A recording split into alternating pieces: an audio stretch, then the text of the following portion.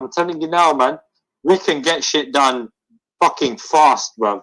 Because the resources and the immunities and the networking and the systems that we have in place today, yeah, it doesn't have to take a long time for us to get things going really quickly. You know what I mean? We don't have to do things like it was in the past, innit? The future, bro, yeah? Bro, we can network differently, bro. We can get shit done quickly, bro, yeah? And respond really quickly. Yeah. But in general, the hardest thing to do is let go of the past and live in the present.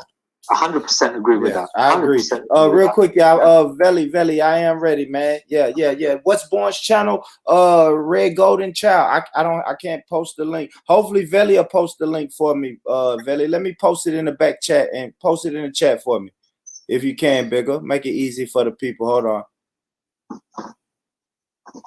Let me pull up my YouTube channel, and I'll just put the video in here. Yeah, I'll probably be doing my own YouTube thing in about a year, man. Right now, I'm just exploring, man. You know what I mean? Just messing about on these panels, man. You gotta learn to serve, man, before you can lead, right? Yes, sir. I agree. You know what I mean? Where I'm at. Hold on, Bigger. Well, that's the thing about it. These channels are supposed to be forms of service. Right? Yeah. It's bro. It's the end of the day, bro. You get me? Like I've been on about 3 or 4. You get me? This has been the best one so far. Honest, and it's quite a coincidence how this one happened to be a majority of black panel. You know what I mean? And again, I had to use the word, but yeah, it is the way, isn't it? And like, yeah, it's amazing. I mean, I feel like I can relate to people more on this channel than I can relate to other people on other channels. You know, it's quite amazing. Yeah, it's what it is, man. Listen, I'm on 2% battery, man. All right, man. All right, salute, Trilla. Good shit. Yeah. So Veli just put it in the chat. Eric, I got the StreamYard link in the. All right, I'm about to go to it now. My brother, we already got IC3 and Randy. I don't know, is that Randy or is that Ralph? I think it's Ralph. Ralph on the line. So yeah, let's get into it. Yeah, man. Pull up. Yeah, my brother Red Golden Child, pull up. Hey, pull up. Okay, he's in. Everybody in. Born is right. Look at right reaction. Talk to. All right, Bigger. Appreciate it, bro. I'm finna jump on over on the other side, man. Thanks for having me, Bigger. Appreciate it, bro.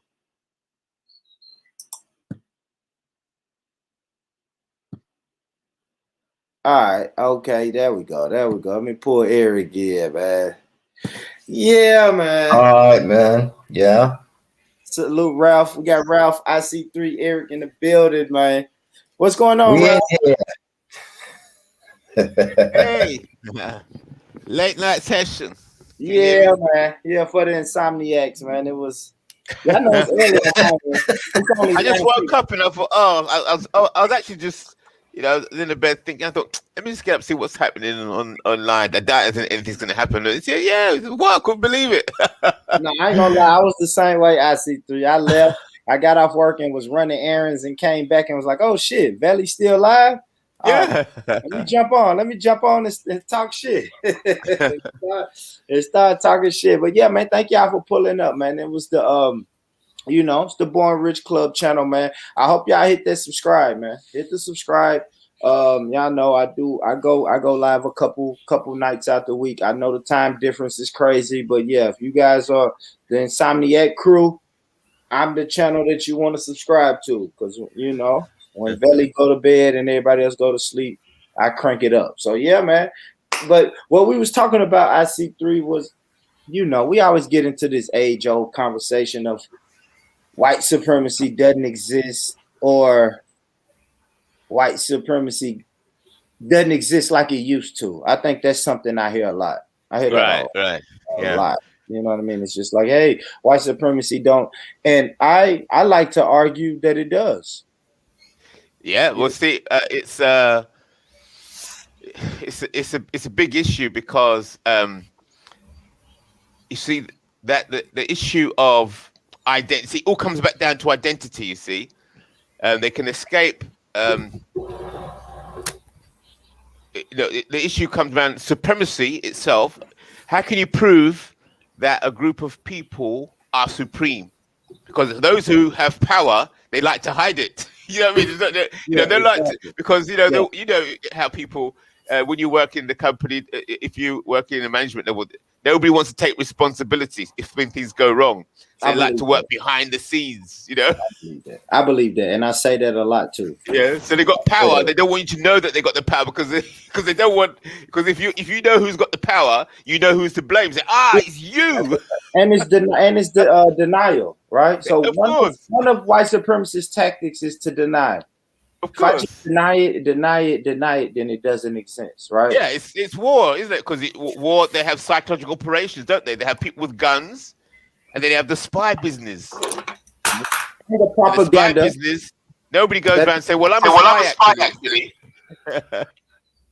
And they have the Nobody- propaganda to push whatever narrative they want to push. So if they want to push the narrative of it doesn't exist, then it doesn't exist to everybody else. So Yes, and they can make it convincing.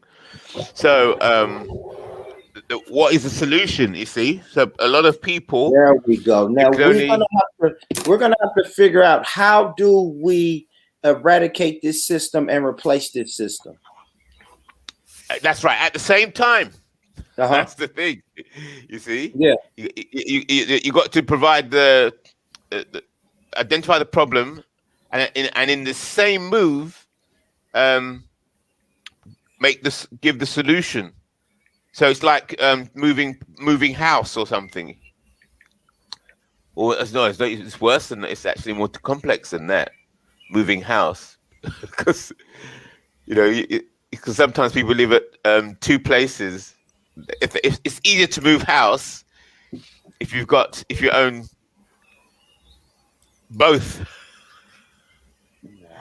It's tricky. Yeah. It's a tricky thing. It's a tricky thing.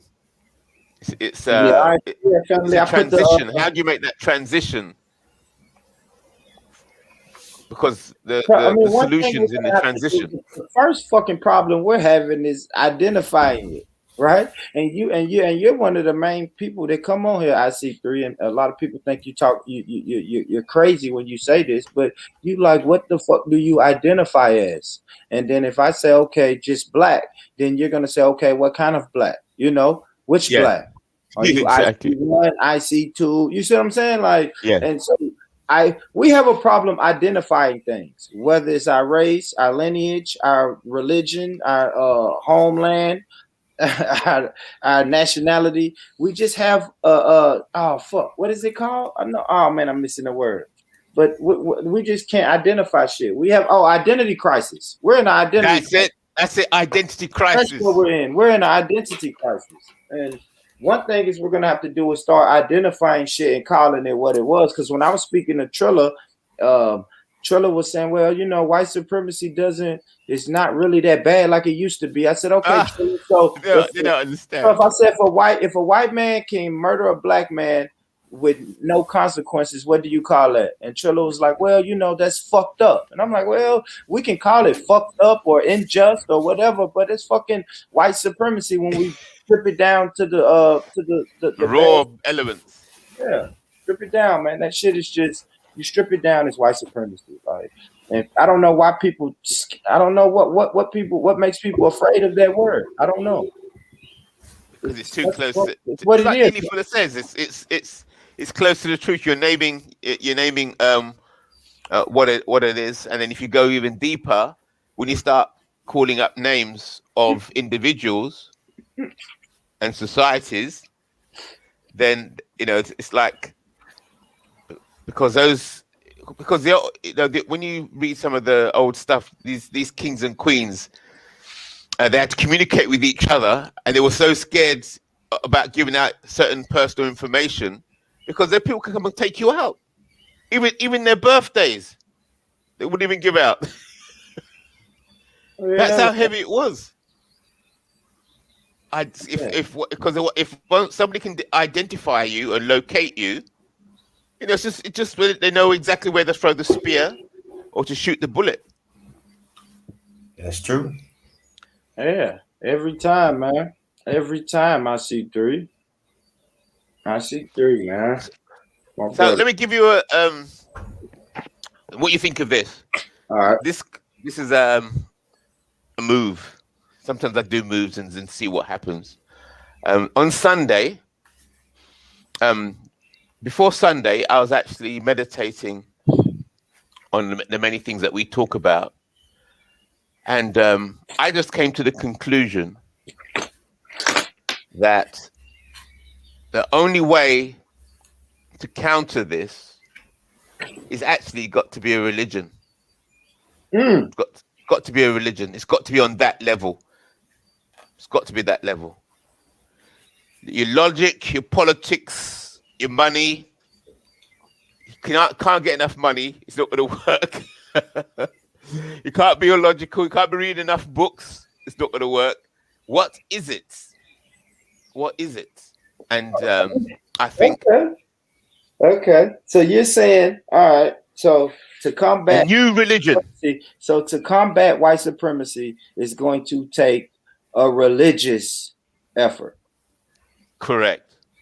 It has to be a creation or of a new religion to counter or to check that, because that white supremacy is a religion. Go ahead, it's white. Exactly. And if you don't realize if you think it's a democracy or it's an oligarchy or all these different ways to try and understand the entity, they've all been failing for hundreds of years. So what is it? And then people say, well, it doesn't exist, but it's a religion. It has to be. How can you identify a Catholic? You can't just look at a person and say that they're Catholic unless they wear a particular uniform. They have to identify it with, and be proud to identify with it. You see what I'm saying? Like, if you ask a Muslim, is he Muslim or is she Muslim? She's gonna say yes, proudly. So I get what I see through. I like that, bro. I agree about that a while back. Yeah, because I've just been thinking about this. What's been going on? And I like what you said. I like what you said about creating a new religion. That's right. Because these religions we got now, because I was thinking, okay, what if we did just get with one religion, just full throttle? And it's like, I don't know, because that's right. Once you get with a already organized religion full throttle, they're gonna start talking to me like Trilla was talking to me earlier. He's exactly. Like, white supremacy is not as bad. I think if we just be humanitarians, and I'm like, I ain't gonna lie, bro. That's why I was thinking Islam, because every other religion claim to be humanitarians, and like Trilla was telling me, he believes in being a humanitarian, and that will eliminate white supremacy. And I'm like, oh, you don't know white supremacy, then, do you? No way. No way. Yeah. No way. That is that. You see, because this humanitarian. No. That's all been tried before. Those words have come before. Then I got a question, gentlemen. This newly established religion, right? Go ahead. It has to be accepted by people's own volition and conviction, right? Mm-hmm. Yeah. It can't be imposed upon them, right? Correct. Good. Okay. That's right. Because that's the point. Me, myself, yes, I'm a man of faith. I'm a Baha'i. And I can explain later, or I can put a link in the back chat so you get a general idea of what the Baha'i faith is about. Yeah, I was looking at the Baha'i faith. A lady told me about that. Yeah, so that's have you looked at it? Okay, well, that's what I am. That's how I identify myself. Yes, okay? Yes. And the thing about it is that for me, the reason why I identify myself as a Baha'i, first of all, there are no sects in the Baha'i faith. There's no professional clergy, which means what? Once you decide of your own volition that you're going to be a Baha'i, you are individually responsible from the age of 15. Because in the Baha'i faith, the age of betrothal, the youngest age of betrothal is 15. That is the age by which a child can choose his or her faith for his or herself in his or her own right. Yeah, I got you. Hold on real quick, y'all. Atticus Finch, talk to me.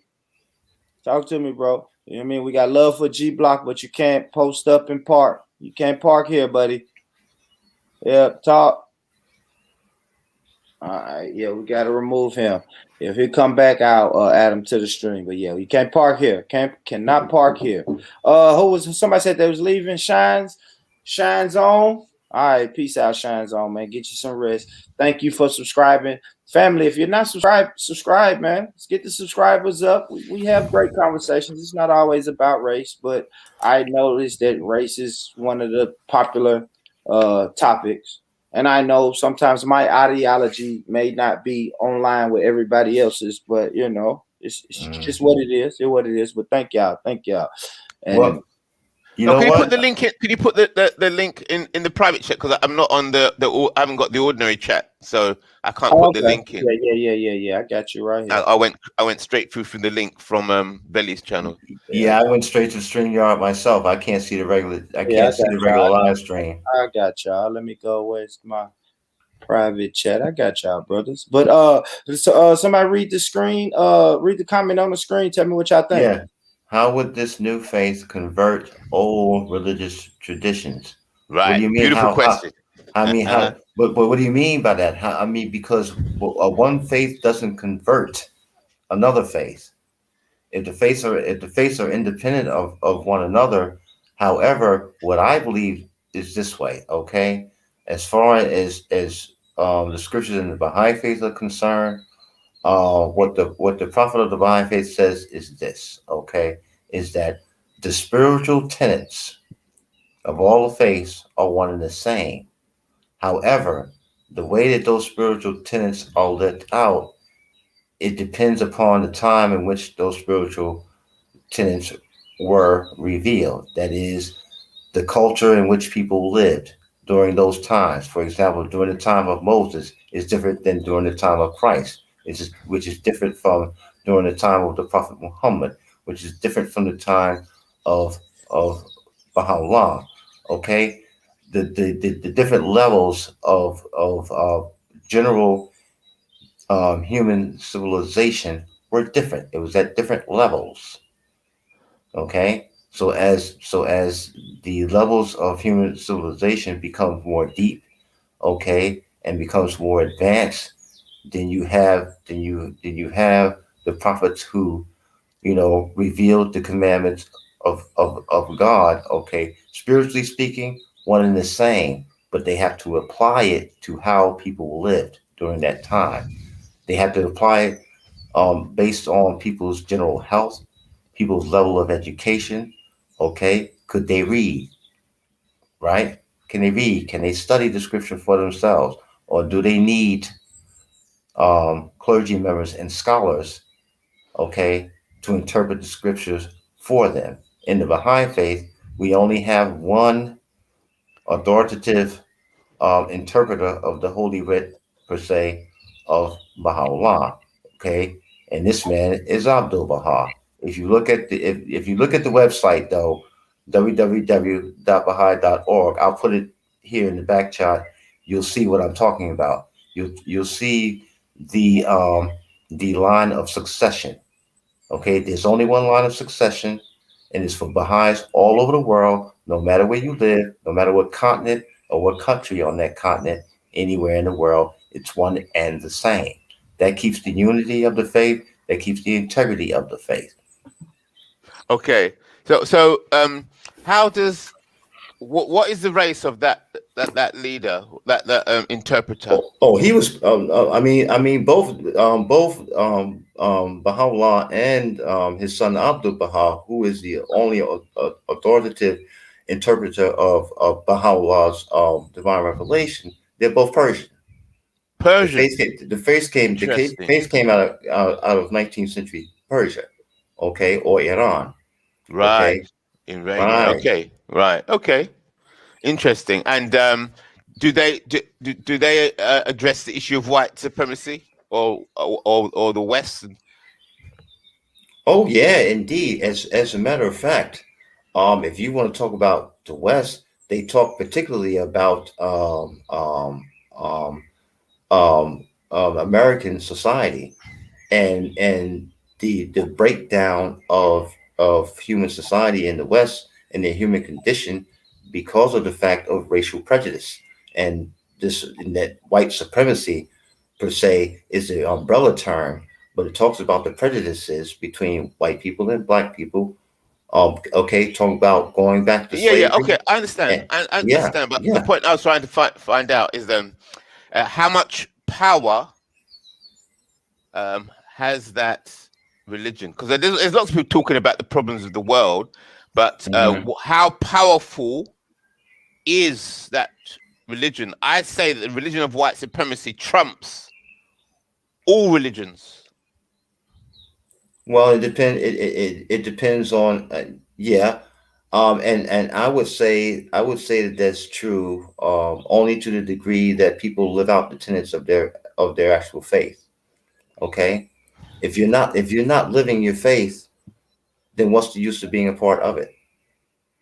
You can't fight against white supremacy if in fact your tenets of your faith saying that the main point is human unity. That means that you do have to abolish the whole mentality and ideology of white supremacy. But if you're not living that, okay, in an organized manner in your day-to-day life, then what's the use of even bringing the matter up for discussion? Right. So, see, what the reason I think that the solution. Wait a minute, is somebody else talking in the background? I don't hear anything. Y'all hear something? I don't hear anything. I don't either. I can hear something. Everybody's muted except for Born Rich, yourself, IC3, and me. Yeah, carry on, man. We can't hear nothing. But you talk. Trilla was unmuted. I couldn't hear nothing. Evening. Big up, Lawrence. I've had an report on the channel, man. Nice. Well, real Okay. quick. Let me see. Hold on, real quick, brother Mike. You there with us, bro? Want to make sure. Yo, what up? What up? What's going on, brother Mike? What's going on, brother Mike? They were so I guess the topic was, brother Mike, you're like this. We kind of bumped into this topic. We was talking about white supremacy, and IC3 came up with an idea of it's probably going to take us to get up under some type of religious banner to combat white supremacy. What do you think about that? Or creating a new religion? A creation of a new religion. I'd like to go into that in detail, but continue. But we'll go a bit later. Of a new religion to combat white supremacy. What you think about that, brother Mike? Marcus Garvey didn't need a religion, and he had the biggest movement.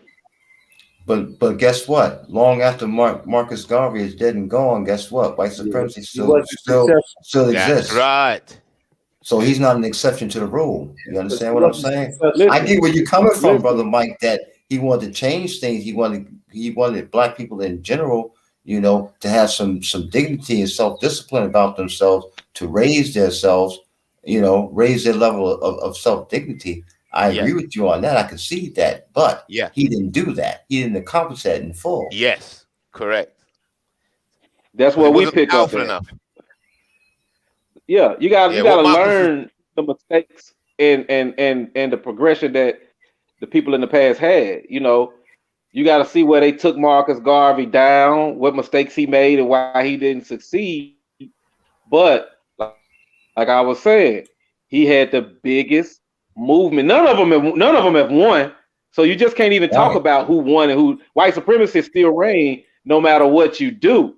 But what I'm saying is, who had the biggest movement going on and who would have had the most powerful effect? It was the Marcus Garvey movement. So you got to take notes from that movement. Okay. Try to build because if you do a religious thing, go ahead. If you do a religious thing, there has to be something outside of the realm of man for you to believe in. You know what I'm saying? So you're gonna be held to a standard where you just can't. I don't know, man. I just don't. I just feel like religion is used as a tool to control people. All right. Okay. You made a good point there, brother, right? I would say that Marcus Garvey showed the best you can do with political and basically the best you can achieve with a non-religious as a non-religious entity. If you just want to black be practical. nationalism. Yeah, you're not going to. That's as good as you could get. So what the point I'm making is that the reason Marcus Garvey could not overcome the powers because it was not a religion. There was no, And it was not faith. and see, black nationalism it's a political, it's a cultural identity, but it's primarily a political identity. Okay, and it's a political identity that not every black person throughout the world agrees with. Yeah, so politics is not strong enough. It has That's to be. right. Has to be Yeah, faith. because Now, you've limited yourself, right? You limited yourself to your race. That's why. That's why it's not that strong. It's not. Exactly. Well, it's not only that. That's It's not why. only that. Listen. It's the political. It's the political aspects of it too. Not everybody's Yeah, ideology and of politics it's is what you're designed. saying. Yeah, the political it's set up politically to limit you to your race. That's the whole point of black nationalism. Yeah, When so, you got other groups involved in your movement, listen, when you got other groups involved in your movement is not going to reach as high as possibilities that it can reach.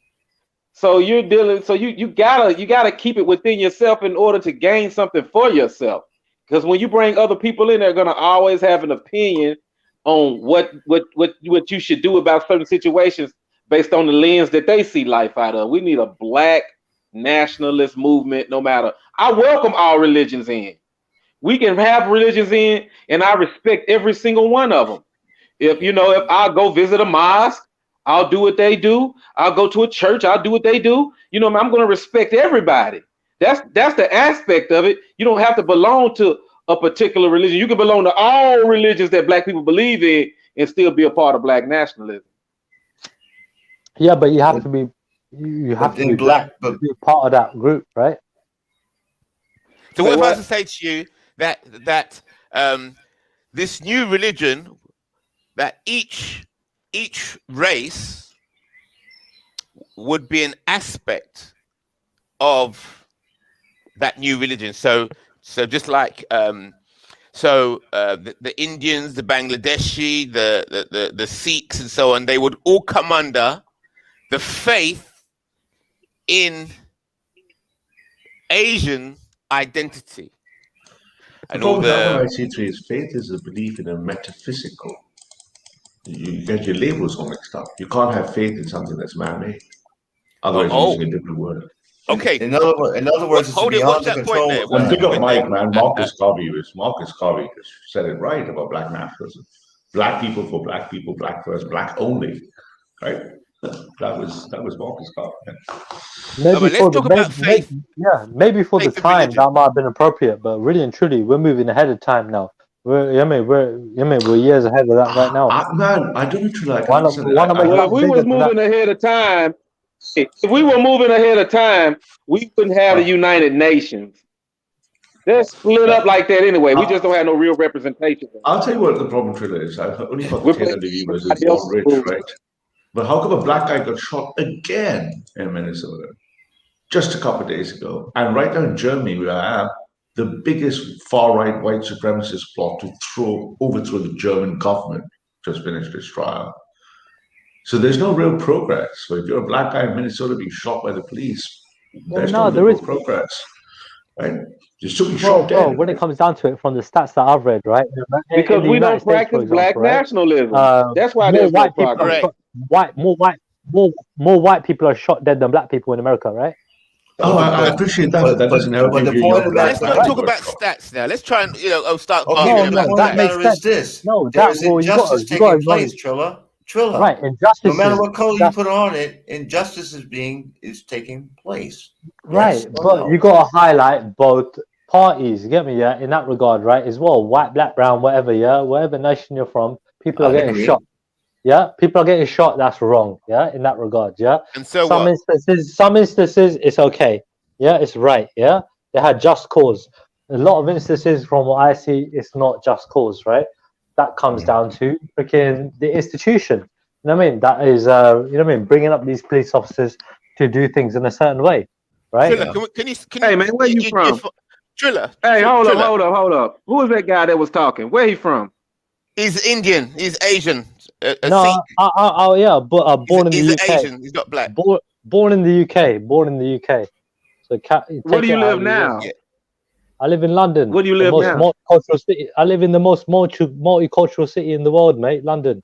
Okay, check this out. Check this out. Let me tell you the culture that I live in. I think. Yeah. Let me Tell explain me. something to you, man. Tell me. Let me explain something to you about shootings. Well, I'm from. You can go into the store as of July the 1st, 2021, and buy you a gun and put that bitch on your hip and walk outside with it in like the Wild Wild West. Everybody has a gun. Do you understand the society? Yeah, and if I lived in your society, I'd do the same thing, mate. I'd walk into a shop, buy a gun, and put it on my hip too, bro. That's what I would do too. Okay. So what's your point? So now you're acknowledging it. So now you're acknowledging that there's a different perspective in what we're talking about and what you understand and what I understand. I understand something totally different than when I talk about black nationalism. This is about black gun club. This is not to start a war with white people. This is something that black people should be doing because it's more black people in the world than white people anyway. If you didn't know that. Okay. But what we need to do is we need to stick together under one plan, one political black nationalist plan, and that's to lift each other up. And then, until a point where we could actually trade with other people and do things with other people and just be equal instead of being exploited and killed and shit, man. How about lifting everybody up? Yeah, doesn't matter what color you are. How about that? We don't have time for that. Listen, man. You ain't got time for that. You're hungry. I don't go next door to feed the neighbor's children, man. Yeah, well, that's your problem, bro. That's what your problem is. That's why you ain't successful, bro. That's why your cause ain't working. That's not true, Triller. There's a problem with that thing, and the problem can be summed up in a sentence. If the whole world is my brother, then the word brother means nothing. That's right. That's right. Well, you know what? It matters to people like me. It matters to a lot of other people. I know you do, Triller, man. You're liberal. I get where you're coming from. You're liberal piece. Yeah. Well, I'm probably more liberal when it comes down to it. I'm more central, but I share views from the right and the left. You know what I mean? When it comes down to it, right? That's why I consider myself as being more central. Right? But I look at what works. I don't look at what doesn't work. And what doesn't work is segregation. Hear me out. You know what my view is? That if you look at throughout history, any tribe, any power, any race, power always is generated from the right and then is spent by the left, right? So it's like the man earns the food and the woman looks after the children with it. For black people who have a disadvantage in world power, they must generate power that cannot come from a liberal ideology. It must come from a nationalistic black power ideology. That's right. No one's going to give it to it. It must come from black power, which has to be Marcus Garvey, has to be nationalistic, has to be black first, black only. It can't be liberal. Otherwise, you're just asking for shit, right? The point is not black against white. It's about black for black. You understand? Building up your community for the sake of building it up, making it more prosperous, making the people smarter, making the people wiser. Okay, building legacy. Okay, something that you can always look to as an aspiration to do better. Black communities aren't just black. Black communities are diverse as well, right? Hispanic, white people, all sorts of different people, right? But that's the point. So we're talking about a certain class. But we're talking about the point of black nationalism. Okay. I'm not defending it. I'm not discarding it. I'm telling you what it is. And what black nationalism is black people for black people. Okay. Okay. The upliftment of black people by black people. Change comes from within. Okay. So what do you think about white people for white people? So there should be a movement for white people for white people, right? Because there is no. Hold on. Let me explain. Yeah, because in the UK, Wait, hold on. In the UK, right, there is a massive amount of white people who are underachieving in the education system, for example, with employment, right? When it comes to like, them making, themselves, like having a good life for themselves, right? They struggle way more than any other demographic in our culture, right? White people, right, in the UK, right? Okay. So that might have something to do with the majority of them being white people, but the fact is that they struggle the most, right? Shouldn't they be doing something like this then? Yes, they should, to bring Really? themselves out of poverty and ignorance. So, Yes. so for white as well, that's okay with you, and Yeah, that and wouldn't be Asian looked for at as Asian, being racist. and It's Chinese for Really, it's okay. really, Chinese. It's okay with I don't believe in it's this okay bullshit. with me when you don't have a Yeah, prejudicial tinge to it. yeah, I don't believe in this. I think it's bullshit. I think at the end of the day, bro, yeah, human Okay, beings should yeah, be well, trying to help each you got a other. different point of view, but you can't Okay. impose that point of view on anyone else. I could try. I could That's make right. you guys Why? see Why would some you Power. do common that? sense You can here, bro. try. Why would Yeah, you try to impose your point of view on other people, because, man? bro, you're trying to Power. come. Because what you're saying is that you don't believe in the equality of humankind when you do No, that. I'm trying to say I do. You believe in segregation. I believe in integration. That's the difference. No, but Who said the anything point about is this: segregation? it's not about what I believe. I'm explaining to you what it is. Belief. As I said to you before, I Religion. don't promote it, neither do I discard it. I'm telling you what it is, Bro, Killer. the best religion is humanitarianism. Yeah, that is the That's not best the religion. that's not Okay, the that's your There point you of view. go. That's Not not the everybody's going to religion. agree with you, though, on Well, that. That's well, not a religion. that's the fight Impose that I'm willing to take, humanitarianism. mate. That's my Okay, fight. fine. That's That's my All fight. right, Yeah. all right. That's his fight. I can That's his understand fight. that, and I can respect that. All right. That's it. That's all I've got to say about that. That's it.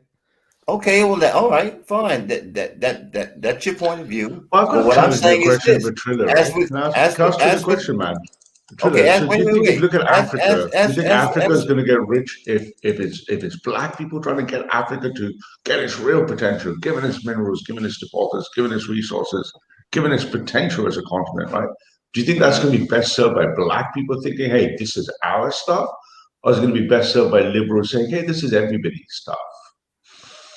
No, and, when it comes down to you, trying to get the best out of the resources, for example, right? You're going to need For outside who? help. For whoever, when it comes Yeah, but down why to it, can't that be outside black help?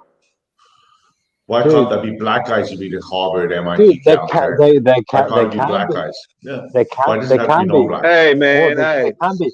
hey guys, If you just if you look at Africa, for example, take Africa for example. I don't know very little about their history, but when it comes down to it, Africans have been in charge of what has been happening in Africa, right? Regardless of who they might be influenced by from the top, from other backgrounds, right? When it comes down to it, right? People are bad, people are good. Yeah, there are good and bad people everywhere, right? We got to look for the good people to run shit, and we got to basically make sure bad people don't run shit. It's that simple.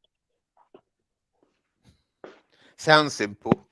There you go. Well, I There mean, you my go. only contest with that is if they're good and bad people equally everywhere and across the world, across all races, how come Africa is getting fucked over and black people aren't winning?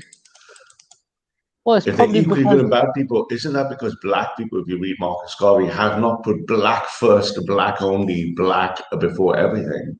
Because the other people have been successful, white nations, now India, China, Asian nations, they've been successful by putting their people first and above. Doesn't mean they've gone around and saying, okay, I'm going to kill all brown people, yellow people, Chinese, but they look at the Indian government, look at the Chinese government, look at the European governments. They put their people first. It seems like you're saying only Africans or black people shouldn't okay. do the same thing. Indian people do not put their people first. Okay, Chinese people, right? If you take that for an example, right? They are living well below their wage, right? When it comes down to it, they work bloody twice as hard as most people do, right? From what I see, but at the same time, right, they're willing to work for a lot less, yeah, to get the same job done as somebody else, right? So it's you not talking fair about on the their Chinese part. people in the UK? Are you talking about No, it over Chinese there? people Because in Chinese, China, in China, in China. In the UK is I don't give different, a damn dude. about what's Come on. going on in China. We're talking about the people that's Right. around me. Well, when it comes down to what people are doing in certain countries, dude, you get me? We've got different laws in different countries, right? When it comes down to it, we've got different setups, yeah? In the UK, you're a UK citizen. That's it. That's all that matters. If you're in China, you're a Chinese citizen. You get me? That's what matters, right? when it How do comes they down treat to it, it black depends. people in China? That's the question that you should be asking yourself. How do they How do they treat treat black people where? in China? In In China? China, I don't know. I don't know. From based on yeah. Karate Kid, you will. Yeah, but go on. So see, you see what I'm saying? I don't know either. So I don't know how they treat black people, and I'm pretty sure that they don't treat us well. So I Bro, don't they give a kicking damn people about out what of they their got own going on, property. man. Bro. I come from India, yeah. Like I was born in the UK. When I go back to India, Punjab, yeah, right. I don't know if you know where that is, yeah. So Punjab, India, that's in the north part of India, right. Now we got loads of black Africans there coming to our universities to study, bruv. Yeah. All right, we And they got loads still of beat them Muslim. with sticks and shit. My boy from Ghana said he got his ass beat. He probably got his ass beat by who? By the police. Yeah, by the police, Nah, probably, it bro. was Yeah? he was in the store. He Nah, was in by the racist store and just Indian people. random. Right. What part? Wait, hold on a Nah. second. India's a big fucking place. Don't chat shit, bro. Yeah. What part of India? Get your shit right, innit? Get your facts right. What part of India? It was in India. It was in India. Yeah, The no, Indian bro. subcontinent. If you can't say anything more than Son, India, he you don't said know. he got his ass beat. He said he got his ass In beat in India, the east, yeah, west, India's north. a big He ass said he got country, his. my brother. He said he got his ass beat in the east, west, north, and south. What you gonna say now, bro? East, west, north, and south, bro. He was probably fucking asking for it if he got beaten up everywhere, bro. Fuck me, bro. Y'all That's just all I some got to say about racist, your boy there, bro. curry No, it's not about eating, racist, bro. It's not about racist, bro. Man, Bollywood. hear my point. Hear my point. Hear my point, you dumb guy, bro. Yeah. When it comes down to it, bro, yeah, I see Africans, yeah, in my area, yeah, where it's predominantly Indian. 99% of these people are Indian people, yeah. We got some like 1% people here and there, right? We got the biggest agricultural university in my area, bro, in the whole country, yeah. It's got in Ludhiana, right, in Punjab, right. It's one of the best in the world agricultural universities. That's why a lot of people from Africa come down to study there, right. So when it comes down to it, dude, I was surprised when I see like Africans there. I was like, whoa, what's going on here? Like, what the fuck am I? Am I in London right now? You get me? Well, go on. You get me? I see some Nigerians, I see some Africans, you get me, yeah? Anyway, like, man, go to university, play some football, you get me, yeah? And I see these people there, right? They're just out there studying, you get me? They ain't got no time for sports or nothing, bro, yeah? When it comes down to it, bro, yeah? Like, I was surprised by that. And they, trust me, they're getting treated better, if anything else, yeah, better than the Indians out there. All right? When it comes to different people, yeah, especially in India, I don't know about certain parts in India, you get treated like shit. I ain't gonna lie, bro. Yeah, even if you're rich, man. you get treated like shit if you go to a poor area. That's just the way it is. You get me? So it don't matter what color You you know are. what, Triller, man? I go to India all the time. I don't know if I agree with that. Black people, Indians are very racist, and they're racist as fuck to black people. Quick Google search: racism against black African students in India. Story after story after story. So I know we're hearing that. That might be dumb. That might be certain people like they might make their own little jokes. You know what I mean? Inside jokes. You know what I mean? Jokes. Between themselves. You know what I mean? Like I don't know The fact what's of the going matter on. is, Do you know in prejudice. Indian movies, when they do the coming of age for like a young Indian girl and she hits rock bottom, do you know when the scene that she hits rock bottom is when she's in bed with a black man? Oh dear. Hold that L. There we go. Hold that L. Hey, Hold that Gandhi L. from Facts, easy grab. Mate, Hold I ain't that. gonna lie. Gandhi Indian? Wait, I ain't gonna lie. Yeah, there is a prejudice out there, blatantly. Yeah, when it comes down to even Indian girls or guys with dark skin, there's a prejudice. Yeah, between that. Yeah, they're Indian, but they got dark skin. Yeah, and they look That's down right. upon White supremacy comes compared to fair skinned. Yeah, right. Yeah. That's just the way things have been for hundreds of years, bro. If not thousands of years, right? It's just And the way it's things still have wrong, been isn't it? culturally. No matter how long. Of course, it's wrong. Of course, Okay, it's wrong. then. Me, I find a dark skinned girl beautiful. That's why bro. we're gonna You me, get yeah? all them black You know what? Indians to believe in black bro, nationalism. Triller, my friend, with the Go on, deepest go on, respect, go on, Triller, with the go on. deepest respect. You're talking shit. I don't know if Oh, go on. share my screen. I'm talking. Hear me What did out. I Hang say? on, Triller, Wait, go let on. me just say Go on. Just this. slow Pull me down. up. Come Pull me on, up. slow Pull me Triller, up. down. Triller. here's the Pull world. me up. Somebody else Here's the can world talk. racism map, Yeah, Triller. If yeah, go Bonnish on. can show you the world racism map, that's the data from the 1960s collected. You see, India just sticks out as the most racist fucking place in the world. You can't Probably tell is. me that black people go Probably is. to India and they're treated like, Yeah. hey, Bro, welcome to India. Come did on I in, just have a bro? nice When day. I said my area is the Punjab area. Yeah. All right. There we Wait, go. hold on. Back to Have you been to Punjab. Punjab? Have you been to Punjab? I have. What I've been to the Golden Temple, my friend. I went right. over Good as for you. a Good child. for you. What part of India do you normally go to? What part of India do you normally reside It in? depends. I usually go to families. So south, we have family in the No, north, I'm south. asking you, bro. Yeah. Stop talking about it. Kerala, You go Chennai, to Kerala. Chennai. Kerala is well different. Kerala, Kerala is probably the I've most been to liberal Punjab, area in India, bro. I know Kerala. People from South India are fucking awesome. Yeah, But yeah. I'm saying I've Punjab been is to the the most north as backward well. area. Punjab is the most Yeah, backward but area in the whole of India. so let's get this right. You changing your story there? You're telling me people No, in India are not racist to black people, bro? Come no, on. I'm not saying that at all. I'm saying that, bro. I blatantly showed you there's a lot of discrimination going on in India. Indians are probably the most racist people out there. Yeah, They majority are. Like I went to speaking. an Indian restaurant. I went to an Yeah. Indian restaurant, and I was like, they was like, oh, what combination do you want? And I'm like, let me think. Let me guess, chicken. Like automatically assumed I wanted chicken. Son, get out of here, bro. Racist as shit, But man. when I say racist, bro, Like it's you know how more. Ralph, the guy on the panel right now, Ralph has called at least 4 black people on his panel a bag of niggas. Go ahead, Ralph. Explain. I don't do that. But you Bro, know what I mean? I'm not gonna. I'm not bro, gonna you take got, bull. You know what, Brad, Can bro? we I'm not slow gonna down a take bit, bullshit. please? This time of night. This idea. guys, you gotta understand this thing about racism in India. Yeah, it's more inside than it is outside. They don't show it a lot of the times outside. No, really and truly they don't. Yeah, really and truly, yeah, they know it is wrong. It is disrespectful. Yeah, I mean, some So fucking what is the cunts will do solution? that. What is the solution? Can we keep The going solu- on whinging about the problem? What is the solution now, it's- We based go on to your war. knowledge? We go to bro, war with India. the solution is freaking. Get me, bro. It's integration. It's not segregation. That's the fucking solution. No. We segregate. Nah, bro, that's just wrong. That's just taking a backward step, man. Nah, man. No, we take the city, all the city in India, we get them out of there. We just segregate. You're dumb. You're just dumb, bro. How are you gonna do We get that? them all out of there. How you We gonna just get do them that? all out of there. Because How they you treat gonna it do like that, trash anyway. We just say, bro? yo, y'all gotta leave. You get run out by the village, let alone the city, bro. You get me? You That's get where they bust mainly by the are. They village. mainly in the village. Nah, what you mainly, bro? We got cities out there, bro. You get me? A lot of people are mainly in the cities nowadays, bro. Because that's Okay, where the jobs are. Triller. Yeah. 1 second. Slow down. So, Yeah. are you saying that the idea of humanitarianism should be imposed and pushed on those people on the Punjab, and that the Punjab people, the whole idea of the Punjab should be dismissed and basically just merged into just humanitarianism? Everybody should be shown about this. You get me? When it comes down to being humanitarian, being equal, not discriminating based on color. You get me? Creed and all this stuff. You get me? Yeah, your race and gender and all that stuff. You get me? Not discriminating. Yeah. So what do you mean? What do you mean by that? So Bro, it's not even discrimination. Sorry. Yeah, go on. It's So yeah, go on. So eradication of identity. Then that's what you're saying. Yeah, bro. When it comes down to race, you get me? Yeah, your complexion, right, and things like that, right? That kind of discrimination needs to be eradicated, blatantly, right? And all other kinds of And your caste as well. There's your class. To get me, for example, Yeah, needs to be eradicated. Yeah. and your I'm identity. gonna be real. Should your identity be eradicated as well? Identity in what way? What do you mean identity? All It's how you forms of identify identity. What's the yourself point of having racially, identity? If you culturally, get rid of race, ethnically.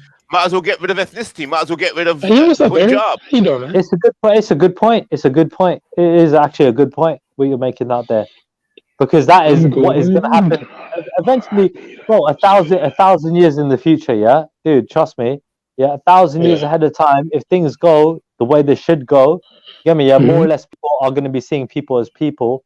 You know what I mean, right? Yeah. And where you're from is Because going to the be more planet's gonna about. be primarily black when I'm done with it.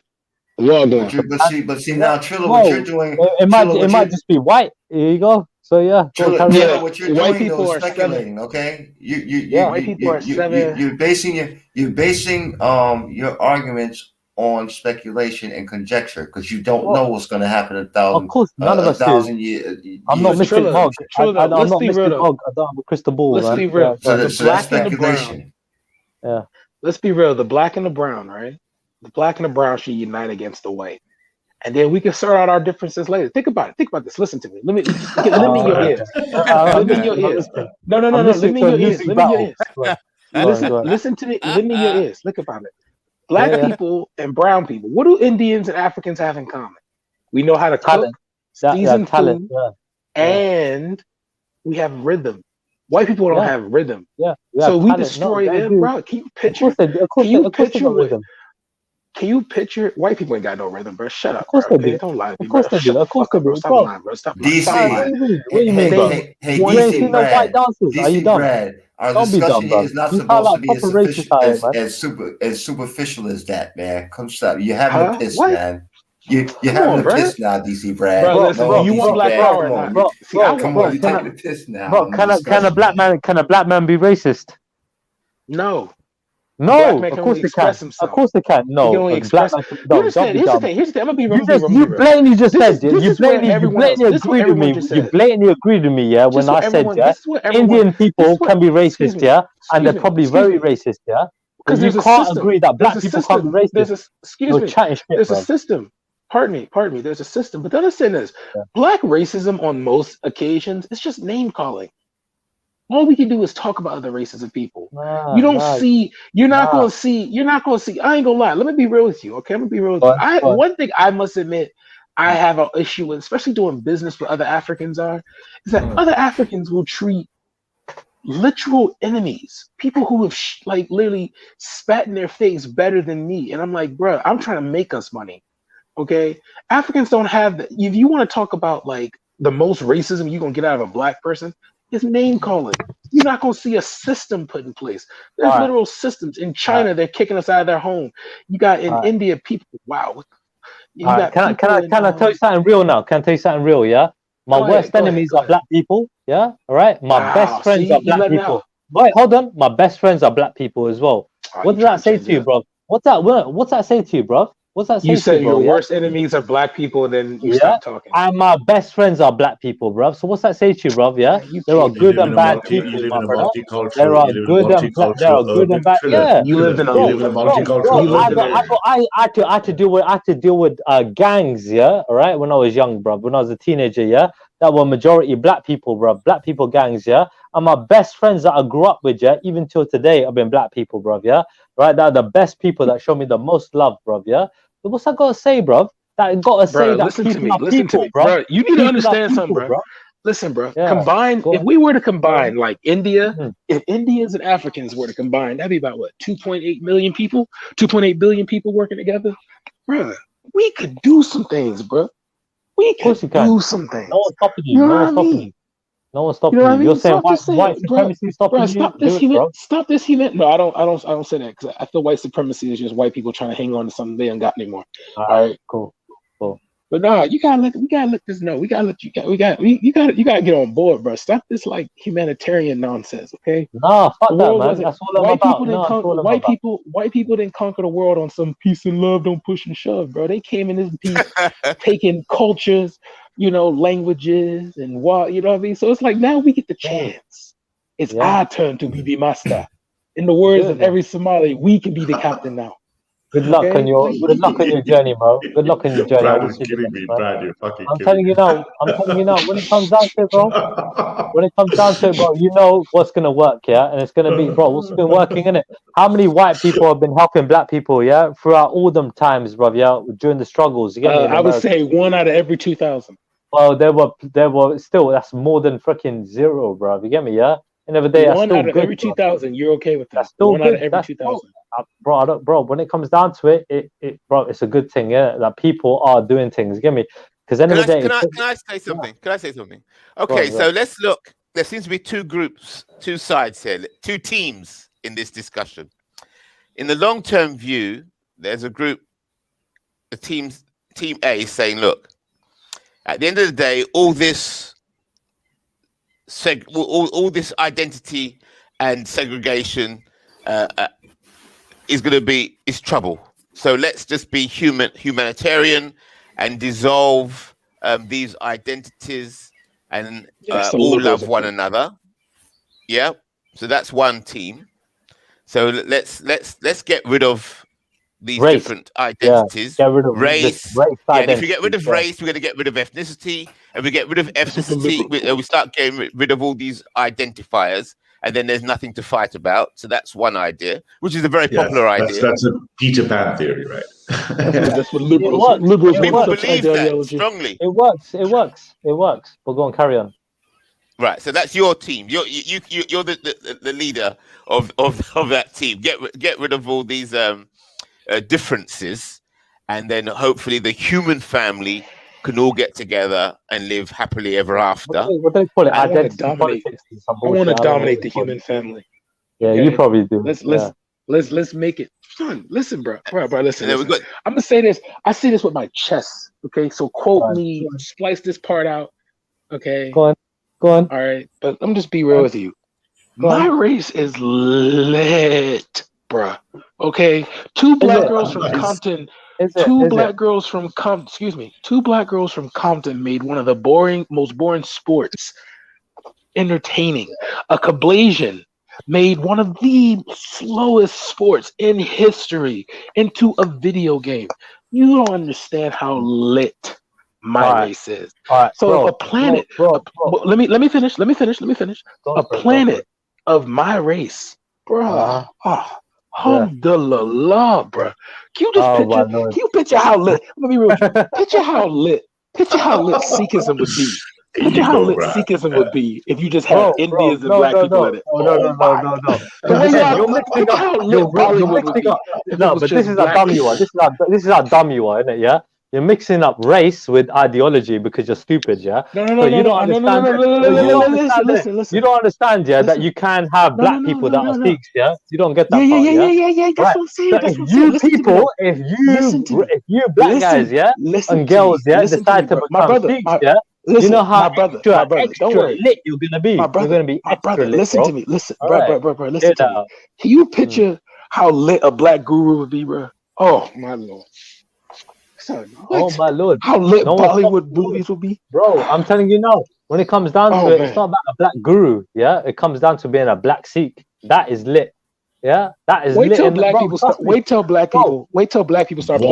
man. They already are there. They're already there. They're already there. Like I said, like my man was saying, they got rhythm. You get me? They got flow. You get me? They got a lot of things going on for them. How would they get black power if they became Sikhs? I want to know that. They get extra, bro. They get about black power. They get superpowers. They get super black powers, bro. We're making deals here, bro.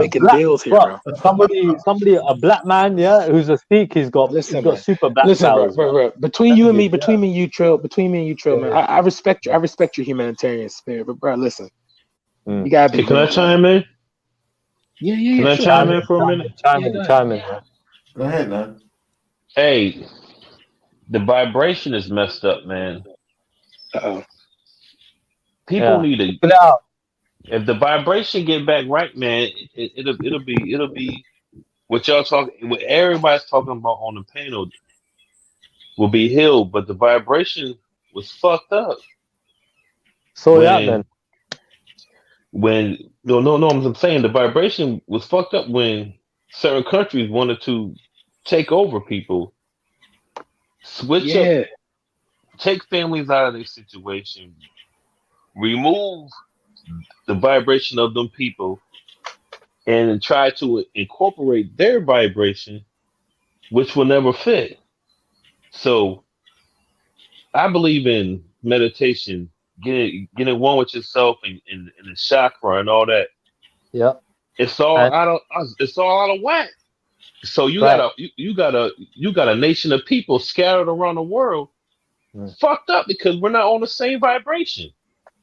Bro, it all comes down to community service, isn't it? Yeah, we got to be serving the community. Yeah, if we ain't doing that, it's gonna be fucked up, bro. Everybody go serve the black community. We got to serve every community, though. In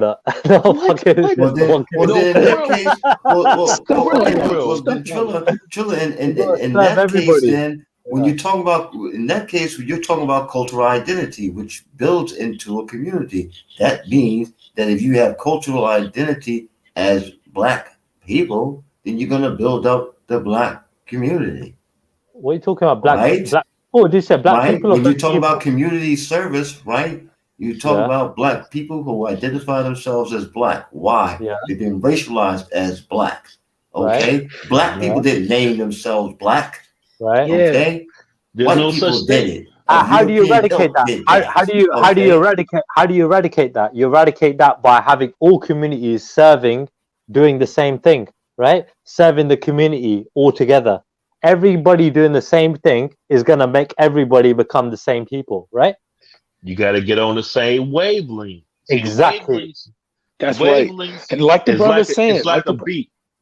Wavelengths are like a beat. Yeah. You see the wavelength, and somebody come in and disrupt the wavelength. It's not the same beat.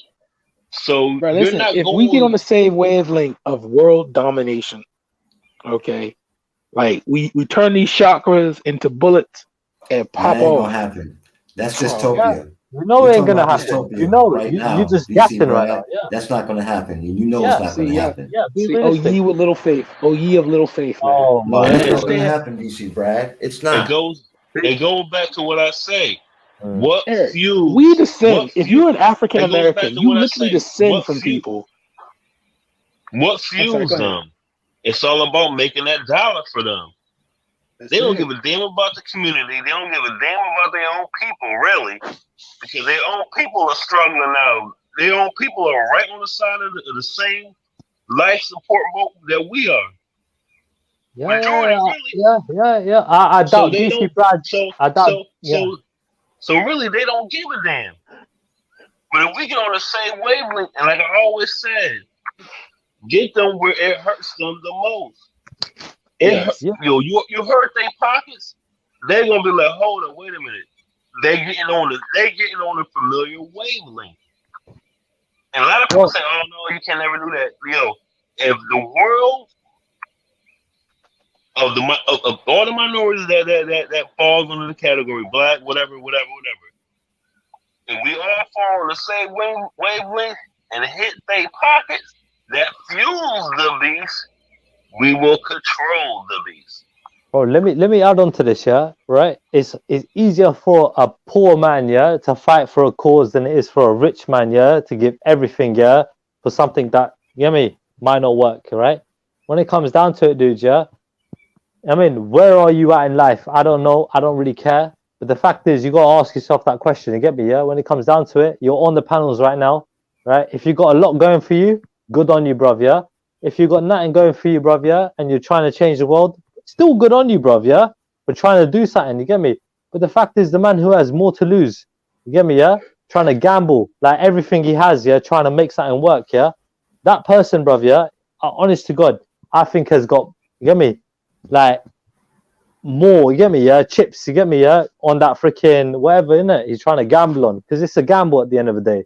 You trying to do something good, trying to do something righteous. A man who's got nothing to lose, bruv, yeah? Bruv, you get me? It's Hey, not bro, a big you ever heard deal. something called Trill. You ever heard something called the NRX, man? Somebody said NRX. I don't even know what the fuck that is. Man, you gotta get on that, man. I don't know Future, about bro. any of these dumbass fucking names, bro. Bro, you can judge for yourself. Man. You've been talking to me, right? You can decide for yourself what kind of a person I am, right?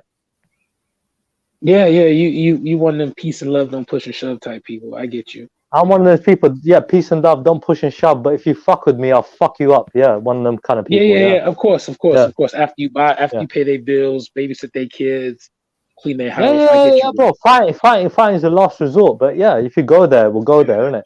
You know what I mean? I got you. You know what, too? Yeah. All these different organizations, you got to read into them and be mindful of what you're getting yourself into, because a lot of these are hidden because they're getting wise to motherfuckers woke, and they're like, all right, let's get into this some way, because everything they want to get into and manipulate and get some kind of control, when their stuff, you got to fight hard, be educated to the point where you do their job better than them, but you still don't reap the rewards. It's like they're master infiltrators. So you gotta be careful, man, with different organizations. Research and really get in tune to what you're getting involved in. Bro, again, if you're serving food, water, shelter, yeah, freaking, and trying to help people, bruv, yeah, you're winning. You're winning, bruv. No, humanitarians can't be trusted. Humanitarians can't be trusted because they have no position. Only trust people that have a position. They can say, right, what are you? Can I identify you? What is your position? What is your ideology? Then I can talk with somebody. Even if it's different from mine, we can talk. But people that are all over the place, wishy-washy, don't trust them. Don't trust because they'll keep changing. Yeah. They've got no consistency, no position. Trust the racist. See, I trust the racist. I trust the racist because exactly. the I racist would will trust tell a me. blatant racist, Yeah. white supremacist A racist will tell me. I know for a because fact. I know racist where will he is never if he look at says he is what he is. Yeah. No, I hear that. I hear what you're saying. It makes sense. But at the same time, no, I'll go with the flow in it. I'll go with what works. Obviously, I'm gonna stand by my own morals. Yeah. But when it comes down to it, when it comes down to the cause, yeah. If What the morals cause, can you have if you're humanitarian? What is it? What is the morals? What morals? bro, You're all over the place. what All is over the logically place. right? You have no morals. Your morals could change from one day to the next. No. What works for the majority of the people, bro? If you're trying to help people, you're going and you're trying to help, bro. You're trying to help people, trying to help yourself by helping people And messing people up.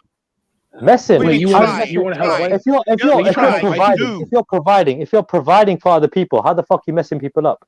Because what you think is helping, other people might not see it that way. Have you ever been to a shelter and given them food? Have you ever washed dishes, for everybody to eat from? Yeah, have you ever provided clothes, for people to wear? Have you done this shit? Have you done it before? Have you done it? Have you done it or not? Simple question. Life is a lot more than that. Answer the blood clot question. Answer the blood clot question, bro. Have you done it? Have you done it or not? Let me say something. Have you done it? Have you done any volunteer work? Have you done any? It's a simple bloody question, bro. Yeah.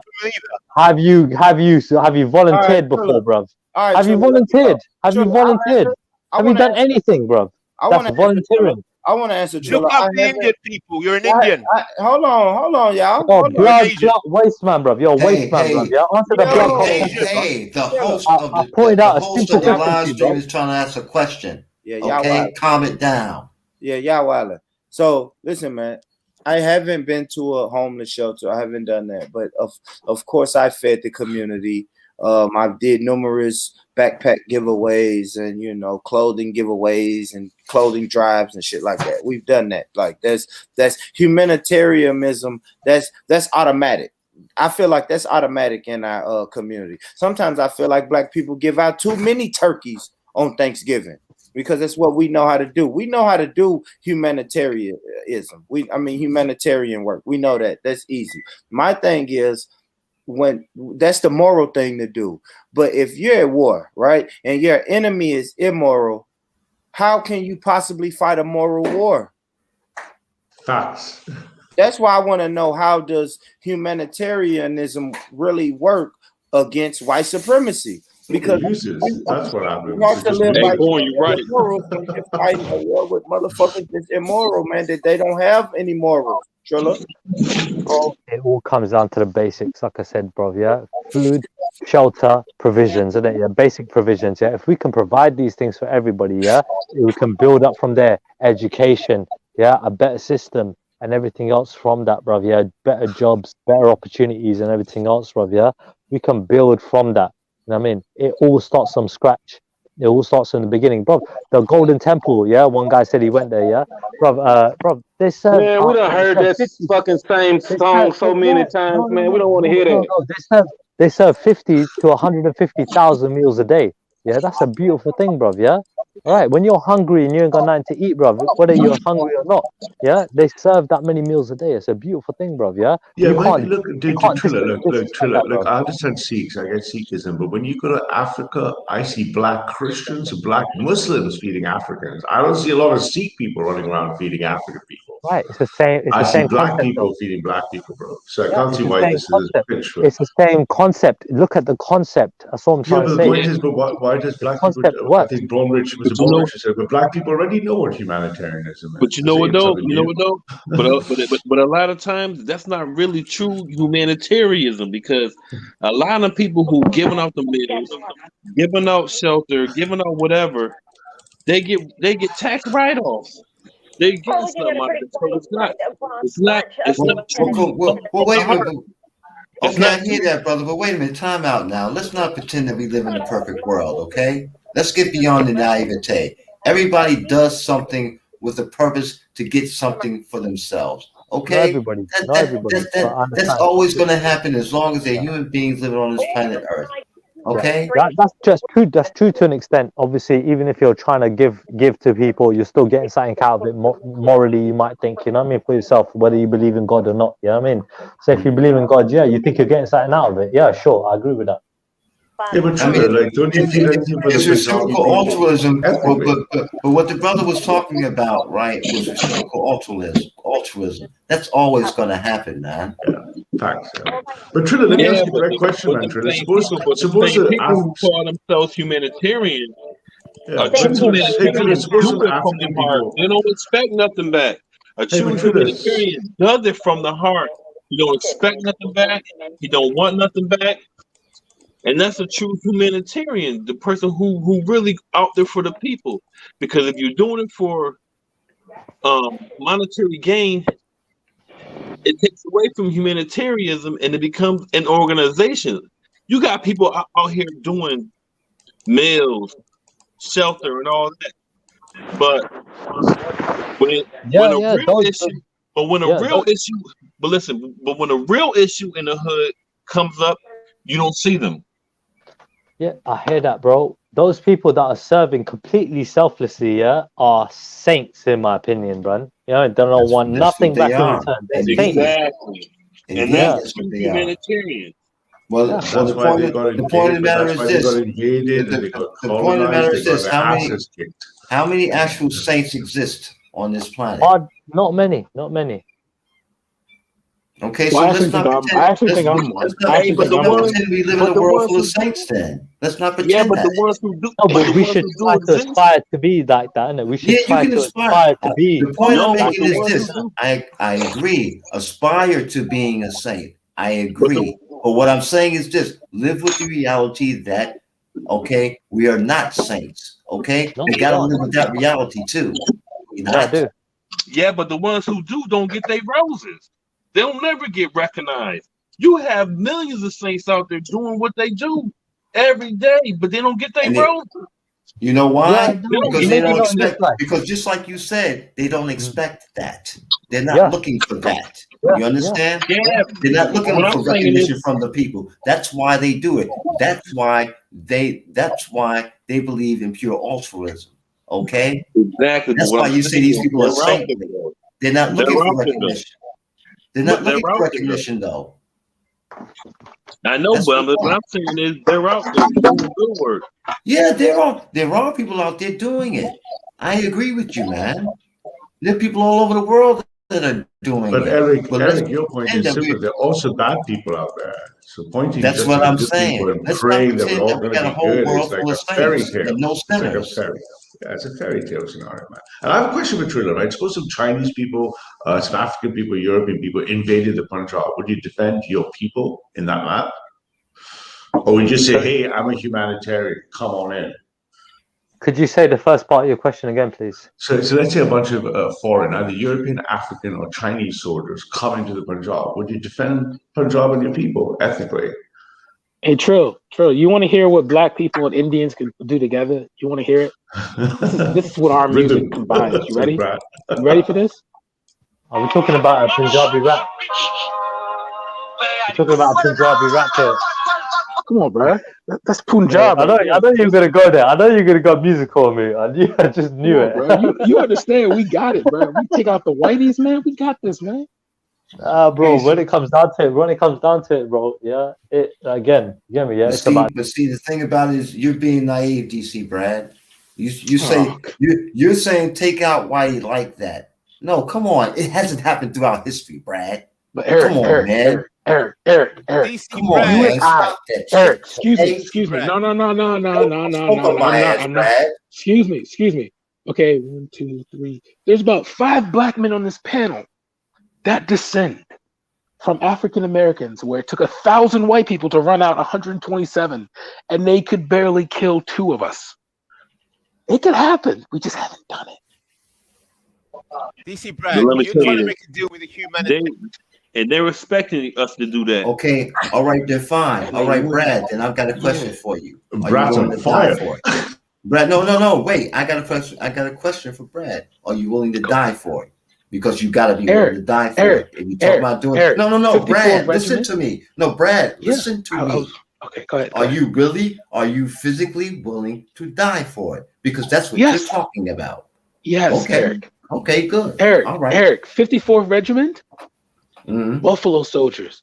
I 5 know. black men on this panel most likely has at least 2 to 3 relatives in their lineage that applied to that, due to the fact that 75% of black men that were out of slavery were Buffalo Soldiers. I'm aware of the legacy. Fought like against I'm aware of the legacy. 124 Cheyenne Indians against 14 black men Turn it down. and still cut them down. Let's go, bruh. Alhamdulillah, bruh. Big up to the black Okay, men. now listen. Okay, Brad, listen. Okay, suppose all the black men on this panel, right, are ready to die for it. Okay, how many more black men are also willing to die for it with the same volition and conviction that we have? We don't. But see, personally, Eric, how many can we rely on? We don't know right now, but personally, there's no order. No, we That's don't know. Point. We can't say none. I will never say none. We just don't know. I won't say none. Okay, I the won't greatest say that weakness either. of us in the diaspora is to do. It's just a lack of organization. That's it. So there are. Well, that's there what are, I said there's a ICT just good. said. No, he said none. There are people out there.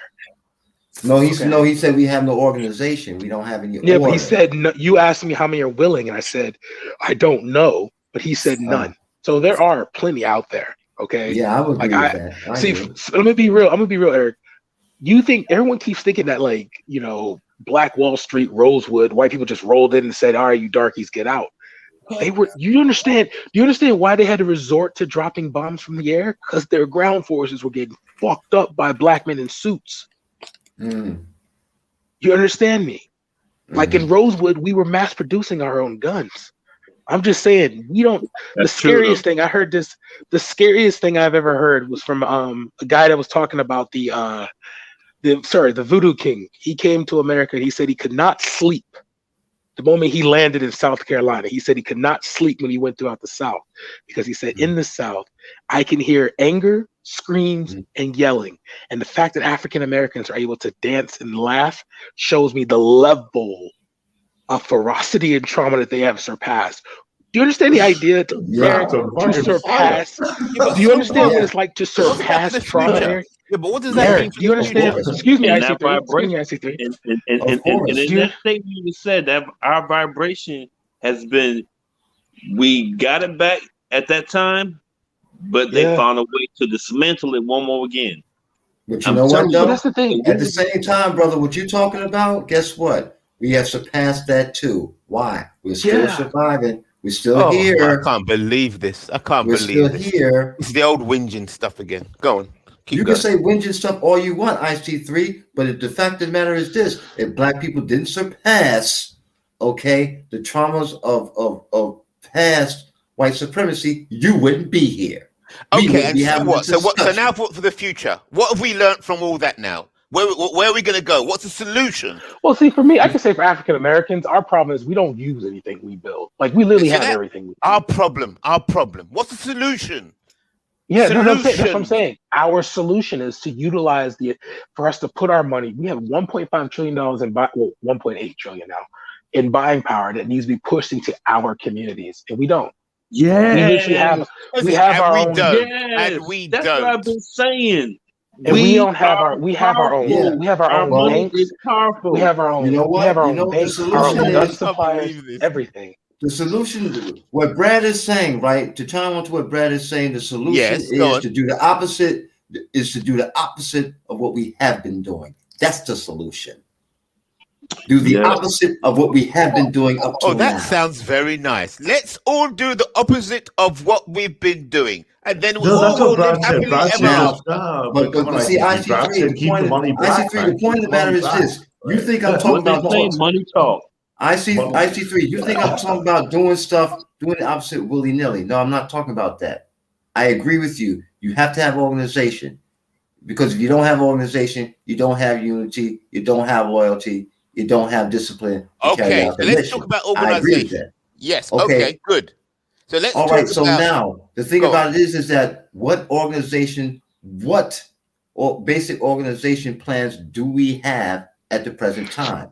Do we have any basic organization? We do. We have a lot. We just don't use any of them. Like what? Okay, so the point of the matter is this: we have to bring up what that is, make it public, okay, and then mobilize people to move with it.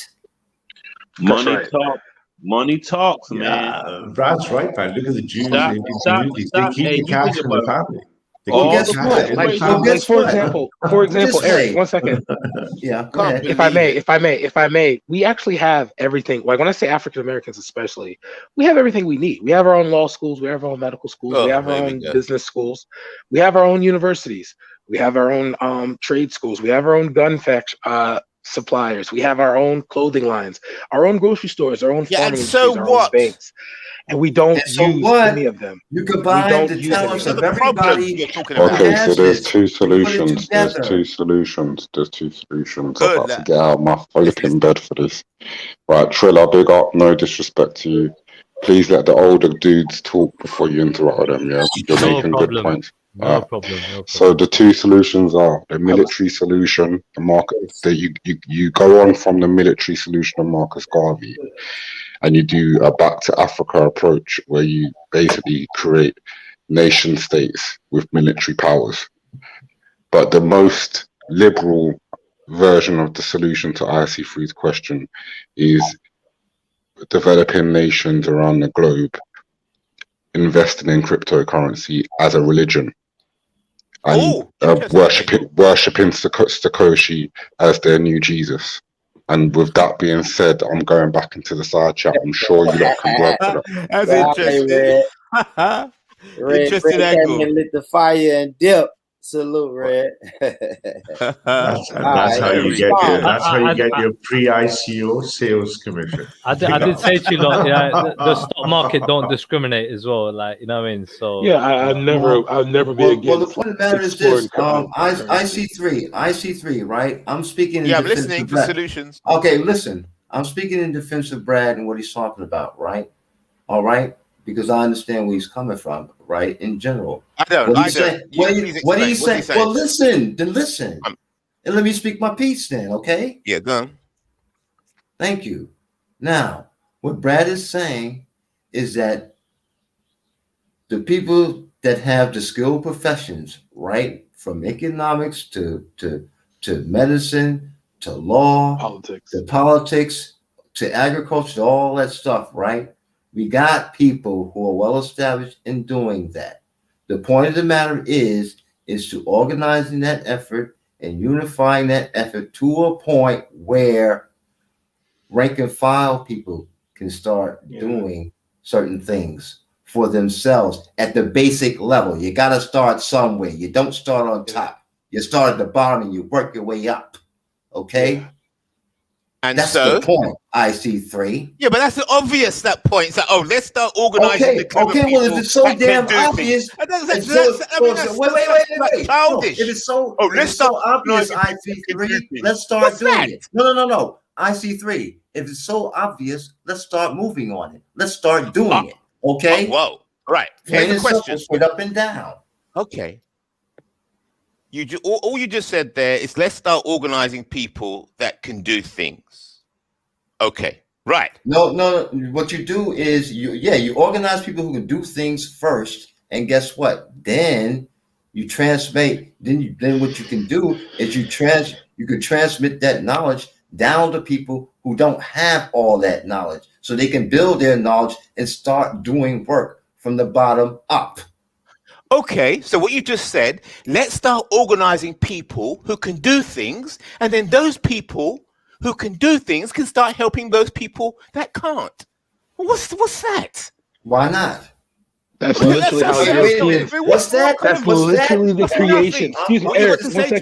What I'm interested in, a real solution. Excuse me. It's so simple. We're talking about primary school stuff here. Listen, no. We're going to talk about what type of organization would get people who can do things to work together. Okay. That's the tough question, and it's not easy. No, Say it's not. something Who said it was? It's so simple as Who that. said it Let's get was? organized people that can do things. What's Who that? said it That's was nothing. easy? Who said it was Hey, you easy? think about it, man. Check this out. Did I Check say it this was out. easy? When Brad said black and brown tonight, right? Why did you want to? Here's a suggestion. Shoot me down, right? But if you look at the Jews and the Indians and Chinese, look like they fucking did it. So why don't you copy what they did? First, Everyone else does it, but black and people think of doing Brad it. said It's it right. crazy. That's You the Brad, point. you said it right. You know why? Hey, You check know this out. why? No. Keep the money in the family. DC Brad, you know what's Keep the money in the happening? family. Okay, we're talking about reinventing the wheel. Reinventing the wheel for what? Yeah. Why are we Exactly. reinventing the wheel?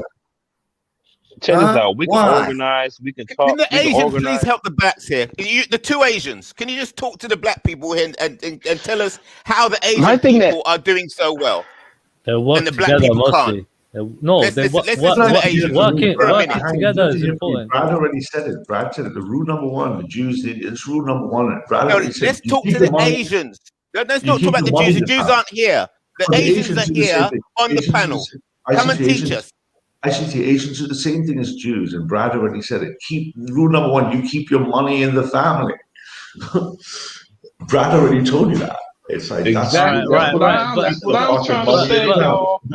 That's exactly. So why can't black people keep money in their what families? other people have done to build their societies. That's what you do. You mimic what other people have done to build their societies. That's what you do to the best of your ability. For years, we've been hearing in the manner in which it works for you. Dude, I So appreciate the Indians can keep the Asians can keep the money in the family, but the black people can't. Is that what you're saying? No, Indian people, I tell you what Indian people do mostly, right? Indian people look at long-term investments, not short-term investments. That's why they do. That's why they do well. No, I didn't say that. I didn't say that. I say the majority of Indians, basically, is what I meant, right? Majority of Indians, from what I see, right, invest long-term. They don't look at the short-term. Majority of the black people that I see, right, look at short-term investments rather than long-term. Right. Okay. Thank you. Right. So we can get some clarity here. It's not about money. It's not about the money that you gain. It's the money that's being let out. Every corporation. Right. So the Asians can keep the money in the community, and the black people can't. And the rule two, quick one. I shut up. And rule two is arm the fuck up, as Brad said. India, China all have nukes. Israel has a nuke. Arm the fuck up. That's not really. That's not. That's not. No. Come on. We're talking about families and we're talking about the smaller infrastructure, about families and things like that, right? When it comes down to it, dudes, yeah, like the basic thing, what people would say is, yeah, like a typical black guy might buy a nice car, right, and you know what I mean, do really well with the girls and you know what I mean, his social circles, right? An Indian guy might buy a house. You get me, right? He might forego on the car and the clothes for a little while. You get me, right? And go for the long term. You get me, and buy the house and then whatever. You get me. That's the thing about the long term, yeah. Right. Okay. Very good. Thank you. Every war takes sacrifice, man. Look, I know for one in America, black people are the biggest consumer market. The biggest consumer market. And we always talk about how we're going to build wealth, but we continue on building their wealth, building their bombs, building their military, building and they're sharing money between countries, funding other countries off of the wealth here. If we were to stop putting so much money into certain things that we know for sure that's not good. We can build our own here. I agree that, but you can't build two militaries in one country, man. Okay, so when it comes to military, that military, wait, that military that defends the white man defends us black folks too, does it not?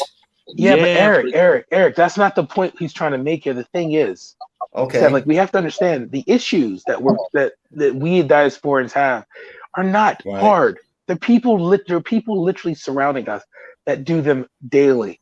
Okay, my mother's in IT, and she goes against her contractor. She goes against Indian companies, and she will meet a guy. The project manager or the owner of the company will have his daughter's husband, his nephews, his cousins, and stuff like that. We just need to go back to doing what we did post-slavery, like from 1867 to 19. Oh my gosh, yo, you know, I realize something. Let's be real. Brad, Let's be real. Brad, One you know thing. what? But Brad, The you know what? downfall. I got no problem with nepotism. When nepotism works, when everybody that you bring it on to the family firm per se is qualified and can help build a family firm. I got no problem with that at all. I think we should but listen Eric, to the let's Asian be real. people. Let the Asian people talk because they're No, doing it. Why would we The listen to black the people are Asian? not. I agree with Brad. No, Slightly but that's the disagree. thing. But that's another thing. That's Let another the guys false thing speak that I here. want to fight against. But That's even another if the false guy thing I want to speak fight with the against. Indian guy, the Black Jewish people guy, they'll don't. still Black people win. aren't failing out of math. Black people aren't failing completely. There's Have they got any tons of like. nukes? Excuse me. What is that? India is a country. Okay, African countries literally got freed in like post 60s. Most of them. It was the exception of Ghana. Okay, so that's going to take time. All right. I'll give you an example. DC Brad. Yeah, like my parents came to this country. My dad came to this country in the UK in 1969 with £5 in his pocket, and his suitcase went missing. Yeah, right now he owns 12 properties. You know. There you go. Indian success, Asian success, I should say.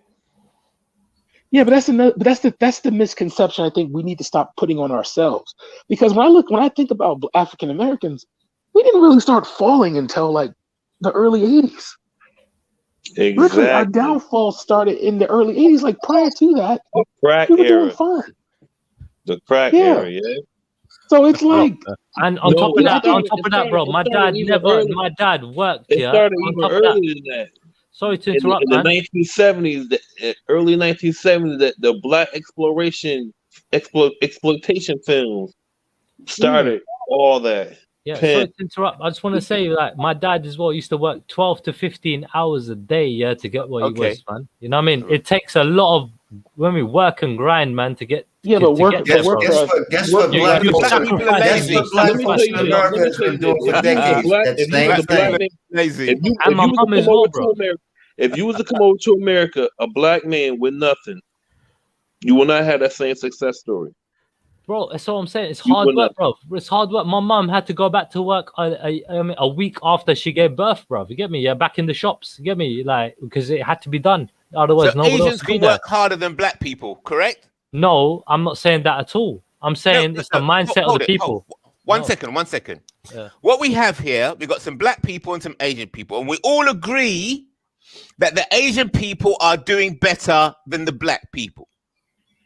So all the black people are listening to the Asian people to see what we can learn from the Asian people, why they are more successful than the black people, because we have two Asian people on the panel. Correct? I didn't agree to that. I literally was saying. We don't have any problem with that. No. Whoa. Eric, 1 second. Eric, 1 second. My whole point is that we literally have everything we need to be successful. We do not. You keep saying that. We have everything we need. We do not. We do not use the tools. Yes, we have it, but we're not doing it. Yes, we have it, but we're not doing it. That's the problem. We have it, but we're not doing it over and over. The solution is to use it. The solution. My thing is, this is where I see 3, because you're old enough to be my grandfather. So where's your solution in? Because if we have everything and we just need to use it, that's the solution. Use our banks. Use our investment property. Okay. So you said we have everything, but we just need to use it. The Asians have things, and they are using it, and that is why the Asians are doing better than the blacks. That's our conclusion panel so far. Is that right? That's my summary of what's going on the panel so far. No, that's what I came up with. You got to work together though, because the thing is as well with the Asian network as well, right? Like depending on obviously my dad at the time as well, they were doing investments with people that he knew, right? Who were also doing, investments, right? So they worked together, right? At the same time, they built on top of that. It all collapsed. At some point, right? My dad literally lost everything in 1989. I don't know if you know about the UK recession. Yeah, we did. Yeah. We lost bro. My dad was a multi-millionaire before in the 80s. In 85, he was a multi-millionaire. He lost everything in 89. Everything. And he got it back. Very good. He got it back. Because we have a very wealthy Asian on the panel with us here this evening. blatantly we're wealthy. we're doing Ralph. okay. Yeah, we're doing okay. Yeah. Yeah. Okay. So we got Asian. Yeah. So we got Ralph is Asian who's wealthy. Yeah, but I'll echo a different version of Triller's same story. My dad came from research. They weren't like poor, but they weren't super wealthy. And they did the same thing with academic power. And now, yeah, our family is all around the planet with wealth. Right. So 2 Asian success stories. And not just wealth, more importantly, Triller, in fact, not just wealth, but nepotistic power. If I want something done, I can call my sister who can call hundreds of thousands of people in a connected network. Yeah, I that's mean, the thing. I can go anywhere I want, anywhere. Yeah, But that's I'm the thing. sure, And it'll all be Asian nepotistic I'm power. sure that there are stories out of the U.S. that can be brought up. Yeah, in I'm this sure. I know my manner. dad. No. Right? In the U.S., my dad's brothers. My dad's brothers in Virginia. My dad's brothers are medical students everywhere, doctors all across the United States. We have property all over the U.S. Yeah, but the thing is, see, my family has a hell of a lot of respect. Yeah, from wherever we go, anybody who knows us, yeah, we got a lot of respect because we earn our money honestly. You know what I mean? Never cheated anybody. We worked our fucking asses off to get where we are. Okay. I get you on that, Triller. But IC3, guess what? You're acting as though that there are no rags to riches stories to tell from Black people in America. There are. Or generational wealth stories to tell. We have been talking. There are. Yeah, we're not talking about individuals. That's the fact of the matter is. Okay. So we're talking. We in this conversation, everybody agrees that Asians are doing better in the world. Yeah? Not just rich individuals here and there. We're talking on a big scale. Black people are doing bad worldwide. Yes, and Asians are doing better. We all kind of agree with that, don't we?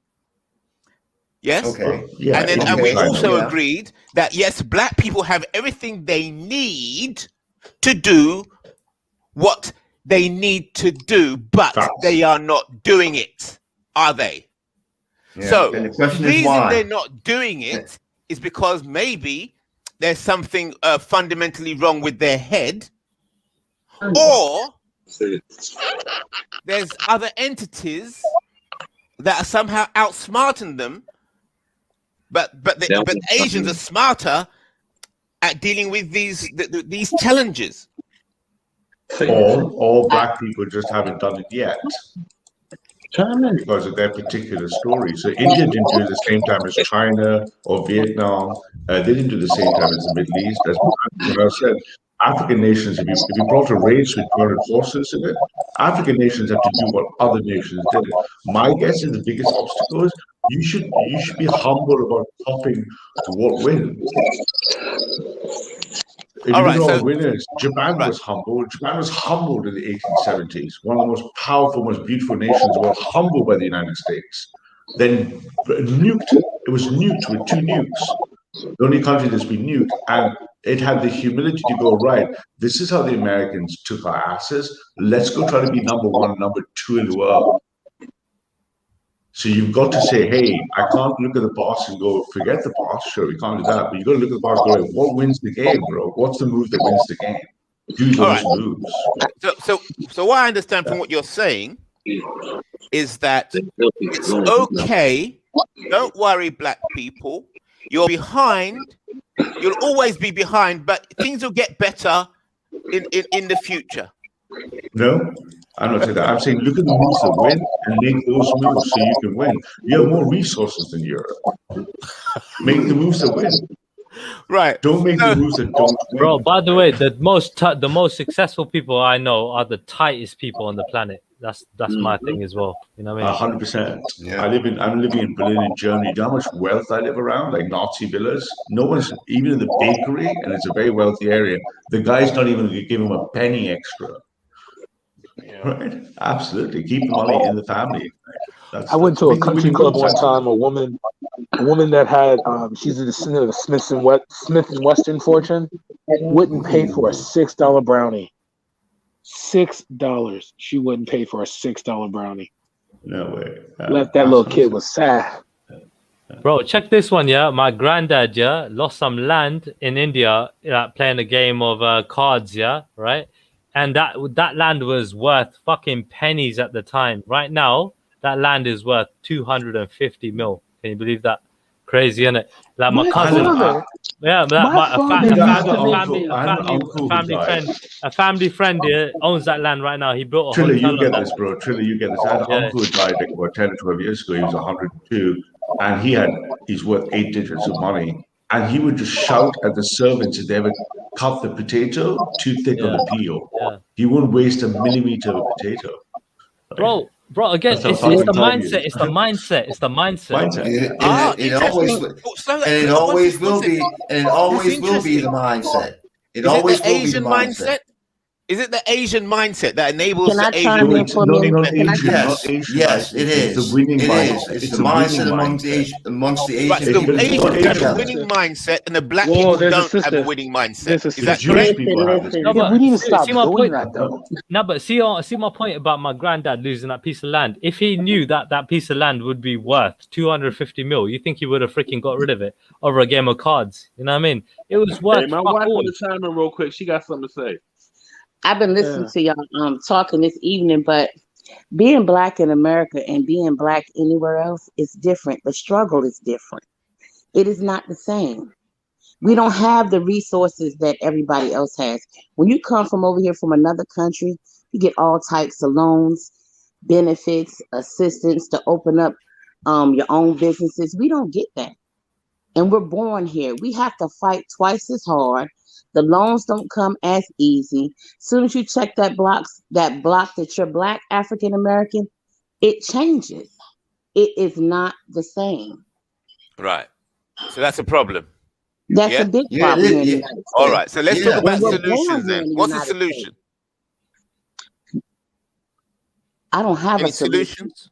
I don't have We a gotta solution. The only internalize. thing I We can gotta tell you is that internalize we our have to community. fight Yeah. twice as hard. The solution is to do what we've always been doing. The Yeah, we solution have is to to do what internalize. we've always been doing. The struggle What's is that? going to be there.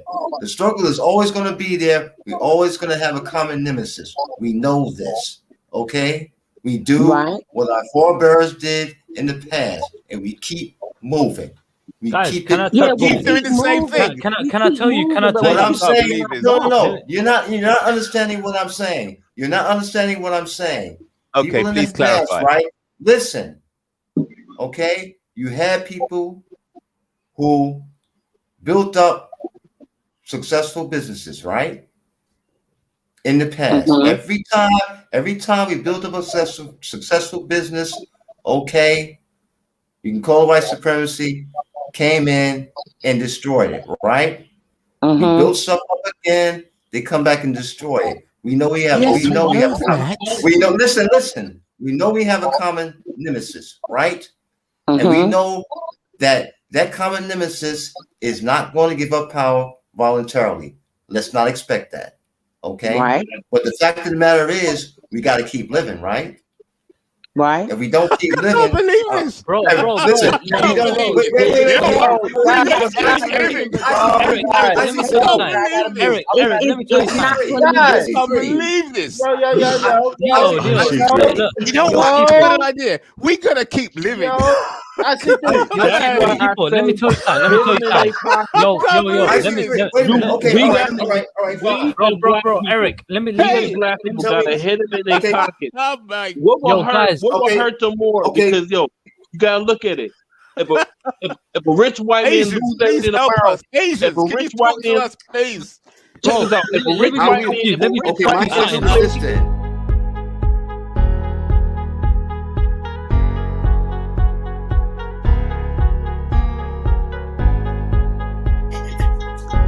white man lose everything tomorrow, Yo, he can jump off the bridge or blow his head you off. was just talking.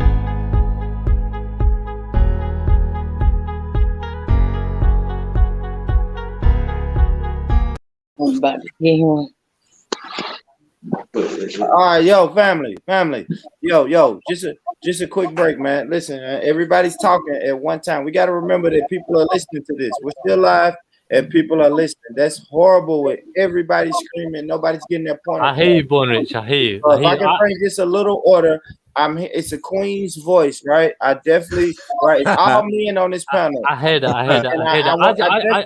I definitely want the queen to have her say. So, queen, start us off, and then the guys can respond. Go ahead, queen. Salute to you, by the way, queen. Hello, salute. I'm just saying the struggle here is just different. And he's saying, so what do? We just continue to live? No, we have to change our mindset. We have to change our mindset. You know what I'm saying? Okay. We want to build a black community. We have to build one another. Can I respond to you, please? Yeah.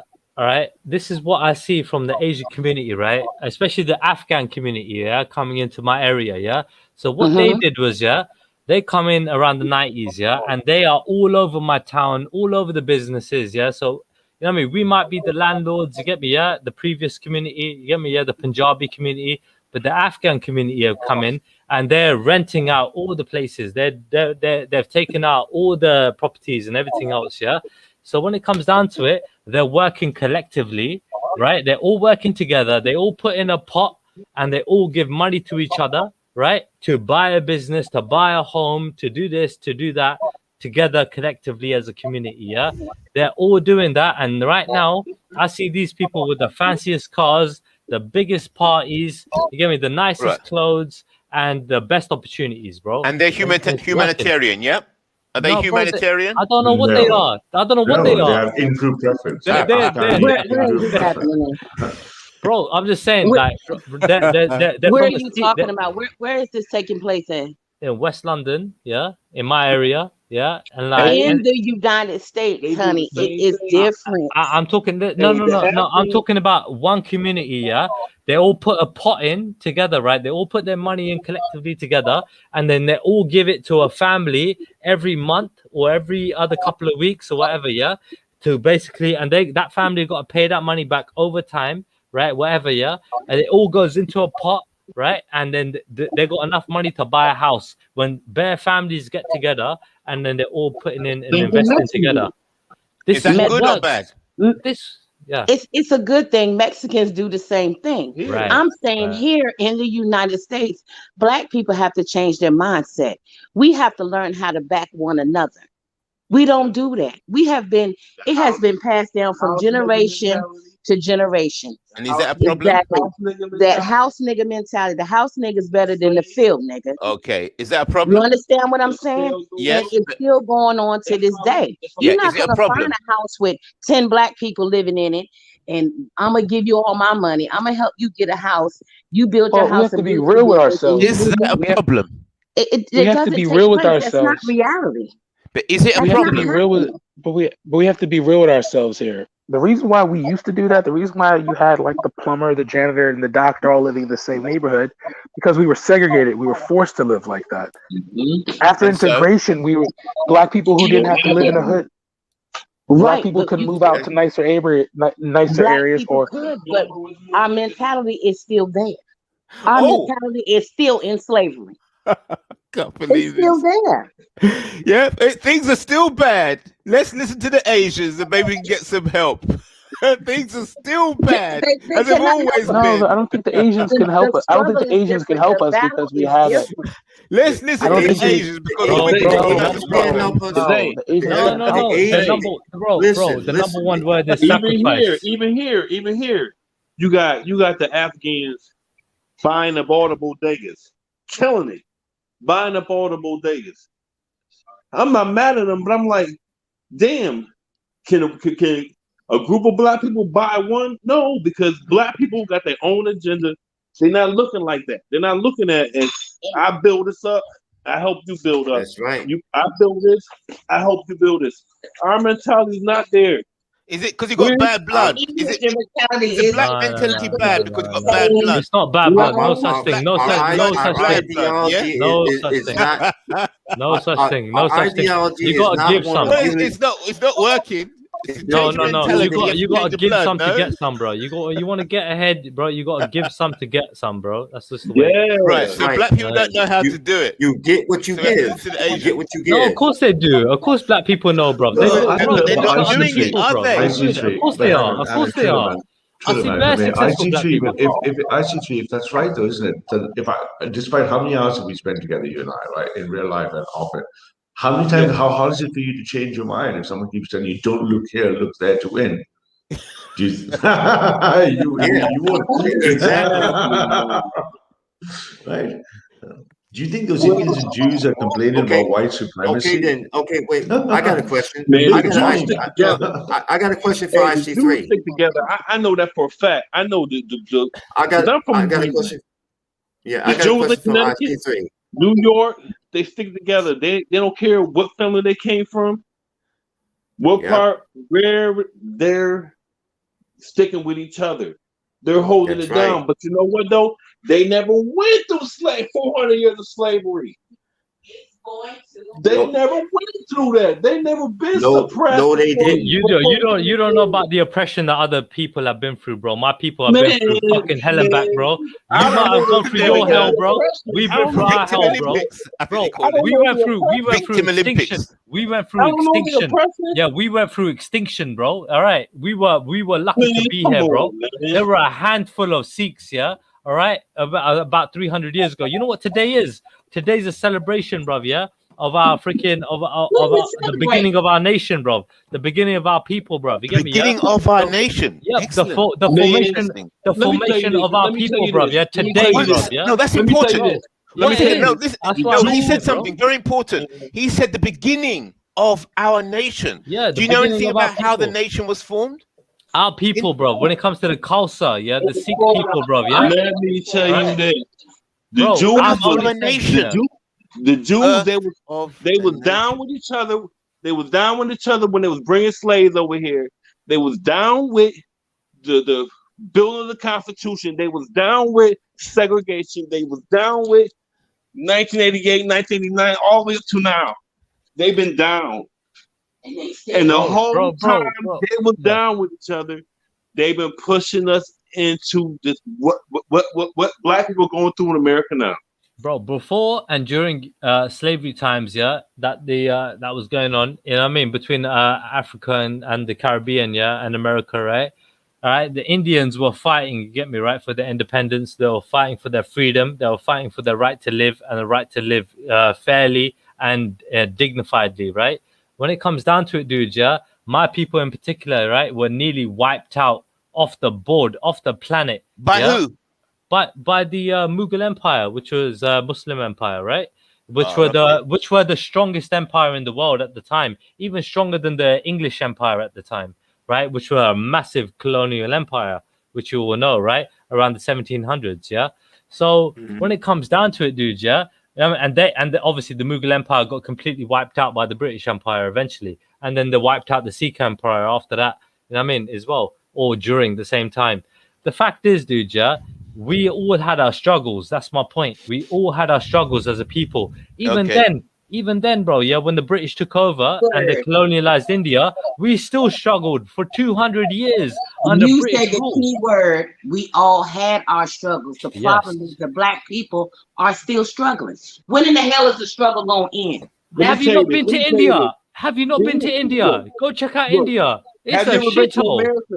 A black man in America. Look, I'm 46 years old, man.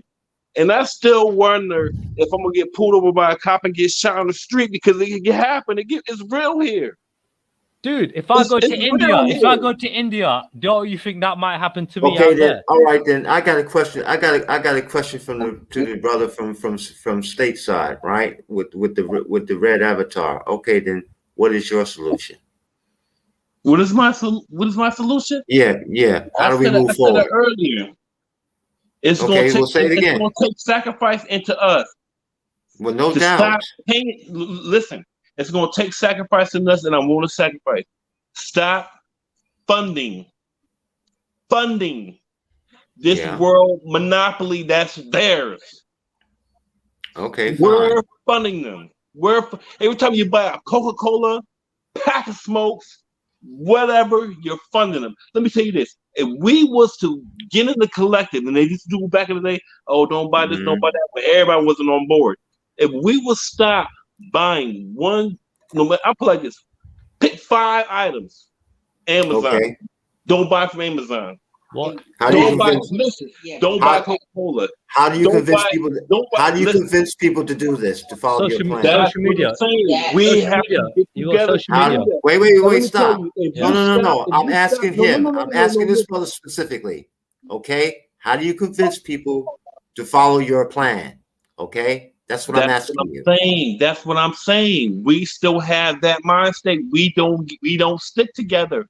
We still have that the problem. You're going to the problem mode. The question I'm asking is how do we get to the point of coming together? Tell you.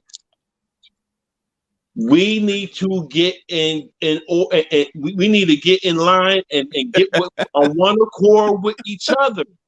I can't believe the point of the matter is though. The point of the matter is just no. We have to have a plan for how do we do that. Oh my God. Okay, we can say that all day. We still gotta have a formal plan for doing it. That's right, Eric.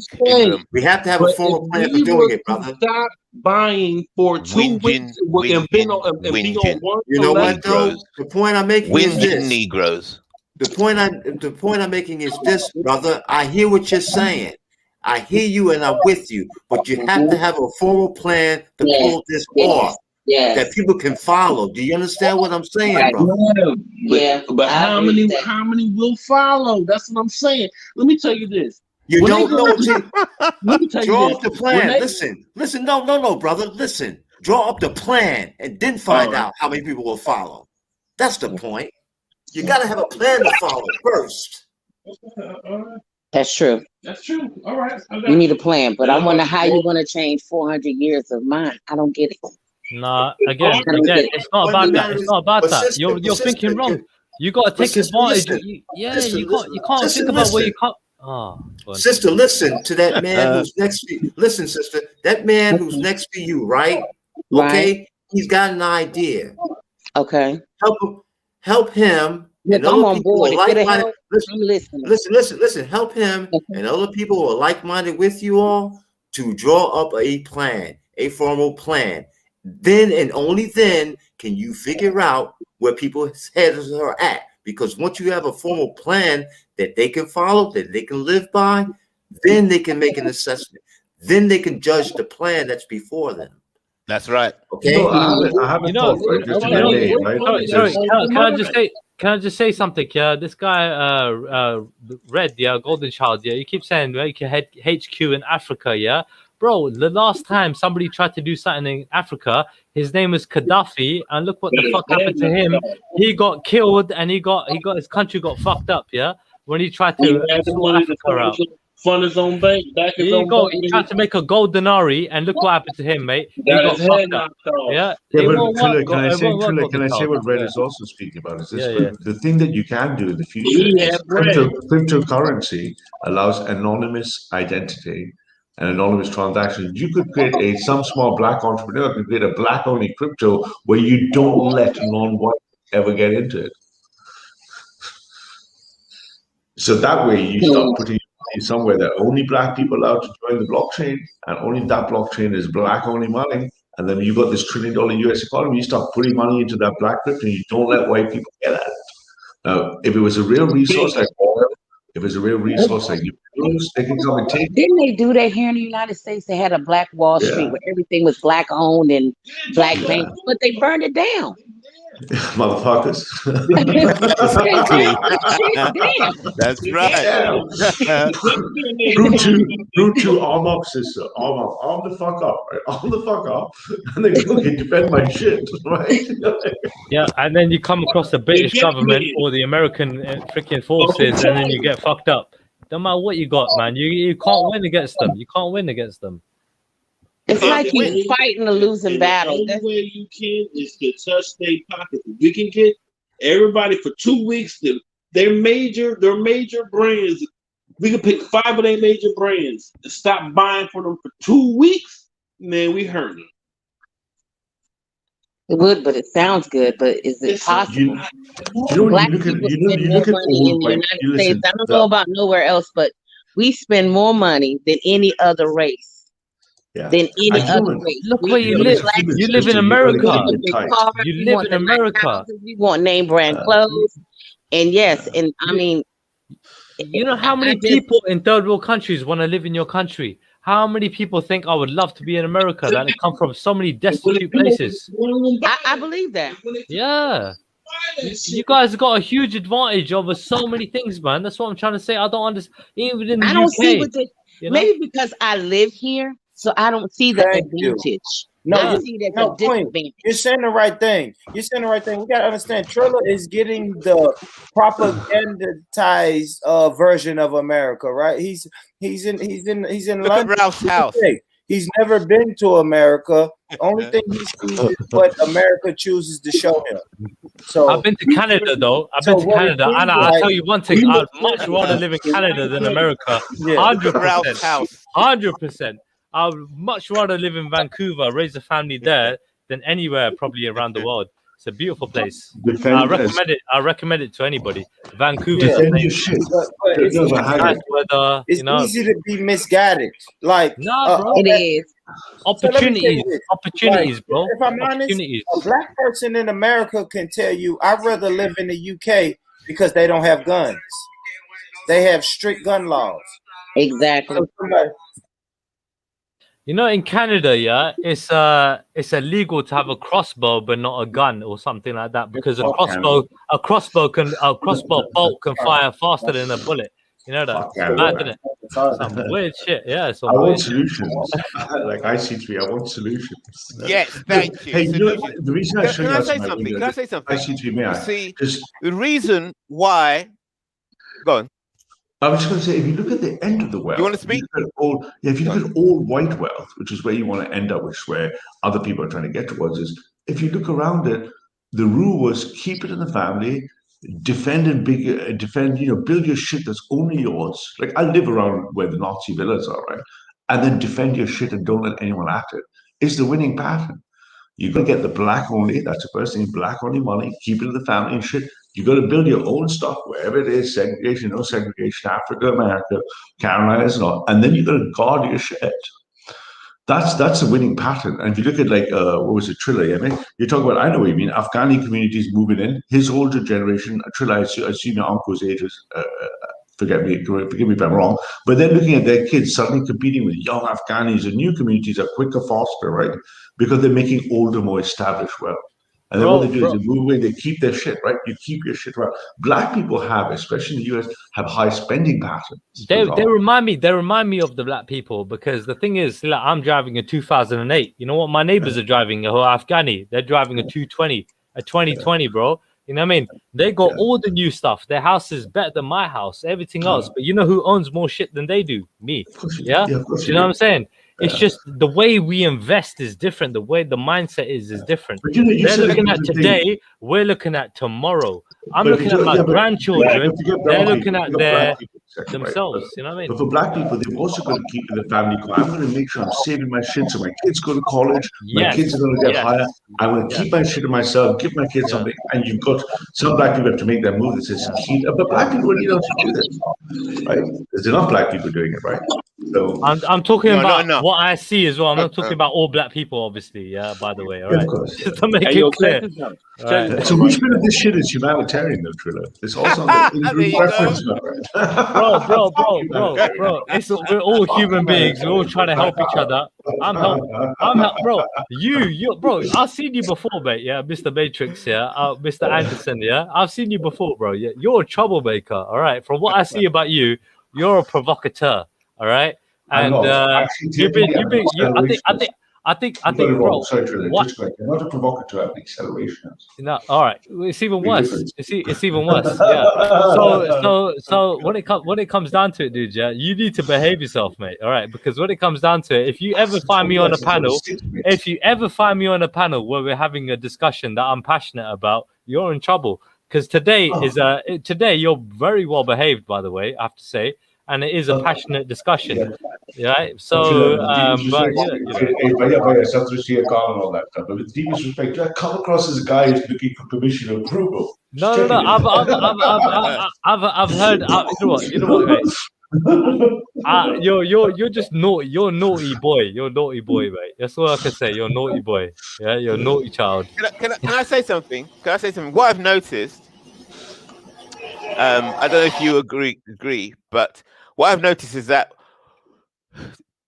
in discussions over the years, listening to people talk, they don't like to talk about solutions, because when you ask a question about solutions, right, it's work the brain has to think, and you can't speak so fast. If you're talking about problems and whinging, it's so easy. Oh, this is wrong, and you got your mouth just keeps going. You keep hearing people talking and talking. They can talk all night for hours, whinging and complaining about this is wrong, that's wrong, that's wrong. But when you say, right, let's talk about solutions, you just get a silence, because people are not used to thinking about problem solving.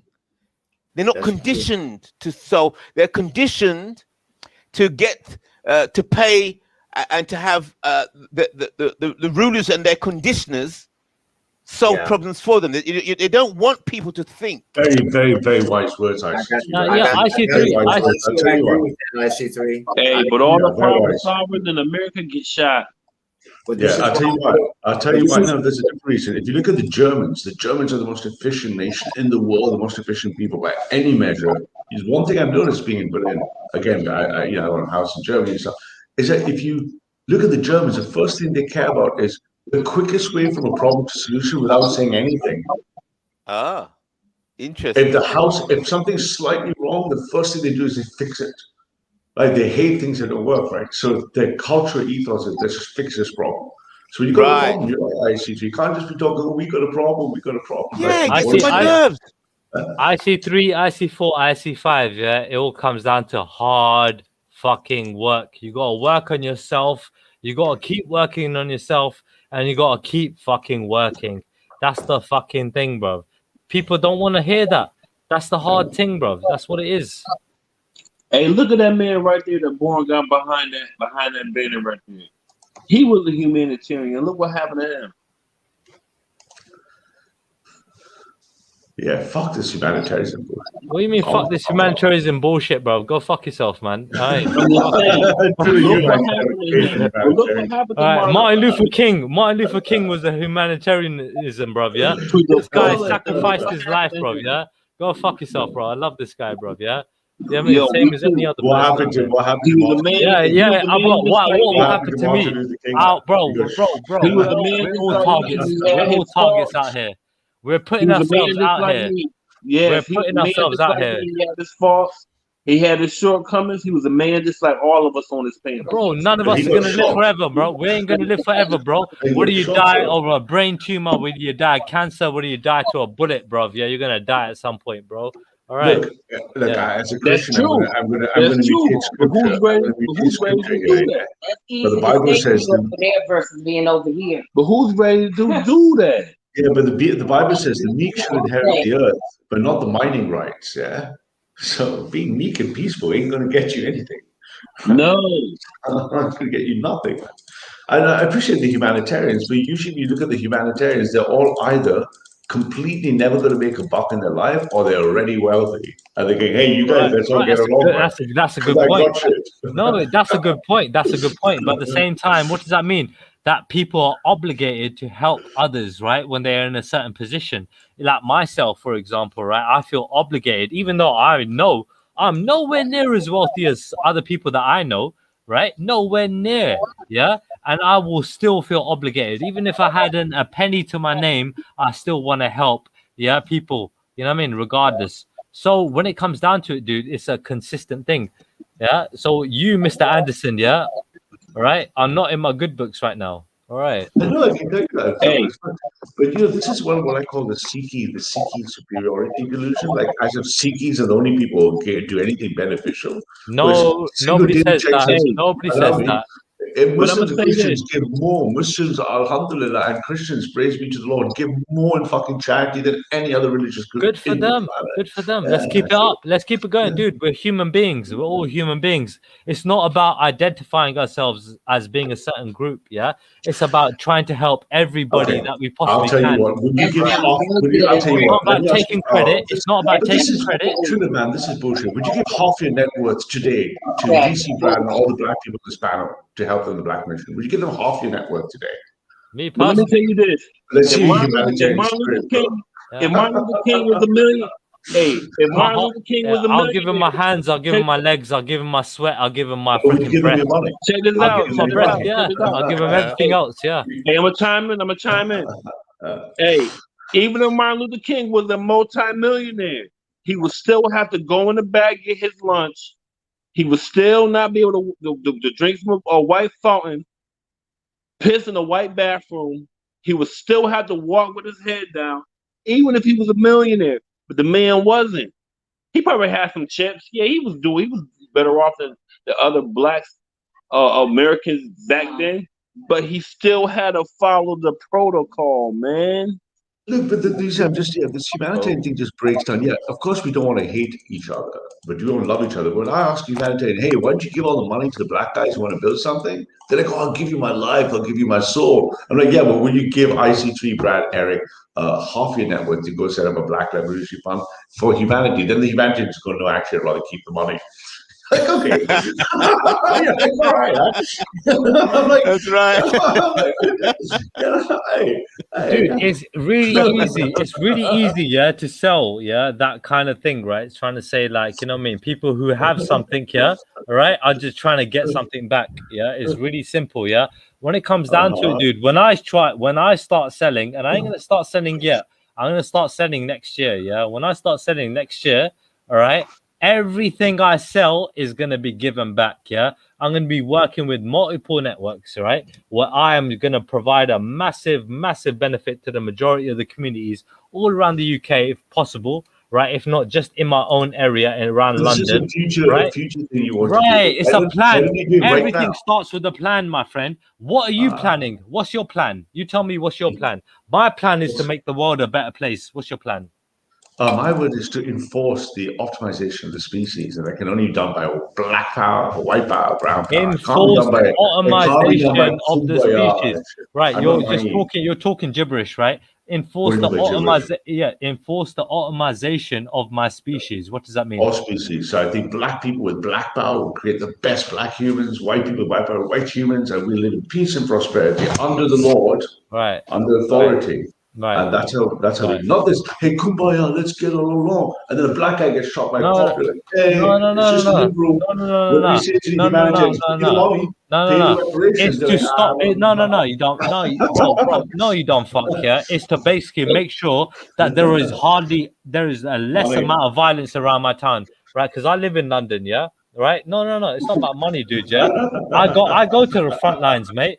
Right, I go stand toe to toe with fucking Tommy Robinson's mob, mate, and everybody else who's out there, bruv. Yeah, I ain't the biggest guy, and I'll fucking deal with it, bruv. Yeah, I have to go, like how fucking certain people got to go there and fight the battles, bruv. Yeah, right. Money doesn't fucking buy everything, mate. All right, sometimes you got to make a stand and put yourself out there front line.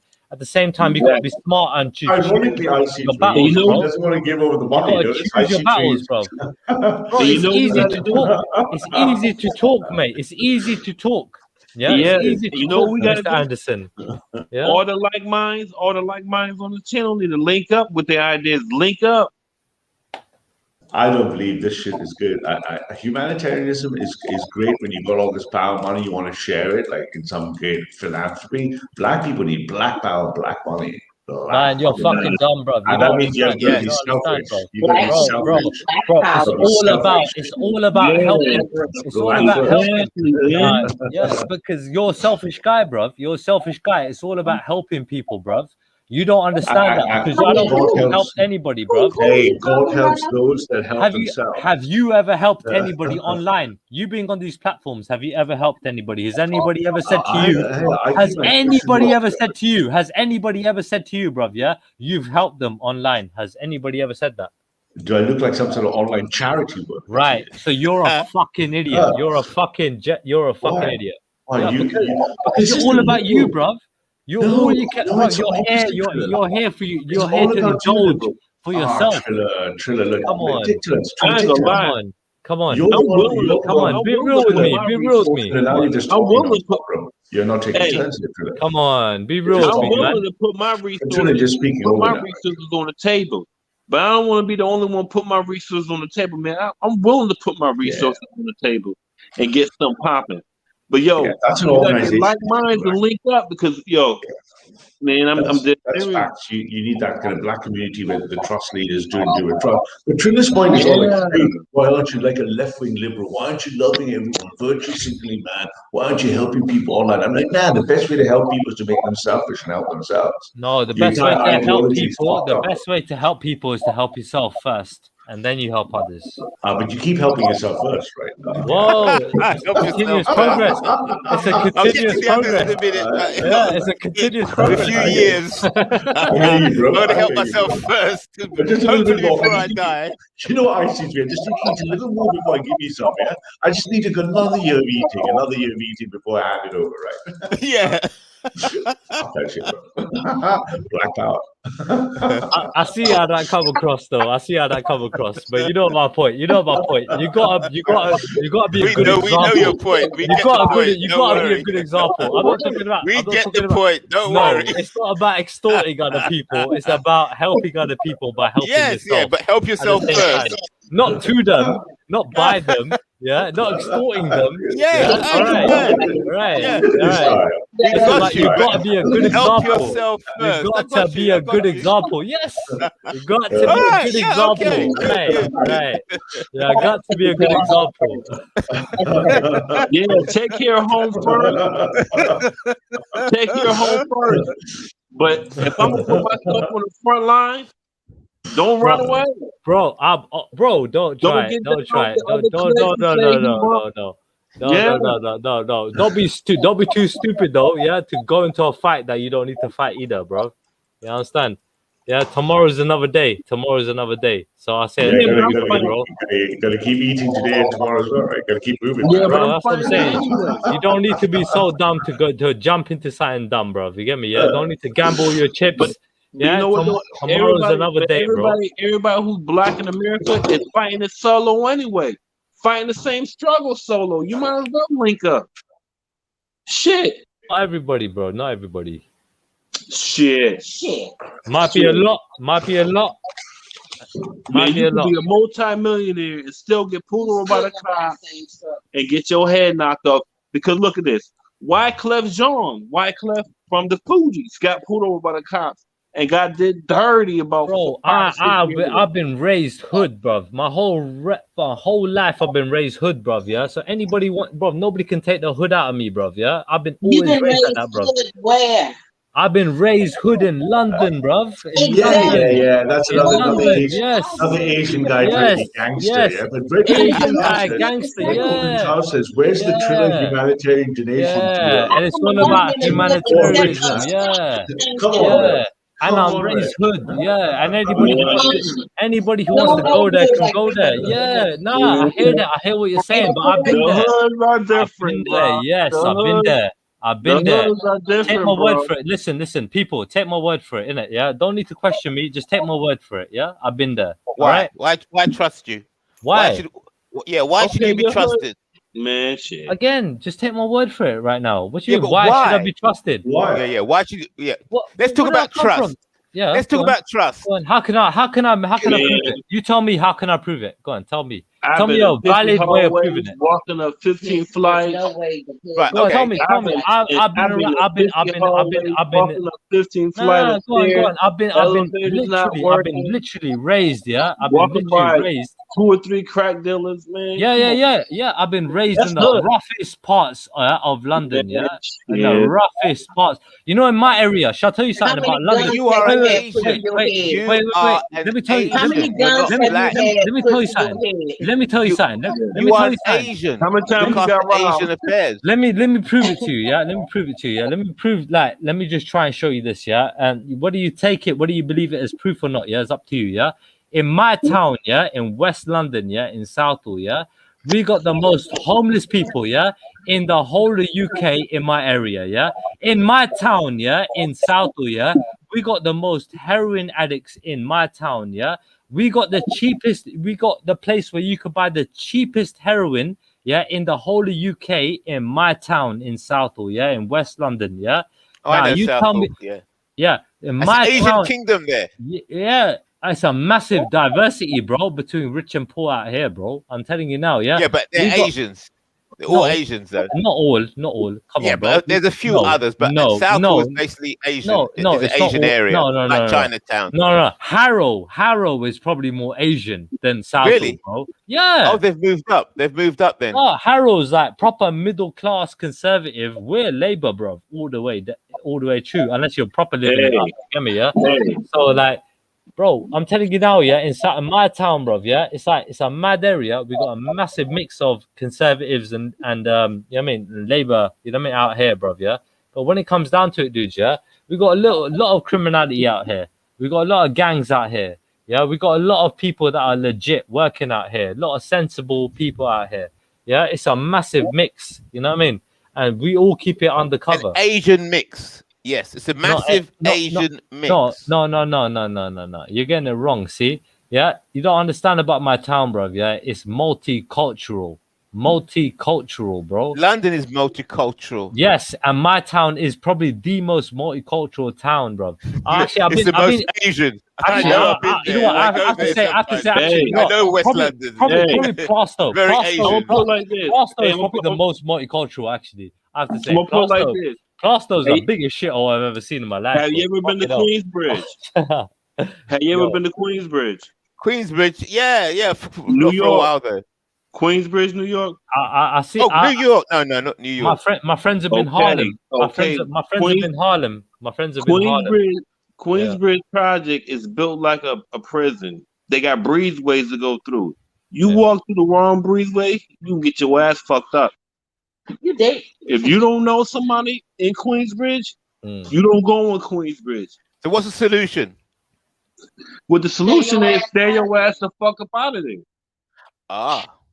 What about Harlem? Because Harlem was all the talk, innit, about back in the day about America. Harlem has changed.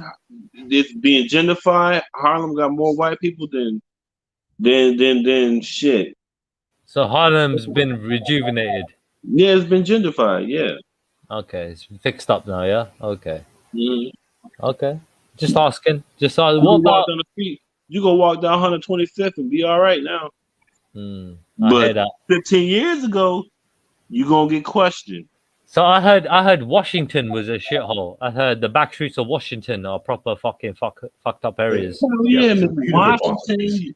Washington was the murder capital one time of the United States. Yeah. Detroit was the murder capital of the United States at one time. And Chi-Town. Little Rock, Arkansas was the murder capital. Yeah, man. Shit. What about Chicago, Chi-Town? Chi-Town is the murder capital of the United States. Oh, okay. It still is. Okay. If you don't look, there's certain neighborhoods in Chicago. If you don't know anyone, you don't walk through there. Cause you're gonna get checked. People gonna ask. All right, let me ask y'all this though. Let me ask you this. I'm happy you brought up Chicago. All right, now why? So people from Chicago. Listen, Nito, let me ask this question, right? Because I always say this about Chicago, right? Because no matter who you talk to, no matter where in the world they are, they bring up Chicago, right? When we know about Chicago, it's black people killing black people in Chicago. It's like, hey, a police officer just killed an unarmed black man, and then someone will say, hey, what about black on black crime in Chicago? Why do you guys think Chicago is being pushed like this? When we know, like Nito just said, St. Louis, Missouri has been the murder capital of the world. New Orleans, Louisiana has been the murder capital. Arkansas. Why is Chicago specifically being pushed as hardcore black on black crime, 17,000 murders in 6 months? Like, why do y'all think that's being pushed like that? Yo, let me ask you a question 1 second. I want you to answer it before that, Trilla. Hold on, Eric. I promise I'm coming to you next, but I really want Trilla to answer this. I want to know, why does an Indian man in London tell me as an American about the murder that's going on in Chicago? I want to ask you, Trilla, why do you think you're being fed that information? Because you didn't go looking for it. That information found you. That's common information, bro. By who? By who? Bro. From time I heard that's called Chi-Town. Yeah, why you call it Chi-Town? You tell me. Yeah, not just Chirac. They call it Chirac, isn't it? Chirac, yeah. Yeah, that's what they call it, right? Why they call it Chirac? Because you got it's the murder capital of America, bro. So come on, it's common sense, isn't it? What the fuck, man? Shit. But the thing But is that's about not that. common sense. It's It's not not common sense. Listen. What? See, that's the What? thing. Listen, What? y'all listen to island, bro. what you're Listen, saying, man. let me tell y'all why. Let me tell y'all why that is not common sense, man. Y'all don't understand the fucking power of propaganda. I am over here in New York. It's murders happening everywhere. Murders are not happening in Chicago at a Alarming absorbent amount of numbers like the media and the propaganda is feeding to people. That's what we have to understand. It is a machine behind everything that Trilla knows about America. Because Trilla just said earlier, yeah, I'm not a real smart guy, and I don't know. Yeah. I saw a documentary. I saw a program called, you know, the chai or the chi. You know the chi. Yeah, that's the Yeah, chai. Exactly. Yeah, But I saw a who program allowed that to come and it was out? talking about that, innit? So like, Oh my obviously, God, it's a that popular program, but yeah. Yeah, but don't tell me the Shy though, bro, because I watched the Shy. So Yeah, it's a good program, innit? It's good, don't innit? we say why don't you like it. speak about the guys that starting their own businesses in the Shy?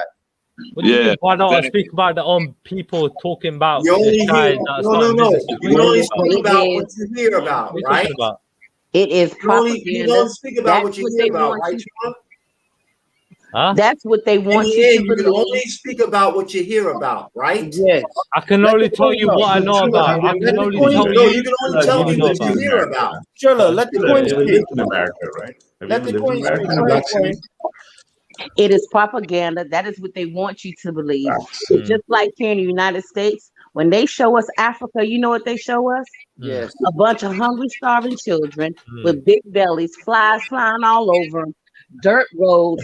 They don't show us that people actually live in housing, that they have running water, that they have vehicles, you know, that they That they have have skyscrapers, right? They don't show you the skyscrapers, right? They Like, I want us to can't- see Africa just like that. Yeah, because I can't watch a YouTube video on India and then say, Trilla, let me tell you about India. It's like, no, my view is going to be skewed because of what I watch and what I hear. Of course And it is. Of course it is. Of we course it got to is. understand who controls the news and who controls what you see, Trilla. Yeah. And for you to be so comfortable to be in London saying Chicago crime is a fact. Yeah. Like, I think you've been bitten by Yeah, but the. Trilla, simple Hang question, on. bro. Did Have you ever lived in anybody America? here Trilla, have you ever lived disacknowledge in an that? American Does city? Trilla, have anybody you ever lived in the disacknowledge that? US? Have you ever lived in the US? Have you ever lived in American I City? told you I've never been there. But wait, I got you one never been question. there? Wait 1 second. Yeah, I got one question for Golden Child. Yeah, what is the hood in London, bro? You tell me what the hood is in London. I want to go there tomorrow, bro. Yeah, I want to see it for myself because I've been all around London, bro. Yeah, everywhere is the hood, bro. All right. Certain places you go, bro. That's what I'm trying to say. In America, yeah, it might be different. When it comes to London, I want to hear what this guy's got to say. You get me? Because when it comes down to it, there are shitholes everywhere around London. That's what I'm saying. You get me? So yeah, go on, Golden Child. Tell me where's the hood in London, bro? Tell me where the shitholes are around here, bro. Because they're all over the place, bro. But go on, carry on. See how much time is spent talking about problems and whinging and this place is worse than this place. I think it's about hood now, isn't it? Which hood is worse? Which is, it's like the mind. This is completely rotting the head. It just rots the head. I can't believe this. You can feed on this sickness for so long. How long the conversation's been going, and all they've been talking about is just sick. So that's what we're living in. Well, I see three. That's why I agree with you. There has to be a plan. There has to be a plan to change that situation. That's the only way you're going to get a solution. So I agree with you. There has to be an organized plan to follow. Yeah, but people saying to me, people saying to me, you ain't been America. You ain't been America. Yeah. What's so important about going to America? You get me? Like, but that's not the thing. That's what IC3 is talking about. We spend too much time talking about bullshit. Okay, that's right. Absolute nonsense. I can't believe it. It's just amazing. To change the condition for the better. Amazing. Yeah. That's what it's about. Look, and we talk about the plan. To me, is bullshit because the powers that be, they're not going to let the plan take place. And so what should we do? Give up? I cannot see it changing. Right? Here, it may change somewhere else in another country, but here in the United States, here in the United States, it is not going to happen. We gotta stop. Okay, with all it's not going to happen. Wait. My problem is. Let me ask hold on. My solution to my problem is, like Bourne always says, I'm in my cell. I'm concerned about what's going on in my cell. You understand? I don't have a problem with helping the next person. I don't have a problem. We give all the time. We give like y'all have no idea. Okay, when they say give till it hurts, we give till it hurts. I don't have a problem with uplifting somebody else. I don't have a problem with investing in somebody else. I don't have a problem with that. If you need me, I'm there for you. But my biggest concern is what's going on in my cell. When I have to call my sons that live in other states every single day to see if they made it home, it's a damn problem. I agree. It's a what's the problem. And you're solution? trying to tell me to come up with a plan. A plan. Now, listen to what you're saying. A plan to take over, to change the powers that be, the people that are over the United States, the people that are really running the shit. I don't have a plan to take over that. There's no way in hell. I mean, it sounds good. We could talk about it until in the morning, but it's not going to change nothing. I'm not talking about a plan. Listen. Go in your cell, in your space, in your community, and try to make small changes within that. Can I ask you a personal question? Did you hear that? Wait, Tulip, I want to ask the lady a question, please, if I may, uninterrupted, please. Okay, ma'am. Okay, in every cell, like you're talking about, right?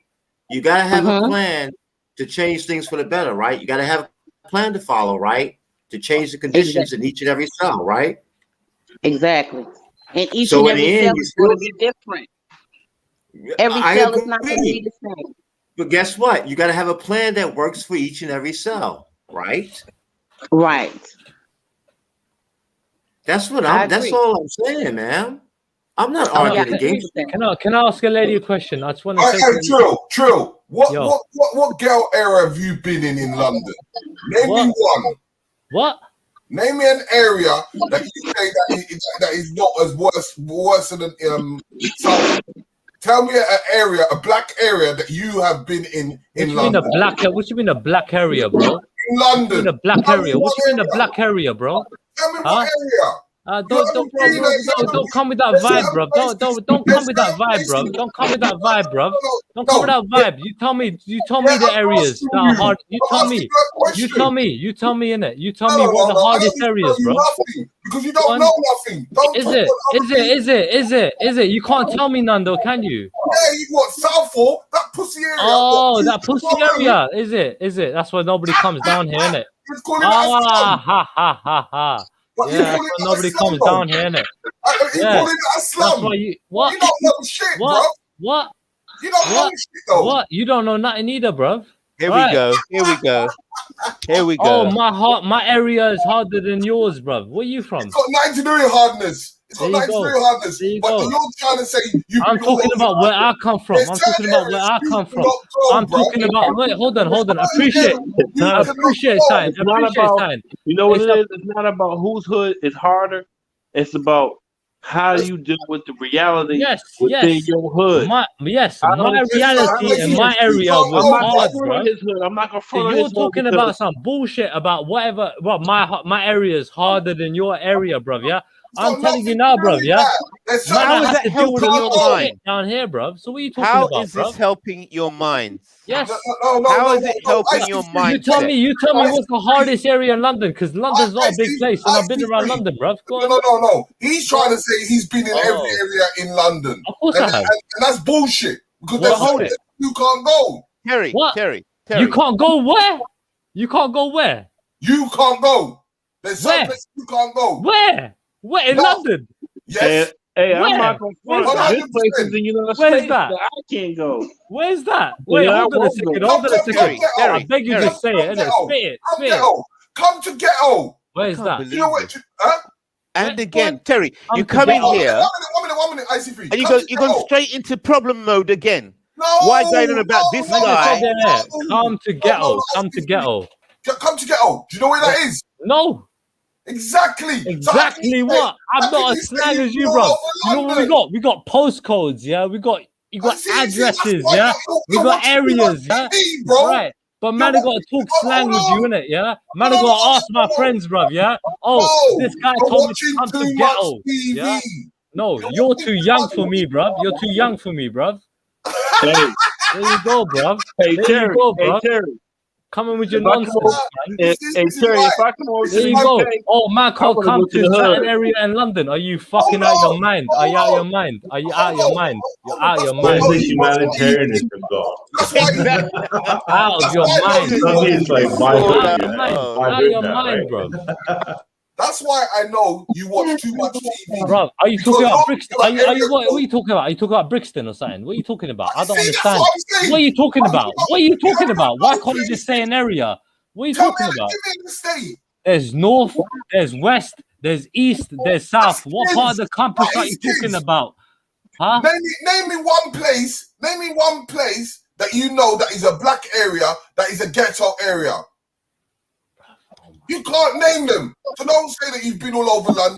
You haven't. There's some places you just can't go. Bro, yeah, places that I go. Do I hang around? No. Yeah, that's different. If I go there, no. Did I say I go there? Did I say I hang around there? No.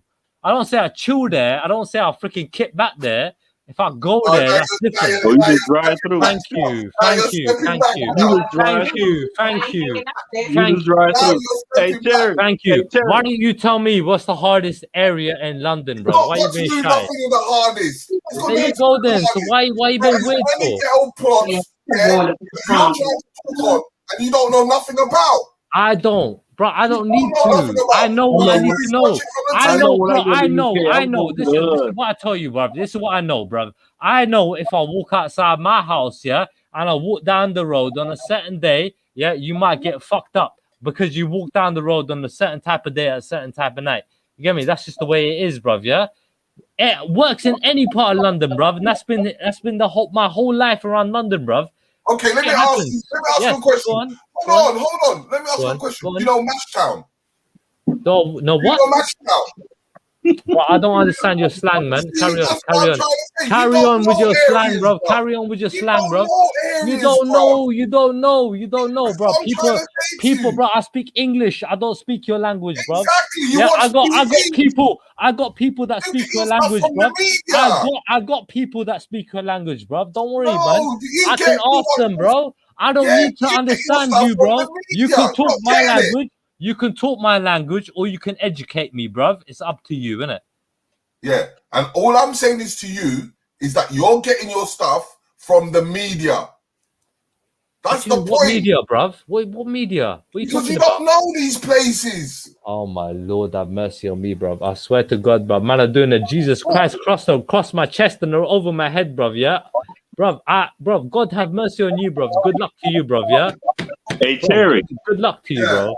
Yeah, hey Terry, when I come to the UK, man, I'm gonna come visit you, man. I want to come to the hood. Yeah, that's no problem. It's the same way when I go to the States, I go to the hood. I'm more familiar. When I'm in Bushwick and all that place, I go to New York. I go to even New Orleans. What I'm trying to show this guy is that he's comparing one little Southall, yeah, and thinking that he's been all over London. And he knows all the areas. No. I've been around the areas, yeah, but I'm mostly around my town, yeah. What's the problem with that? What's your problem with that? Hey, Bushwick, man, acting like man, I'm holidaying around freaking London or something, bruv. Yeah, I've seen London, bruv. I've been around London. Yes, I've been around the UK, bruv. All right. What's the solution to this situation here? I've been to around the UK and not just around London. Well, man's acting like, man's are living in some fucking place where you can't walk in. Bro, you're chatting the most amount of shit, bro. Get together. The most amount of shit, bro, I've ever heard in my life, bro. Wait a minute. Anybody can drive in and out of whatever fucking place you're talking about, bro. Triller, can you and Terry work it out amongst yourselves about your this guy's on touring of London? IC3, you and Terry want you to get together and do a tour of London and help yourselves, and then it'll be good for you two. Yes, you and Terry get together. Why do we have to sit here, listen to you both going on at each other about which is the hardest? Bro, I didn't start this. I really truly didn't start this. I'm saying, bro, London ain't bad. Brain space. London ain't bad. The man's acting like London's bad. London is not bad, bro. I can't believe this is really interesting. London's okay, bro. London is okay. London is okay. Okay. Well, okay. Well, you and Terry talk about that. I'm more interested in solutions. Cool. Not in whinging about London and the hard air. I appreciate that. I appreciate that. Funny, what a waste of time.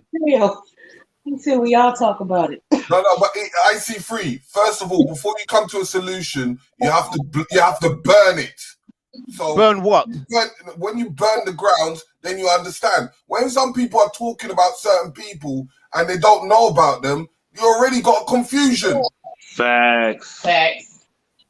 Bro, you're mad. Yeah, there are gang in every town, every community, every place. Yeah, everywhere. What's your point? Are we talking? Yeah. Old women, old women walk around whatever area you're talking about, bro. So what are you talking about? Yeah, old men walk around your area, wherever you're talking about. Young kids walk around your area. What are you talking about, bro? So stop chatting about it, bro. Like some mad thing, bro. Like it's a war zone. It's not a war zone out here, bro. That's why you're lost. Bro, you're acting weird. You're acting weird, bro. You're acting weird, bro. What are you talking about? Like an estate? You're talking about an estate or something? You're talking about an estate? That's why you can never come to a solution. That's why you can't come to a solution. Bro, whatever, man. I don't know, bro. You're not even telling, man, what your area you're talking about, yeah? Really and truly. You don't want to disclose it, bro. Come on, man. That just says everything there, bro. I've just named 5 or 6 areas. You don't even know. 5 or 6, bro. Bro, drop me a postcode. Come, drop me a postcode. Come. Come. Postcode is what the TV give you. Drop me the postcode, bro. Keep laughing. Or end it there, bro. End it there or drop me a postcode. Come. TV will tell you about postcode. Come on. All right. End it there. End it there then, yeah? All right. You carry on, yeah, with your ghetto, all right? Man, I'll leave you and your ghetto alone, all right? No problem, all right? I'll stay in my area, you stay in your ghetto, all right? Carry on, man. And damn, bro. Humanitarianism damn, bro. In about 10 minutes. Fucking hell, bro. Man, acting like fucking they ain't hard people all around the place, bro. Man, this is funny, bro. This is actually absolutely funny, bro. I swear that. Yeah. Nah, you're funny, bro. You're a funny guy, bro. Hey, do you know about the holy smoke and the Tutankhamuns? Yeah. This is showing your age, you know. This is showing your age. So you're like 40. You're like 40 years old or something, bro. Yeah, you're like 40 years old. You're having a bit of fun online. I hear that. I see that now. Don't worry. You carry on. You do your thing, man. You know what I'm talking about. You do your thing, bro. You do your thing, bro. Don't worry. You do your thing, bro. Anybody? I think what's good. The reason why I go to these streams and listen to these conversations and try and I think if you can achieve some level of order and productivity in an environment like this, then the real world, facing problems in the real world and finding solutions are easier. Because the kind of chaos, the level of chaos you get online on a talk on a stream like this is so high level. So well, I say it's so, I see free. You know what it is, yeah, bro. There are no big men online. There are no big men in London. There are no big men around the UK. There are no big men, bro. Yeah, when it comes down to it, bro. Yeah, there are people. Yeah, all sorts of people all around the place, bro. Yeah. All right, when people are trying to hype and everything else, yeah, that's them, innit? All right, good luck to them. Yeah, they're just people trying to do what they're doing, bro. Yeah, All right. So do what you're doing, bro. Do what you're doing, innit? Do what you're doing. No, bro. it's not Yeah. even that. I'm telling you now. I'm telling you it now, boils- bro. Yeah, I know what it's like out here. I know what it's It's like not out even- here, bro. it's Yeah. not even like Ain't that. no big It men out boils here, down- bro. All right. And you wanna play it like that? That's up to you, bro. Yeah. IC3. What Yeah. I'm just saying is a form of a phoenix. Yeah. Yeah. When the phoenix burns, something new will be born. Hey, I don't feel like this. Hey, Terry, you know what? I feel like I've been through some of the roughest hoods, so in United States. So I feel like I'm familiar. I may not be all the way familiar, but I'm familiar with the main pieces to go into any other hood in the world. In the world. And connect, get along, don't offend. You know what I mean? And be familiar. I got a question for you, bro. Yeah. All right. Do you need to be in a rough hood to be a tough guy? No. No. Exactly. It's not about Exactly. Look. Exactly. I grew up in the hood. I was called a square. But I go back to my hood. They love me. I go to New York and maneuver and be familiar because it's in me. I lived it. I breathed it. The blood that goes through my veins is a part of that hood. So I can go to a mansion and connect with hood people. Then I can go in a project. Go up 17 flights, no elevator. One tenement houses about 8,000 people, and rock with it. And that ground of project got for them with 8,000 in it. So what's rough? What is a rough? What is roughness in a rough hood? What makes a hood rough? Death. No, what makes the hood rough? Now we're going somewhere. What makes the hood rough? You know what makes the hood rough? Being who you are and knowing who you are and roughing it. Exactly. Just knowing who you are and being able to maneuver and get through that shit. Okay. On a daily basis. Not just a weekend. No, not just doing it a weekend, doing it for a week. I'm talking about years. Yeah, it's survival. Yeah. You gotta realize Survival. But okay, one second. Are you telling me? I would say that there are some very rough hoods amongst the millionaires and billionaires because they could have all their yachts, but they could have a hitman come to just take them out. But So it's still a game of survival. But that's a different rough. they have to survive. Wait, still survival, isn't it? It's still survival, but I'm talking about. All right, I'm put like this, like projects in New York. One building might have 8,000 people. One building is a fucking block. One building houses hundreds of families, and each family have about 5 people living in the same shit. Yeah. So roughing it is being able to be on the 15th floor and get down to the bottom floor and handle your business on a daily basis. It just boils down to the struggle boils down to the struggle and the poverty. Exactly. Yeah, and still have a mind state where you don't want to cut. See, even my wife say I'm harsh. My words are harsh, but that's the way I grew up.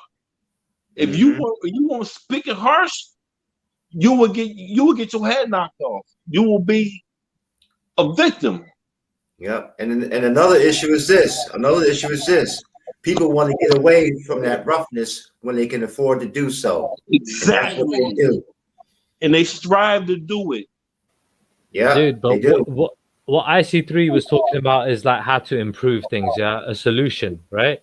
When it comes down to it, I grew up in the 90s when I was young, right? And obviously, I see a lot of fucking problems. You get me, right? I see new problems coming up in this day and age, yeah, in 2020 nowadays, right? End of the day, man, I was young when I was in the 90s. I'm a fucking grown up now in the fucking 2020, yeah. So I'm looking at how to resolve those problems, innit? Make sure that the youth, are fucking, are living a better life, you get me, in our communities, right? And all we can try to do is improve our communities, not try to fuck them up. You know what I mean? That's what we can do as adults, right? And we should try to do that, man. That's what I'm saying, man. Yeah. We should try to do and I don't knock your hood, because if I grew up there, that would be hood to me.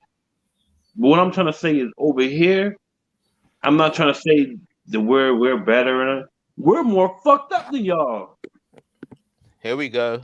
That's what Here we go again. No, but that's 100% though. Because even when I went to New Orleans, you're seeing people living under the flyover in tents. Yeah. Washing their skin. No house, no nothing. Right. Yes. And the solution to that is what? Get the fuck out if you can.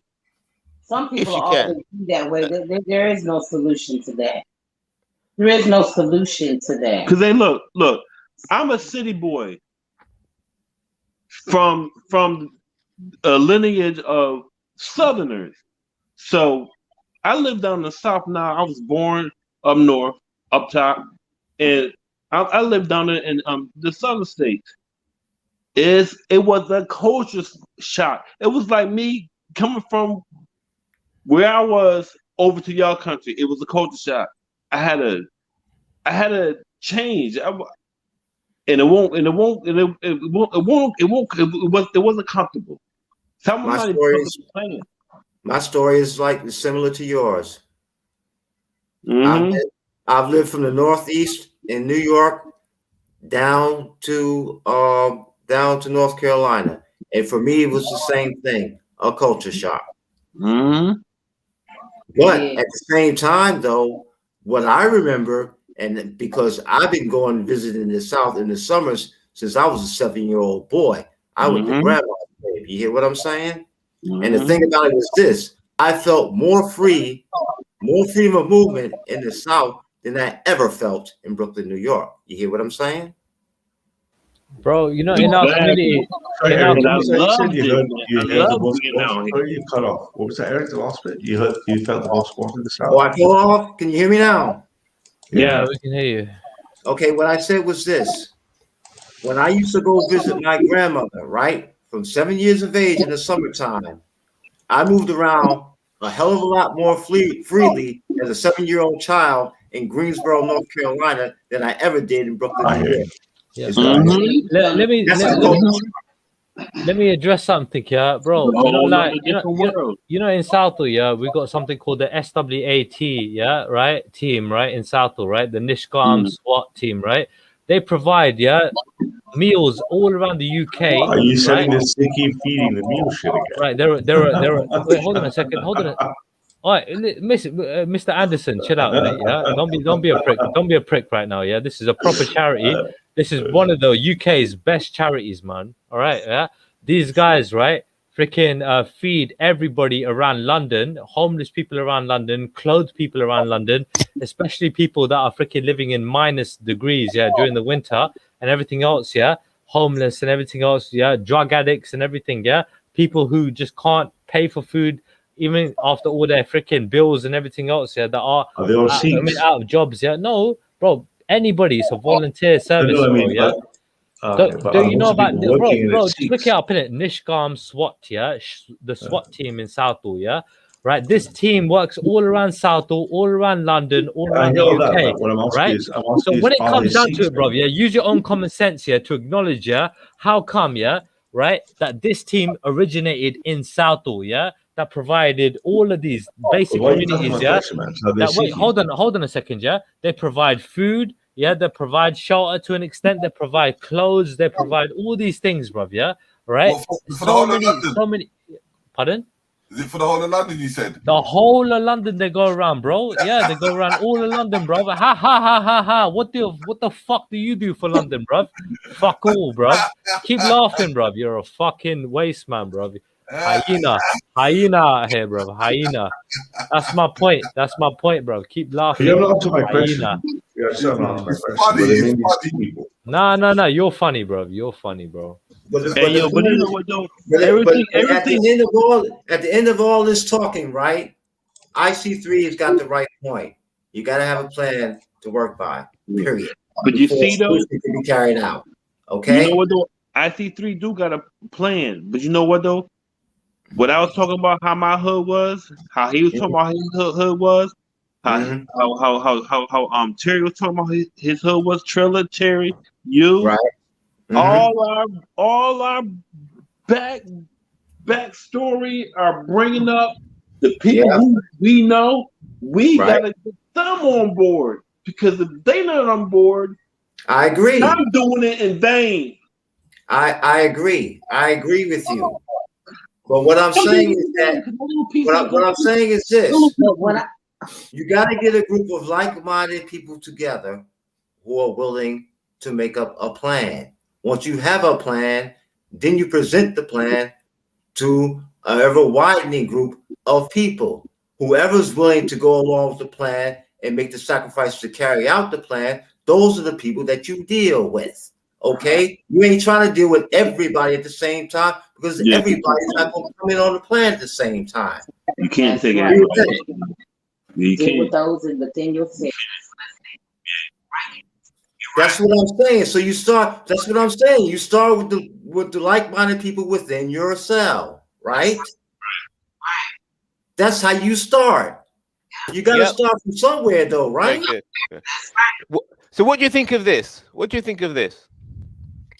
Do you think it's good or good to say that, to declare that nothing can be done about it? You know, sometimes in conversation, people say, "Oh, we can't change it. It cannot be changed." No, that doesn't work. Totally can change it. That doesn't work. Yeah, but that coming out of somebody's mouth, when you're having a conversation, you say, "Oh no, well nothing can be done about it. That can't be changed." That kind of. You can't have that mindset. Don't believe that. You can't have that mindset. You know what else we gotta get with? Like I said earlier, culture change.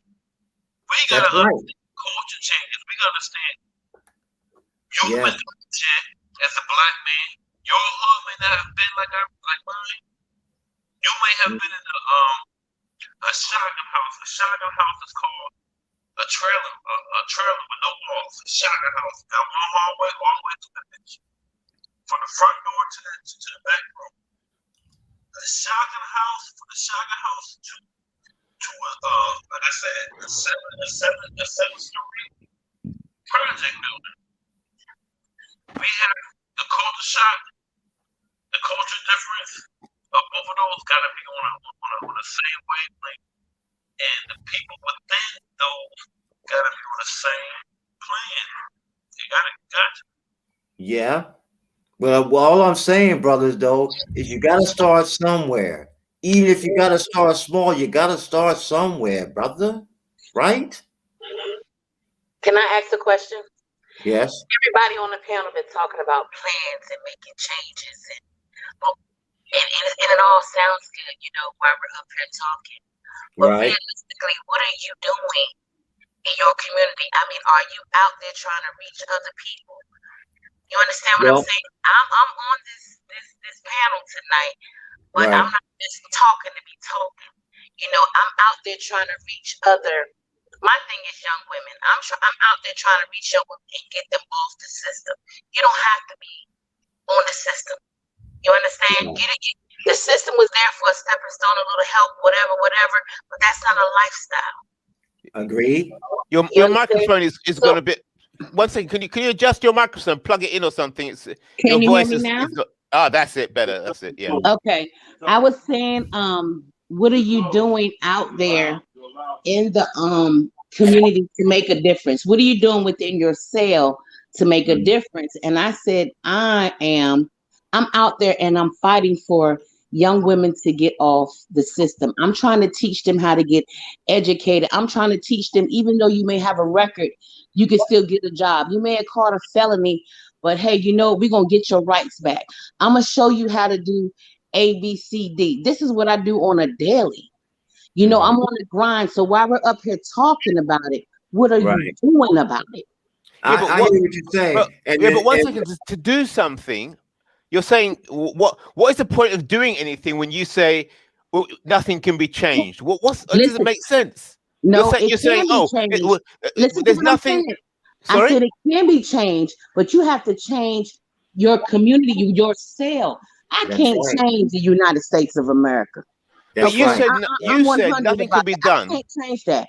Yeah, so but what you I'm said doing is I am pushing in my community, in my cell, I'm educating Black women and men how to do better for yourselves. How do you know how you get off the system? Stop getting pregnant, having babies, baby daddy drama, mama, all it's crazy. Are you making changes? I'm making changes. Oh, right. So changes can happen. I'm making changes because I support the people. I don't just speak about it, I am about it. And my husband can tell you, I'll go to bat for you. I'll go to court, I'll stand for you. You understand what I'm saying? I'm the one that's going to come pick you up and take you to go apply for a job. I'm not just out here talking about it. I am about it. So what are you doing when you're talking about making these plans? So you doing it then? Okay, quite frankly, sister, I'm gonna tell you this. Okay, I'm gonna tell you this. I don't live in the States. Okay. Okay. So I can't do anything in the States now. What I can say though, okay. On the parallel, 6,000 miles across the pond here in Finland, the same thing that you talk about doing, okay? I was doing a lot of the same thing, right? But I was dealing with children and young people, okay? Okay. That's what I was doing here, okay? My wife and I were doing that, and we did it voluntarily, okay? We worked at our local youth center here in our neighborhood, okay? Okay. So that's what we were doing. But now at the same time, like I said, it was 6,000 miles across the pond here in Finland. But I understand where you're coming from though. Yeah, but it doesn't matter, even though you're in Finland, as long as you're doing your part. Yeah. So this is what I'm saying. Yeah, this is what I'm saying. This is what my wife and I have been doing here. That's good. That's good. That's what I'm saying to the family. We beefing back and forth about hoods and this, that, and the third. But what are you doing in your hood, in your cell, in your little area to make change? That is a fact. That is a fact. Let me tell y'all something. Something that everybody can do, no matter where you are in the world, is support the PayPal. I just dropped the link in the chat for the PayPal if you want to support the channel. Beautiful discussion. Yeah, let's do this humanitarian. Trying to be all humanitarian. Yeah, one thing that doesn't discriminate is that PayPal link. It don't matter where you are. Wherever you are in the world, you can click that damn link. So yeah, if you like what's going on, support the channel. Give it a thumbs up. Hit the like button. Hit the support the PayPal.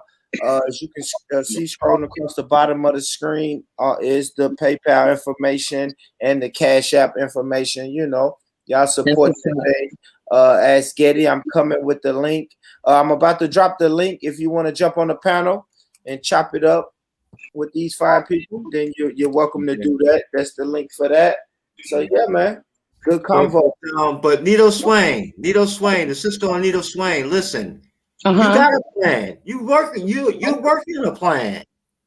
By the efforts that you're making, sounds like to me you're working a plan and you're making changes for the better in your cell, right? Right. So it can be done, right? Change can be done. Right? But I wish I could do it in a broader, you know what I'm saying? Not just here. It takes time, sister. You know that. It does, but I can't even get other Black sisters. Okay, you know what I'm saying? So that's where come on board. But that's where I come in.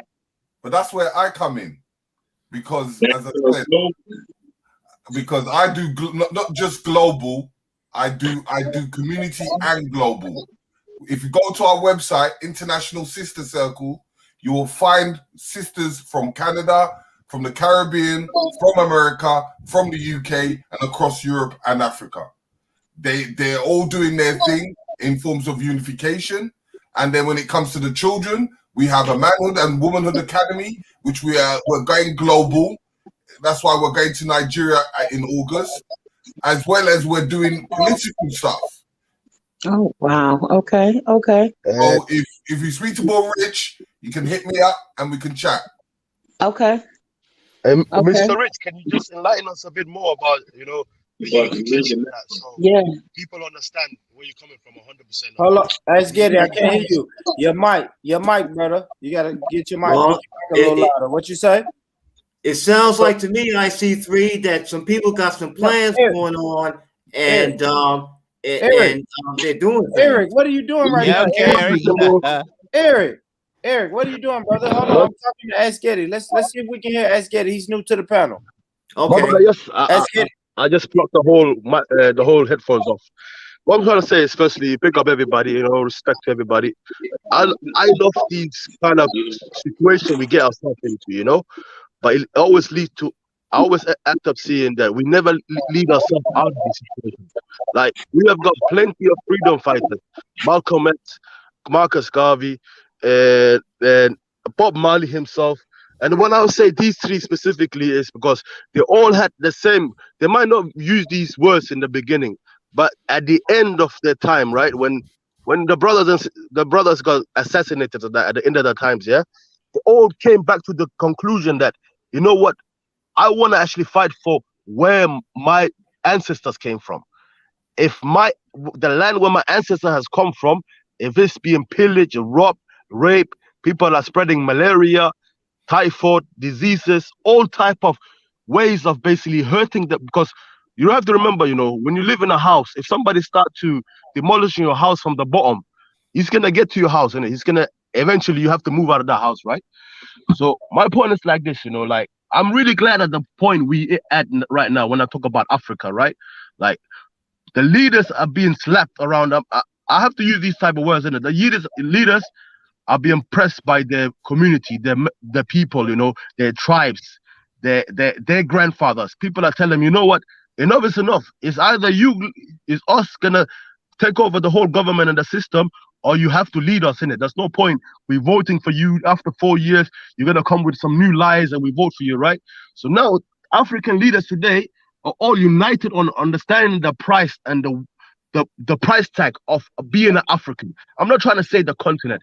What the price tag for you as a black man is, what the price tag is supposed to be.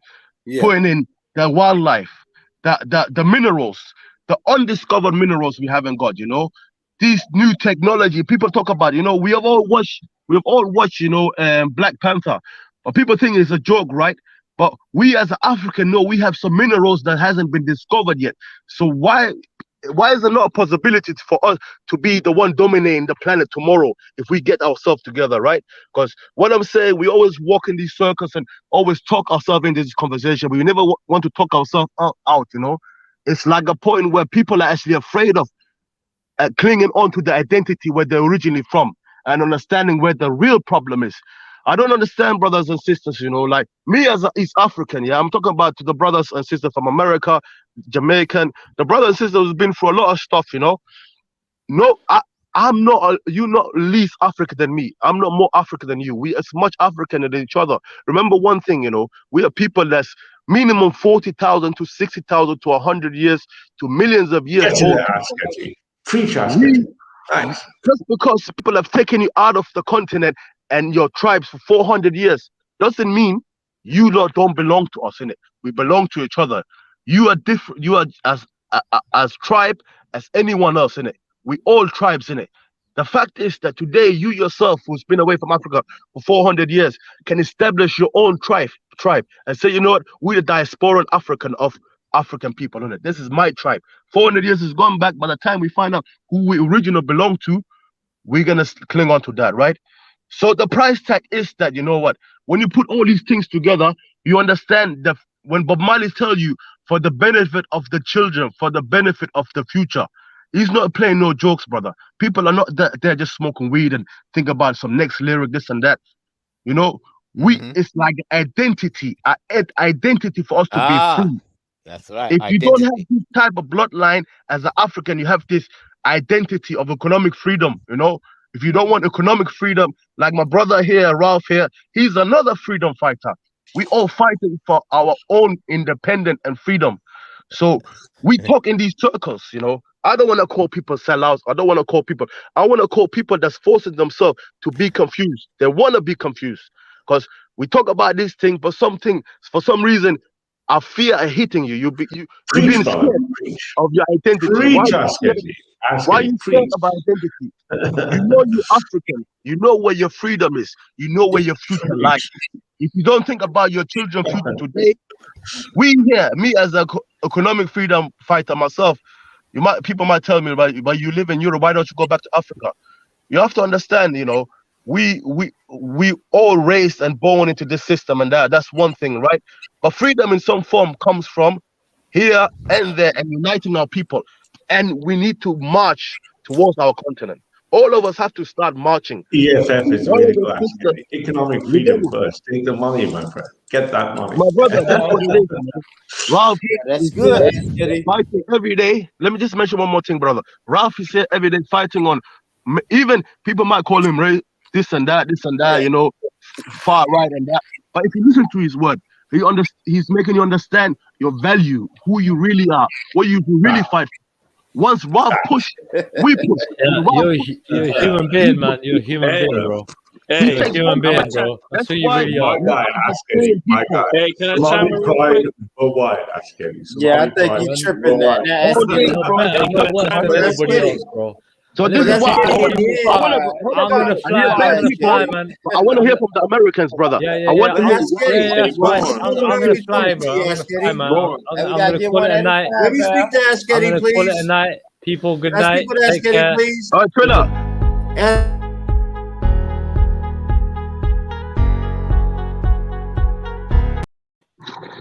All right, I know everybody want to talk to Askeri, but please, family, let's get it one at a one. Hey, Born. I want to speak to the Americans, brother. My point is, why do you feel scared to cling on to your identity, your fight? What your ancestors, Marcus Garvey, Malcolm X, all of these people have said, the only form of unity is separation. We cannot be amongst people that don't like us. All right, that's good. You gotta start from where you live, right? Shit, child. You have to build up people where you live, right? That's where you start, right? Hey, Eric, you're right. It starts up where you live, where you're from, and how you raised. But I always say they took the best jewels first from Africa. It's not the rocks and the gold. It's not the diamonds. We rock 100%. those. We rock those. We rock those before they even knew what they was. 100%, bro. Those. The Jews were us. We But were the question, brother, the question is, we've heard this before. Freedom fighters have lost their lives. We have seen people vanish. We have seen people saying, enough is enough. My diamond, my minerals, my this and that belongs to me and my people. Have they been assassinated, right? But why are we scared? And I'm not talking about me as an African who's born in Africa. You guys as well, in it, right? I have a responsibility in it. I have a responsibility for that reason. But my point is for you, why are you scared? Let me answer that, Askeri. No, because we were the Jews. Hold on. Number one, the reason that most people are scared is because we don't have a military. And we don't have any type of military backing. We don't have an African country that's willing to step up and back Black Americans. We don't have our own military inside of them. Go ahead. You know, brother, that is a lie, right? With our future being planned today, you guys are definitely inside the plan of the future of Africa. And you hear this every day from the Ghanaian leader. You hear this from the brother who just lost his life in Magufuli, the Tanzanian president, right? We don't know. The guy. That's a government. That's a government. Let me just say something. He kicked all the Western company. He put a huge tax price on the minerals of Tanzania, and today the brother is dead. You know, so we have keep seeing this. But bro, the world is not at the point it used to be where people are just gonna come and bomb you for a ton of diamonds and 3 tons of that gold and this and that, coal pan and this and that. The world is not at that point no more. The world is going but the point of the matter is this: if anybody comes to attack you in your country for your sovereignty, you know. That's Did what you a hear? World War III will Did you hold for hear these what people. Born Rich said though? But These it's the people that you thing. mentioned, are government officials. Yes, right? They're high-profile officials, right? Another point that Born Rich made was this. Okay, you can't fight and defend yourself without security, right? Right. That is physical security. You understand where I'm coming from? Ultimately, that's a military force to secure you. You understand? To secure the masses. Right. Okay? But you know That what? is You know What what? he's saying right now, right? Is what I said. Is what I said. They I, back I, I their fully they understand that, back bro. they back But the their might question is, with they back their There might is with no but. go. That's the reality of it. No. bro. Listen. You think like that? Their false world is 1 backed up billion by black the Africans gold. think differently. You know that, innit? So You my Their have to point is false like this: where the you point gonna of the see matter is yourself this. thinking like that? Where you gonna see yourself in 300 years? You gotta start where you live, right? You've got to start to make this change where you live, right? But this is where the problem is, brother. This is where the problem is. Nobody's telling you have to leave your houses, your country, America, if you want to call it your country and that. Nobody's saying like that. But a national pride, a identity as being black, you need to take care of the responsibility. We as diasporan people have got way more responsibility than the brothers and sisters in Africa, right?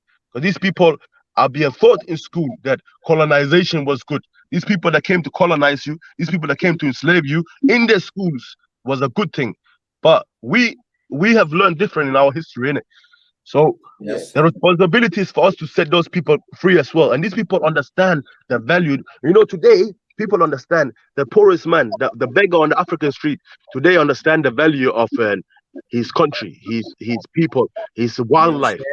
That lion in the safari right You there. understand that. The If you giraffe. listen, if you The people coming from see, you across weren't the here in the mountain. conversation with Nito Swain, okay? His wife was talking about what she was doing where they live, okay? To improve the lives of people where they live. You got to start somewhere, okay? And you usually start small, where you live, okay? And you go on from there. And that's why my icon is a red sky mixed with the bro, forest. we Because both. you know why mine is a red forest? Because my people rooted this bitch. Their blood is that red sky that falls over those trees in my icon. This land is mine. I don't care what no one says. Go back to Africa. I would love to do that. But my ancestors' spirits are here. So I am going nowhere. That's what my icon is Let at. me just tell you something. We might have gone off in the wrong foot. I'm not meaning for you to pack up your bag and go back to Africa as sacrificing yourself for the future of the Africa, right? I'm trying to say is we should all unite under. Nobody should exploit Africa. Nobody should come through the back doors of Africa and give vaccinations to children. Nobody should come to Africa and put a price on diamonds in Belgium. Nobody should give the right for Chinese people, Indian people, other people to be jewelry shops of today. Black people are buying diamond chains. Hold on, let me just say something. Diamond change, and no, you will never see a black jewelry shop. It should be impossible. No, you all unite under understanding what will actually set us free. It's economic freedom for our people of our color family, of our bloodline. But that's why I said, listen, that's why I said. So you need to understand that, bro. That's the money value they putting on them jewels. We are the jewels. When somebody say I'm spitting gems, we're spitting gems right now. Who are we? We're not diamonds. We're not rubies. We're spitting gems. We already our ancestors your ancestors, my ancestors, way before slavery started. We're already wearing that. It was nothing Okay, brother, to us. I'm gonna try to come from another point. There was no monetary value to that. They put the monetary value to it. So the ones who was rocking the stuff that was not monetary, did not have monetary value, were the gems. Bro, I fully understand that. But I want to come from a different point, yeah? The different point of our African brother, you know, a child of Africa, American, if you want to call him American. The brother called Akon, you know. The brother, he can pull out 10 billion pounds today out and invest in a project anywhere in the world. But the guy decided to build the Wakanda city we saw on the Black Panther. 2 of the 4 stages in Senegal. He's looking to build another stage in Uganda as a tourist sector. He's already bought that and mining company in Congo, right? The brother is saying, I'm a black man who's got money. Why should I not be the owner of the mining companies? You get me? The brother he's fixed almost electricity for almost 500 million African people, right? This is just one man, brother, with one identity, right? As an African. That sleeping lion they call Simba. Half of Africa speak one language, they call it Simba Africa, yeah? A lion is actually waking up, you know, see the potential. He don't want to be the laughing stock of the world, being from Senegal, who has the best art on the planet, who produces the best art. The children are drawing the best form of art just with African sand, you know? They put the sand on paper, yeah? And that art, if you bring it to Europe, is worth millions, you know what I mean? So this guy understands the potential of his bloodline. He understands the potential of his people, the Senegalese people, right? And brother, this guy is investing all his time, effort. He's looking to retire in Africa. You get me? And he's telling the world today. He's telling the world, "Fuck you, man." Yeah, and he's high profile. And he's got the money to invest, and he's got the people around him. Okay, yes. Who are movers and shakers that can promote what his cause, what he's doing. Bro, okay, this is the problem with what he's doing. Wait. What he's doing, I got the utmost respect for him. Okay, everybody ain't on that level. You understand? It's not all about being on the level. Let's not pretend everybody's on that level. It's not about being on the level. Nobody's saying you have to be on the level, bro. Today, Africa is developing, right? And it's imagine the root. Trees coming out from the root, right? You need to water it, right? To keep watering. You can build you can come with $10,000 from America and own up to 10 companies. You can set up 10 companies in your name. One of those companies can become $1 billion industry by tomorrow. No, because Africa is going up, is leveling up. Nobody can stop Africa today. We have all signed an agreement to say the whole of Africa are trading under one single market. We're looking to establish one currency. You get me? But we've already opened the borders for the whole of Africa. So basically that means I'm a truck owner, you know, I'm a truck owner. I live in Uganda. But you know what? I'm thinking, you know what? I need to make money in it. How do I make the quickest money?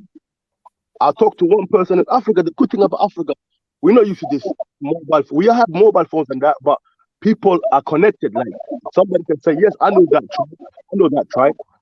Somebody could connect me to some tribe in South Africa. I can drop something in South Africa with my truck.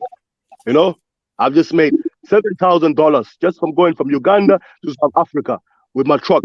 Petrol is paid for. Everything is paid for. If I'm unlucky, I might have to. You're one of my heroes. You're one of my heroes, man. My brother, man, the fight is real, and we're not stopping, bro. We're not stopping. This is just the beginning, innit? No, hold on. I own this truck, right? I bought this truck maybe for what, £20,000, right? I sent it from the UK to Kenya, and I'm telling you, bro, in 1 month you can make up to maybe a little bit less than $2,000. Umar Johnson said one of the best investment in Africa is transport sector, innit? You have to understand this continent has no tax system. They're telling him fuck the tax. Even Akon is building two crypto cities. He's a Muslim and he's saying it's haram to collect tax from people. How can I collect tax when it's against my religion to collect tax from people? You get me? We are not these type of people, bro. It's not about capitalism. It's not about all other shit. It's about, bro, your self-respect. And when you guys start thinking about your self-respect, you need to be honored everywhere, bro.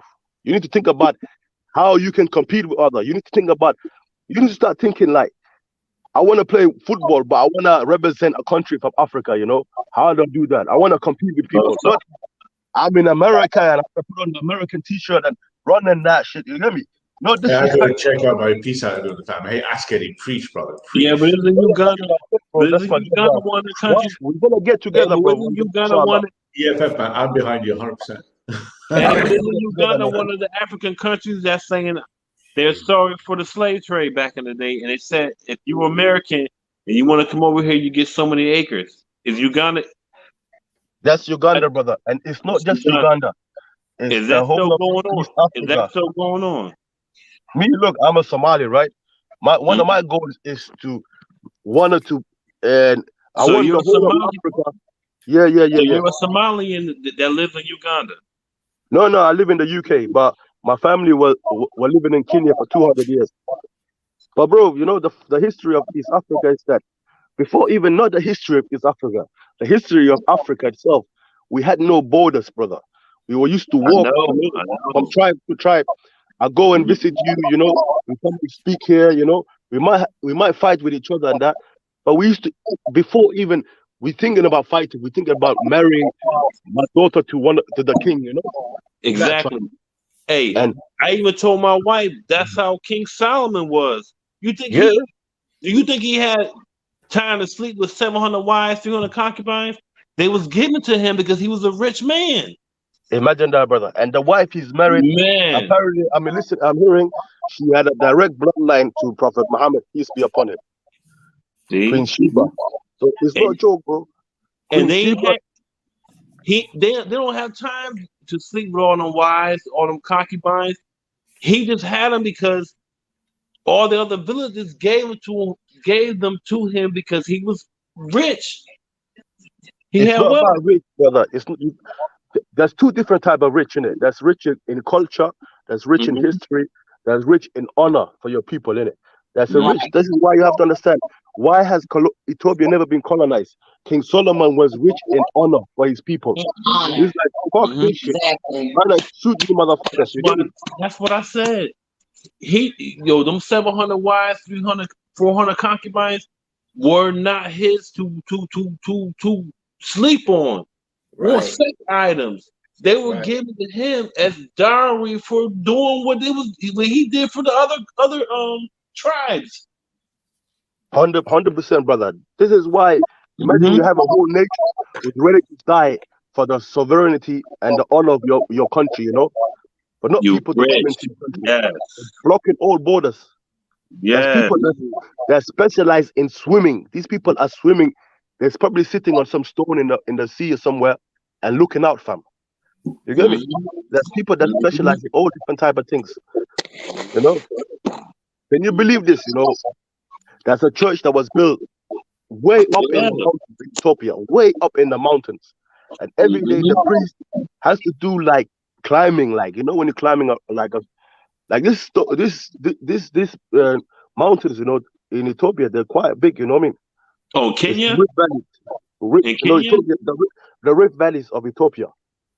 So that's a church, that's a building church that's been there for more than I think 2,000-3,000 years, you know, from the time of Jesus, right? And these Ethiopians, you know, they don't care about dying. Somebody coming there with his baby in his hand, rock climbing, you know, climbing that, you know, they don't care, brother, because these people like Ethiopians and my people, Somalians, is like we always against colonization. We were always against, even when the Chinese people used to come in and like just to see what's going on in Africa. We used to arrest them, we used to put them in jail straight away. But we never used to think, not for our country, we used to think these people are kind of come and exploit the whole continent. No, we had them locked up in the Horn of Africa. There was no entrance from these people, right? But then these people gained power in the west of Africa. You know, this is the problem, bro. You know, that's a lot of African people, you know, where their culture they have sell out to our people. They have signed agreement with the coming into our country. And today they want to be the voice of Africa today. Like, You know what I mean? It's a big problem, right? They want to be celebrities because they're not really politicians. They celebrities. 100%. So this is why I separate myself for Pan-Africanism, all of these things, right? I only stand on the economic freedom of Africa. But I know once we get economic freedom of Africa, it's the day black people will never be disrespected on this planet.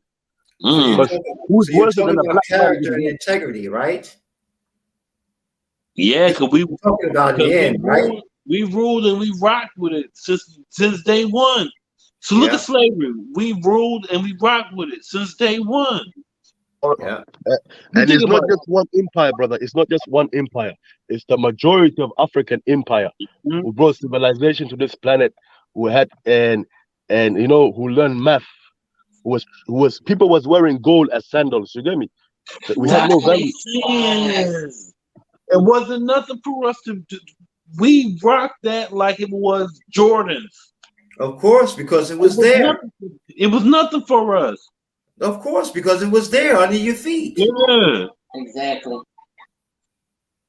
And people say, you know, Europe and that. People say Europe and that, yeah.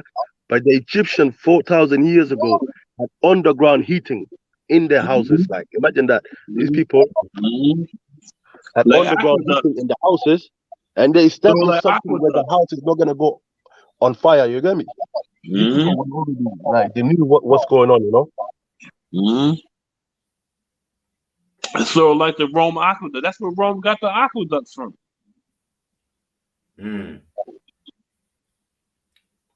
This is where I believe, bro, the only freedom we want and respect for black people is all being united under saying, you know what, enough is enough, innit?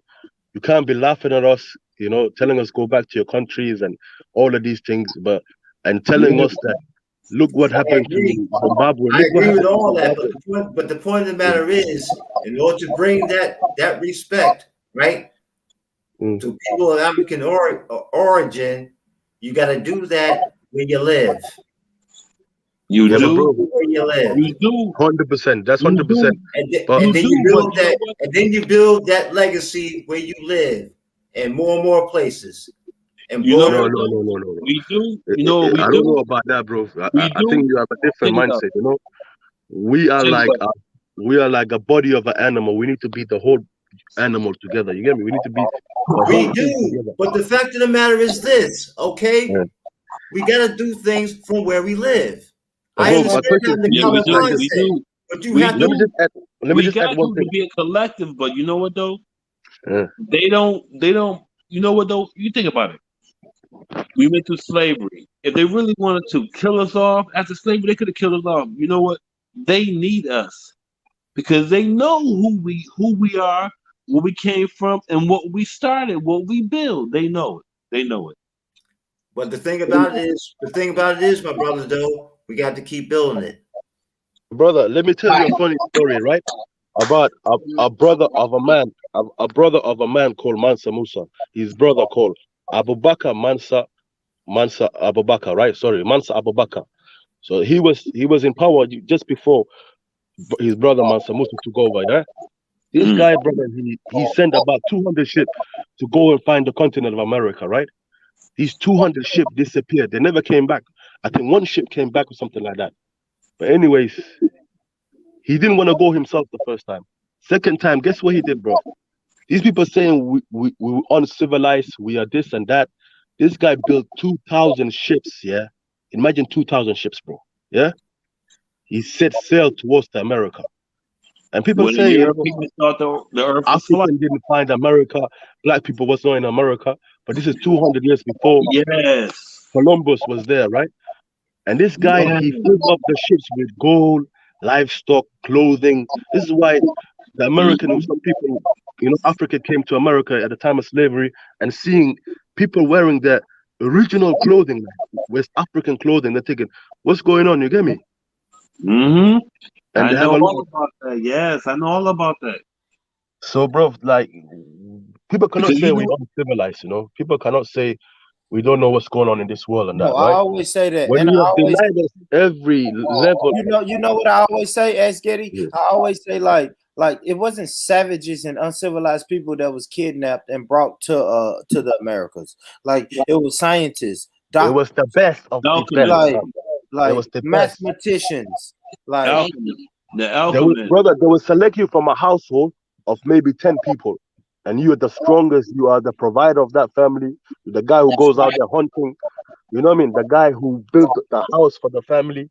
That's the person they're looking to enslave at that time. You know what I mean? So my question is like this, bro, like we know our potential, right? We just need to be united under economic freedom. We can't be watching on TV starving children. You know, the other day, like 3 weeks ago, you all heard it, right? They found a whole mountain of gold in Congo. A whole mountain. This is not like a couple of grams. I heard of it. But brother, if you go to that village or that town or wherever it is, people are still walking around with no shoes. Because guess what? That as soon as American heard this, as soon as European and Chinese, they're gonna go over there. Some normal guy is gonna go there maybe with 500,000, 500,000, and go there and buy all the gold. Go and buy everything off other people. I'm gonna give you $1. I'm gonna give you. Imagine somebody telling you, I'm gonna give you $1 for like 50 grams of gold, bro. Because remember, gold is just like Columbus. No, it's people came home with 10 kilos of gold. They filled up a whole, you know, like bin bags of soil and gold. And these people are telling you, you know what? When you fill that sandbag up, yeah, they said, imagine this, bro. They said up to 60% of that soil, yeah, contain gold. So what are you gonna do about the South Africans, the white South Africans? That's the biggest problem you've got right now. I understand that, but brother, have you not heard about Julius Malema and these brothers there? These people are the real African lion. This lion has been walking from imagine this, bro. There's lion everywhere in Africa. All the lion has been waking up at one time. And these people, brother, this is why Julius Malema, the EFF party, they say EFF is in every African child. It's in your blood, innit? It's just for you to find your identity of who you are, innit? Brother, we cannot be disrespected on the planet. We can't be the biggest, you know, killing ourselves. You know, we selling ourselves when it come out to businesses. You know, we are easy to point at another black man. Yeah, this guy did it and that. We can't be doing that because these people have crushed this thing called respect for the black man, respect your identity, respect where you come from. You get me? Yeah, but you know, the reality is this. You've got people that believe in Biafra, and they will say that the African American is not African. So you know why they say that, brother? This is the reason. I'll be honest with you. I was there for 7 years, right?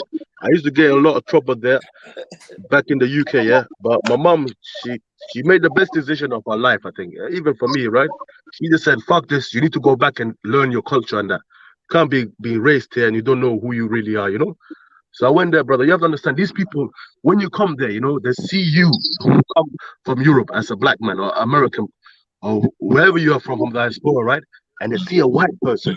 They look at the white man as a god, fam. They're following this guy everywhere. This white person has come there in the name of, you know, Red Cross or whatever it is. He's gone and swindled like billions, imagine a whole billion, you know, from charity, from people. But these children, he made us hold on. Costing the sister's microphone is right? You don't care about the kids. The kids are running around with no clothing. The sister's not on. Nito, hit the mute button, brother. If you ain't speaking, you got some feedback going on. Go ahead. All right, go ahead. Yeah, so these people, brother, they're going around, they put on TV, starving children. They're putting images of us, you know. We could have looked like those people. If I was in Africa, I could have been one of those kids, you know. They're using our image to make you feel sorry and send money. Now they've gone like three blonde girls and one ginger guy and one guy in glasses. They're walking around Africa with rucksacks and that, saying we are charity workers and that. These people are working with a whole organization that's just made $1 billion, you know. They have $1 billion in their bank account. They said they were going to do something for these black people, right? But what did they do? They came there, they built a school worth $50,000. They put up almost like 1,000 kids in there, right? And these kids are running around confused. They're using colonial and education in our schools. They're telling you basically, we brought you civilization. You know, you should be grateful for what we did for you. And how is this kid? So this kid grows up tomorrow. He's gonna see a black man from America. He's thinking, these people thinking we African think we taking money out. They don't know what bank account is or ATM. They think we taking money out of the wall. They're like, fuck you guys, man. You take money out of your wall. You get me? They don't know, bruv, the struggle we're going through in Europe and that, right? So this is the level, fam. These people, like, they come there and white man has got to these people, and us, the black man, is like, we just like one of them. They might attack us anytime, fam. So the black hate, fam, the black hate is because of the economic, innit? And like, none of us, all of us are some form of educated, you know? You don't need to be going to school for 4 or 5 years to understand how to set up a business, right? Like I told you, bro, you can set up from a $10,000, you can set up 10 different businesses in Africa. You know? Hey, you know why? And you know another reason why they want them precious minerals? Because everything that deals with electronics, the same thing that we had back in the day that we was rocking, that we taught the alchemy, the technology, the electric. Look, every computer technology thing has gold in it, has some diamond in it, has some precious jewel in it. That's what it's so expensive. If I told you all of these things are coming to an end, yeah, and I told you by the next 2 years, these people's contracts are running out, right? Nobody is signing new contracts with these people. Nobody is signing a contract with Microsoft, Dell, and these companies. Maybe in Congo, we have to understand. Congo is the heart of Africa, and if I told you Africa is gonna be the richest continent, we're already the richest continent when it comes to minerals. But it's gonna be the richest continent by the next 50 years. Isn't it for some, ain't you supposed to start somewhere? Think, you know what? I'm a black man, bro. I wanna grab a piece of that cake. You get me? My ancestors have been brought here. No disrespect, my brother, you know. Me as an African, your ancestors has been through worse. But it's even hard to tell, bro. Like colonization was a fucked up thing too, bro. This colonization, bro. Like I see these motherfuckers coming to Somalia. You can't even look at the white man in the eye, fam. The You getting punished, fam. Police station and that. You need to. They're gonna tell you bend your knees down and that, and hold your hands over your head for 2 hours, fam. Imagine that type of punishment. You get me? It's like is that a gemstone? Destroy us from the inside. Is that a gemstone on the screen? Yeah, that is red. It's big. Watch this, my brother. Watch this, you know. So that in that container, that gemstone was headed to China from Africa. That's what I'm saying, my brother. Look at that.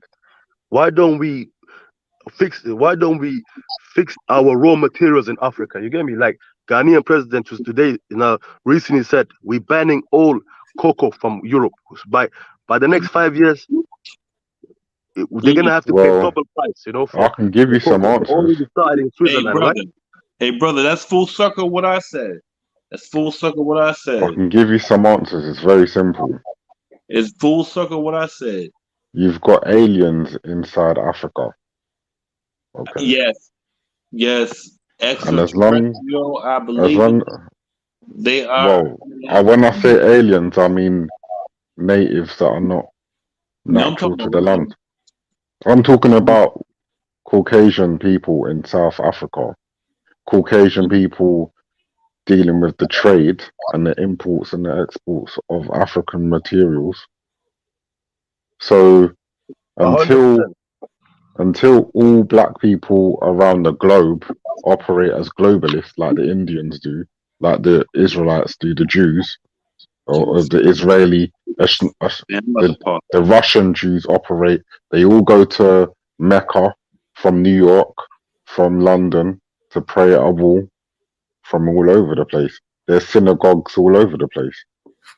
And going back to IC3's point, the solution has to be based in a centralized fashion.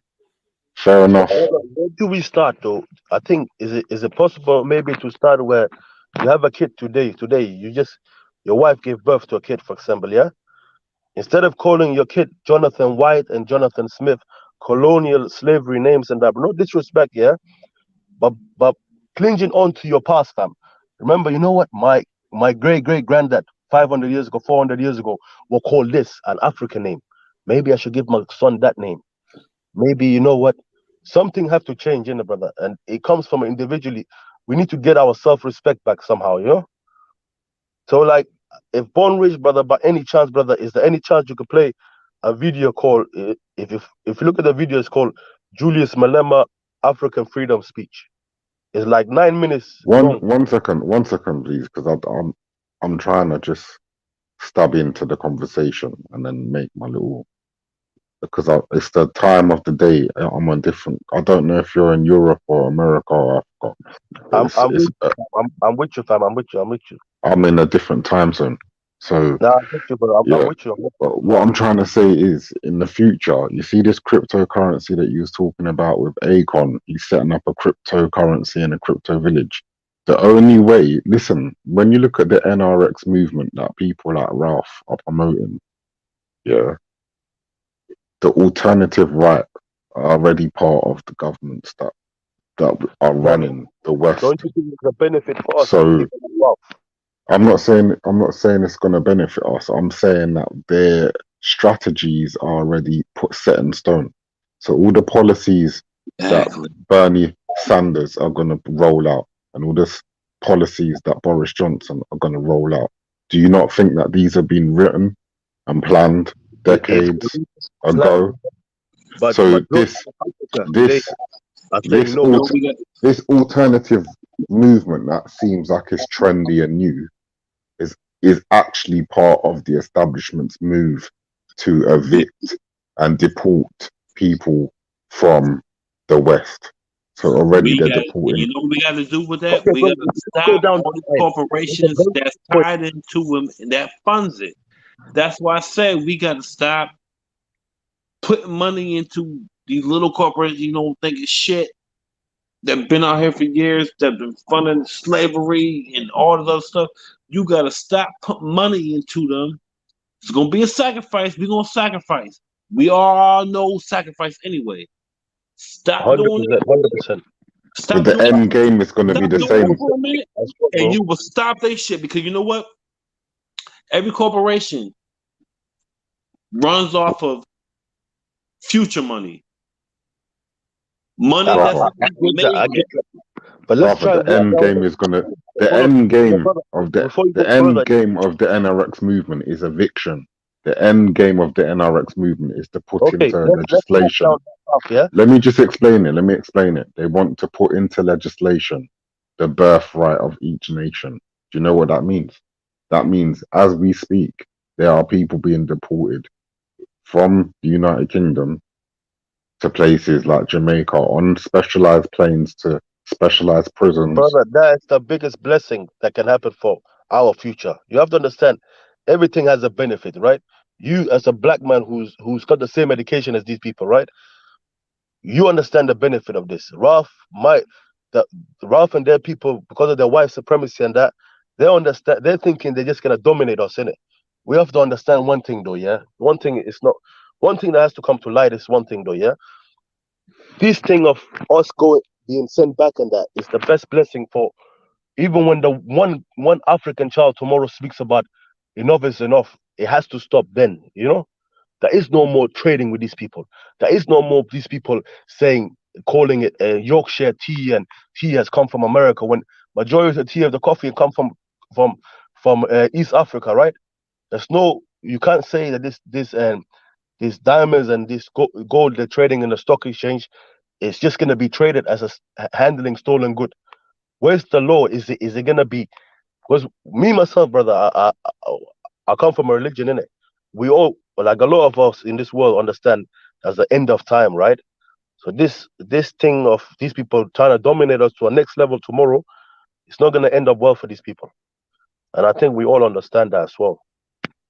But I've got a solution which is very straightforward. This is the straightforward solution, because you can definitely see there are people that will never want to return to Africa, and the war is started in the westernized states that we're living in. They are already getting ready to reject the people that want to claim their American status or want to claim So their European they're gonna status. go into a civil war. Is that what it's gonna So cost? this is within maybe at the end of your lifetime, the end of my lifetime, we will see this into fruition. But if Africa doesn't have its military in place, because of course Africa is going to be financially improving in the future, but military-wise, Barack Obama has built several army bases across Ghana, Nigeria. It's all in the newspapers. The information's out there. They do it in plain sight.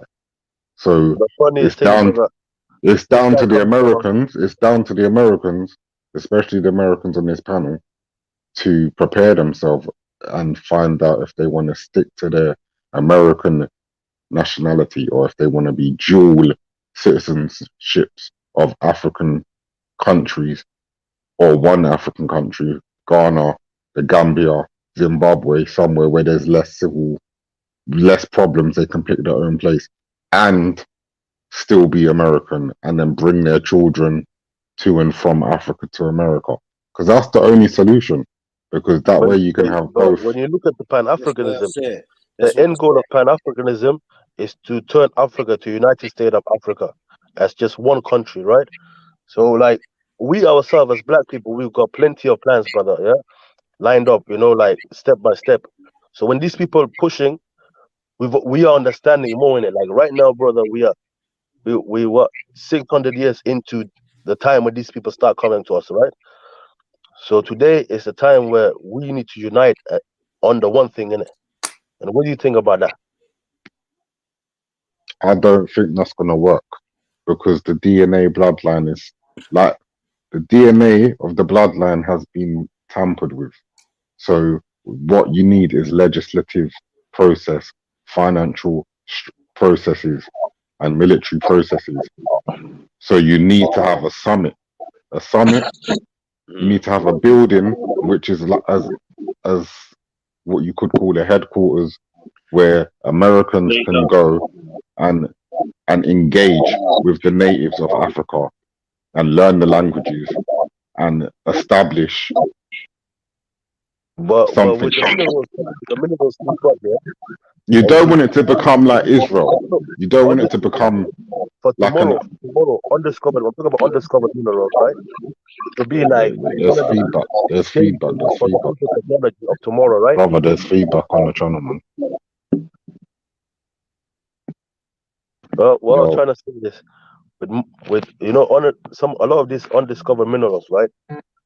It might lead into the future technology, to change the whole world basically, and it could even be benefit for us for when it comes to military power and that. Because like they say, nuclear power submarine up to what 1 year? No, something like 30 years or 50 years, right? And this uranium don't come from any European country, right? So these people have took the item, looked at it, made plans, and understand what actually this can do, right? When we take something out of the ground tomorrow, like something we've never seen, nobody on this planet has ever could predict even what it could be, right? Where do we stand? Like, what should we do? Because This is why. our This brothers is why. If you've got if you go to a nightclub, for example, yeah, and you bring home a woman to your house, yeah, and she starts telling you that this is her house, but the first thing you're gonna say is get the fuck out, and you're gonna close the door and lock her out, yeah. Not the white woman. The woman represents Europe and America. And right now, Africa has got the woman in his house, sleeping in Africa's bed and telling Africa, this is my yard. And until that woman gets out of Africa's bed and out of Africa's yard, and Africa locks the door securely, which is the military, yeah, you cannot be talking online on YouTube because YouTube is a Jewish platform. You cannot be banking with the Bank of England and the Bank of America because they're not African banks. So you need to wise up and you need to start taking affirmative action. And you need to go and the African Americans need to engage with Africans and get to a point where together they remove Belgium out of the Congo, remove France, Germany, get all the artifacts back from the museum in Berlin back to Africa, build museums in Africa, but they have to do this. What is the Egyptian doing, brother, right now? We've just watched the Egyptian now transported all the mummies and that into They're the not National really Africans. Egypt They're Museum. not real Africans. They're not real Africans. They're mixed race people. But why are they proud to do that though? Even if the They're mixed race not the bloodline of that real country. So you telling They us are. you're not proud people They're the being white people that came in and pillaged and raped. They're the offspring. They're I fully what understand the. that, brother. Let's not go into that too much. I'm talking about But the it's the proudness truth. of their people. The whole nation is united under, being proud for their country. Even if If they there don't wasn't even want it. if there wasn't a revolution in Haiti and Jamaica, that's what the Caribbean would have ended up looking like, Egypt. I'll be honest, brother. When I think the real revolution will come from Caribbean people, innit? Because they're like more like the real line of Africa, fam. You get me? They're on this thing, But my point is like this: we, as African, we proud people, bro. And like the things we talk about on YouTube, are gonna almost 1 billion people in Africa will understand this, But like the point I was trying to say, like when a white person goes to Africa, black people are seeing them as a god, And you as a black man who's trying to preach your freedom, struggle to these people and that they have a less understanding with you. Why is that happening though? That's happening because there's no communication, black on black communication. And this is why, if Oprah Winfrey can go to South Africa and build a school for girls, why can't Pan-Africanists, Garveyites, 5%ers, why can they not come together and establish a building somewhere in Gambia, wherever, Nigeria, Ghana, where it's almost like a diplomatic ministry, where the elders and the chiefs and the tribal leaders meet up with the new people and establish a friendly ground where African Americans, Caribbeans, European blacks can come in respectfully and also have ownership and citizenship without any need for civil war or beef or argument, because Africa is a tribal, it's a continent with many different languages and parts So, of it. bro, if we look into the different generation of African people, right? So, our uncle here, IC3, I don't want to mention his age and that, it don't matter, right? But his age group and that have a different, I think that their mindset has been fucked up by the colonialism and that. So it's hard for them to even stand with us. But when you look at mine and your generation, we all in for this thing, fam. And this is where it starts, innit? So think about the generation after us. They're gonna be on it even more. It's going to be civil war. People just up sticks and leave America because America's going through another civil war, and then they just come like Bob Marley sang Exodus. If you get millions of African Americans just turning up to Africa one day without the groundwork, it's not going to be a good look. Hey, this young generation, man, I say between 25 down, they lost, man. This generation, man, they lost, man. They don't know what the hell they're doing. It's crazy, man, but it's true. After this African American generation, man, they lost.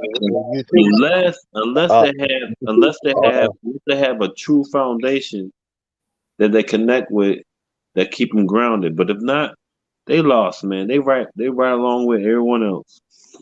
So, bro, but there's a lot of Malcolm X out in this generation now. There's a lot of Marcus Garvey who's spreading those speeches of those people, right? Why can't we unite under that, brother? A lot of them are 25 and up. Is the millennials, Generation X, in my age category over here in the United States, we've been through the shit. Because me growing up, I seen and knew of civil rights. The generation under me, they probably did. But the two generations under those, They don't know. They don't know the first thing about that. They talking about Fortnite and rap videos, Instagram, and they on the gram. That's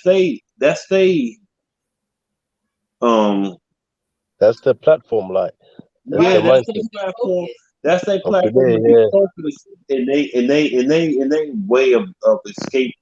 Mine was, I remember my pops. He used to have these books, right? They were like encyclopedia, and they were made by the little portfolio little magazine that we call Ebony, and Ebony had a whole portfolio of the civil rights.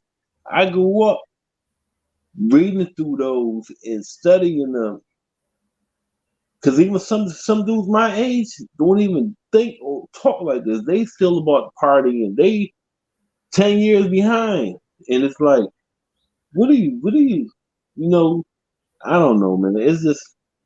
But that's but I'm something not that has to be taught. That's if something that you has to know be taught in your family. Yeah. You understand what I'm saying? Mm-hmm. That's what I'm trying to say. If you today went into the Super Bowl, for example, and start doing a Pan African speech, and that was 90% of the people was black people, for example, I don't think that's gonna be possible. But still, if it was 90%, don't you think those 90% of those people, majority of them, are gonna understand what you're saying, brother? No, No, they're not. No, they're not. 90% They of weren't taught that. yeah, 90% of them over here be like, what the fuck you talking about? That is the big problem as well. But in Europe, that's the major problem. If you wanted to make a statement, say you was on Super Bowl and you paid $20 million to get, how much $20 million can get you on the Super Bowl? About 2 minutes of airtime, and you want to spit some real shit, you wasted $20 million. Yep. You have to be taught. That has to be taught from infancy, from the parents to the children. Mm-hmm. That information has to be transmitted, and then you have to teach them what that information is about. What's the purpose of learning that information? That's right. And how it But the applies institution of America does not allow for black pride. No, they don't. That's the sad part. That's the sad part. And that's what we were within saying the earlier. institution. Within the institution, there are families. Okay, families have to teach that integrity. Okay, you don't rely on institutions to teach that. You rely on the institution of family. That's right. Because in my books, when I was growing up, there was a paragraph from Martin Luther King, no Malcolm X, a sliver, probably 2 sentences full of Harriet Tubman, and then we're right back to the other bullshit. Yeah, you might have learned a little bit about Rosa Parks. There was no Marcus Garvey. There was no one else. You know That's why? because they don't want you to get your 40 acres and a mule. You're being taught Greek history, Roman history. Okay, yes. That's why. World history. That's why they don't want to pay you your reparations. That's why. If they teach you the truth, then they're going to ask for the money that they owe you. That's why I'm so fluent on early history of United States, of United States and Europe. I know every man. I could write a book about. My wife would be telling me, "Shut the fuck up! What are you talking about?" And they're going to dilute the ADOS group because you're a Golden Child, brother. Let me ask you a question. Yeah, you were mentioning earlier about the future plan for the white nations, right? Looking to deport people and this and that. But where do you, with Ralph and these type of people, right? You think they're taking the piss? They wanna they're chilling with the black people now, and they're trying to unite with us. In which way are they trying to use us? They're not uniting. When the NRX movement is about Christianity and it's about aristocracies, building aristocracies. So the way the royal families started in Europe was based on serfdom. So you had white slaves land. You had lords that overlooked, like Robin Hood. I'm sure you've seen the film Robin Hood. Friar Tuck. You had the church being the controllers of religion. The priests read the Bibles. The parish members never read. They didn't read or write, so everything the priests read to them was the word of God. Take it out of line.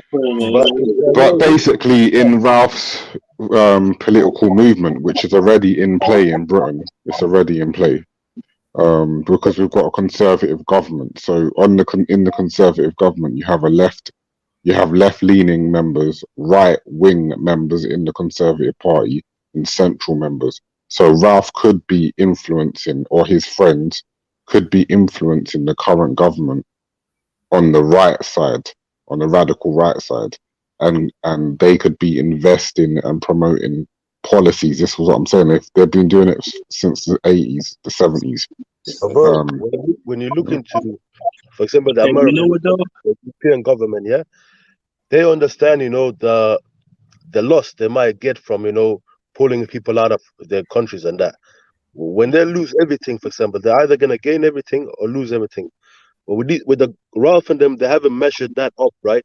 Because African can unite anytime from today, Things could change. I don't believe Ralph's got to get out of jail card. Ralph is part of the Indian monarchy.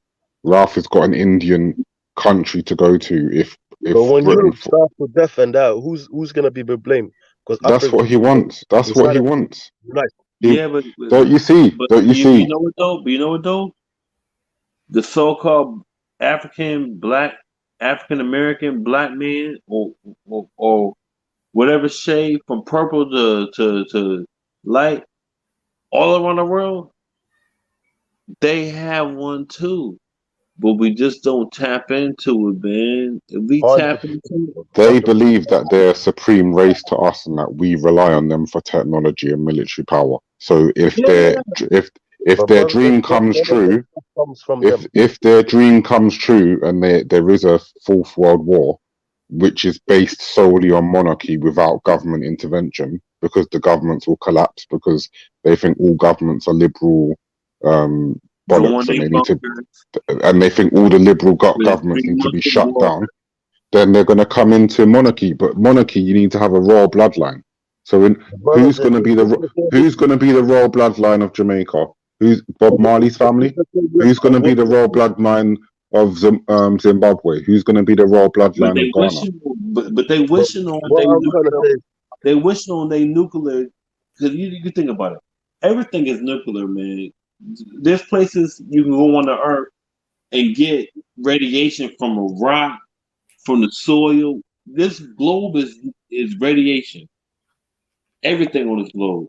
Yeah, I don't think nobody when you pull it, is able to push nuclear right now. It's unnatural. But when you pull it unnatural, it's different because the north and the south, the poles, is nuclear.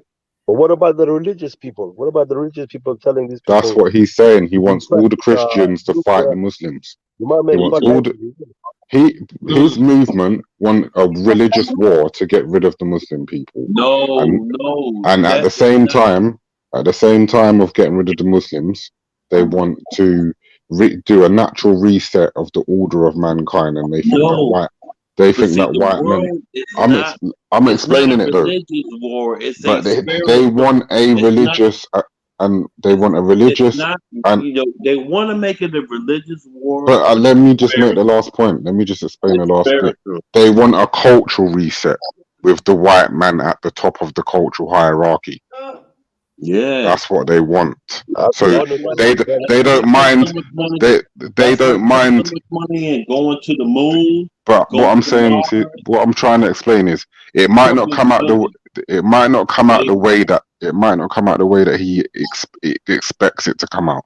But trust me, there are people in Congress and there are people in the UN and in the British government that understand this new political movement and are starting to appease these people.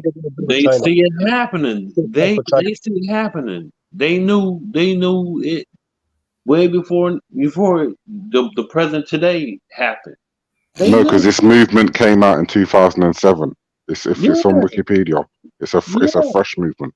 It's an extreme version of Conservative Party beliefs.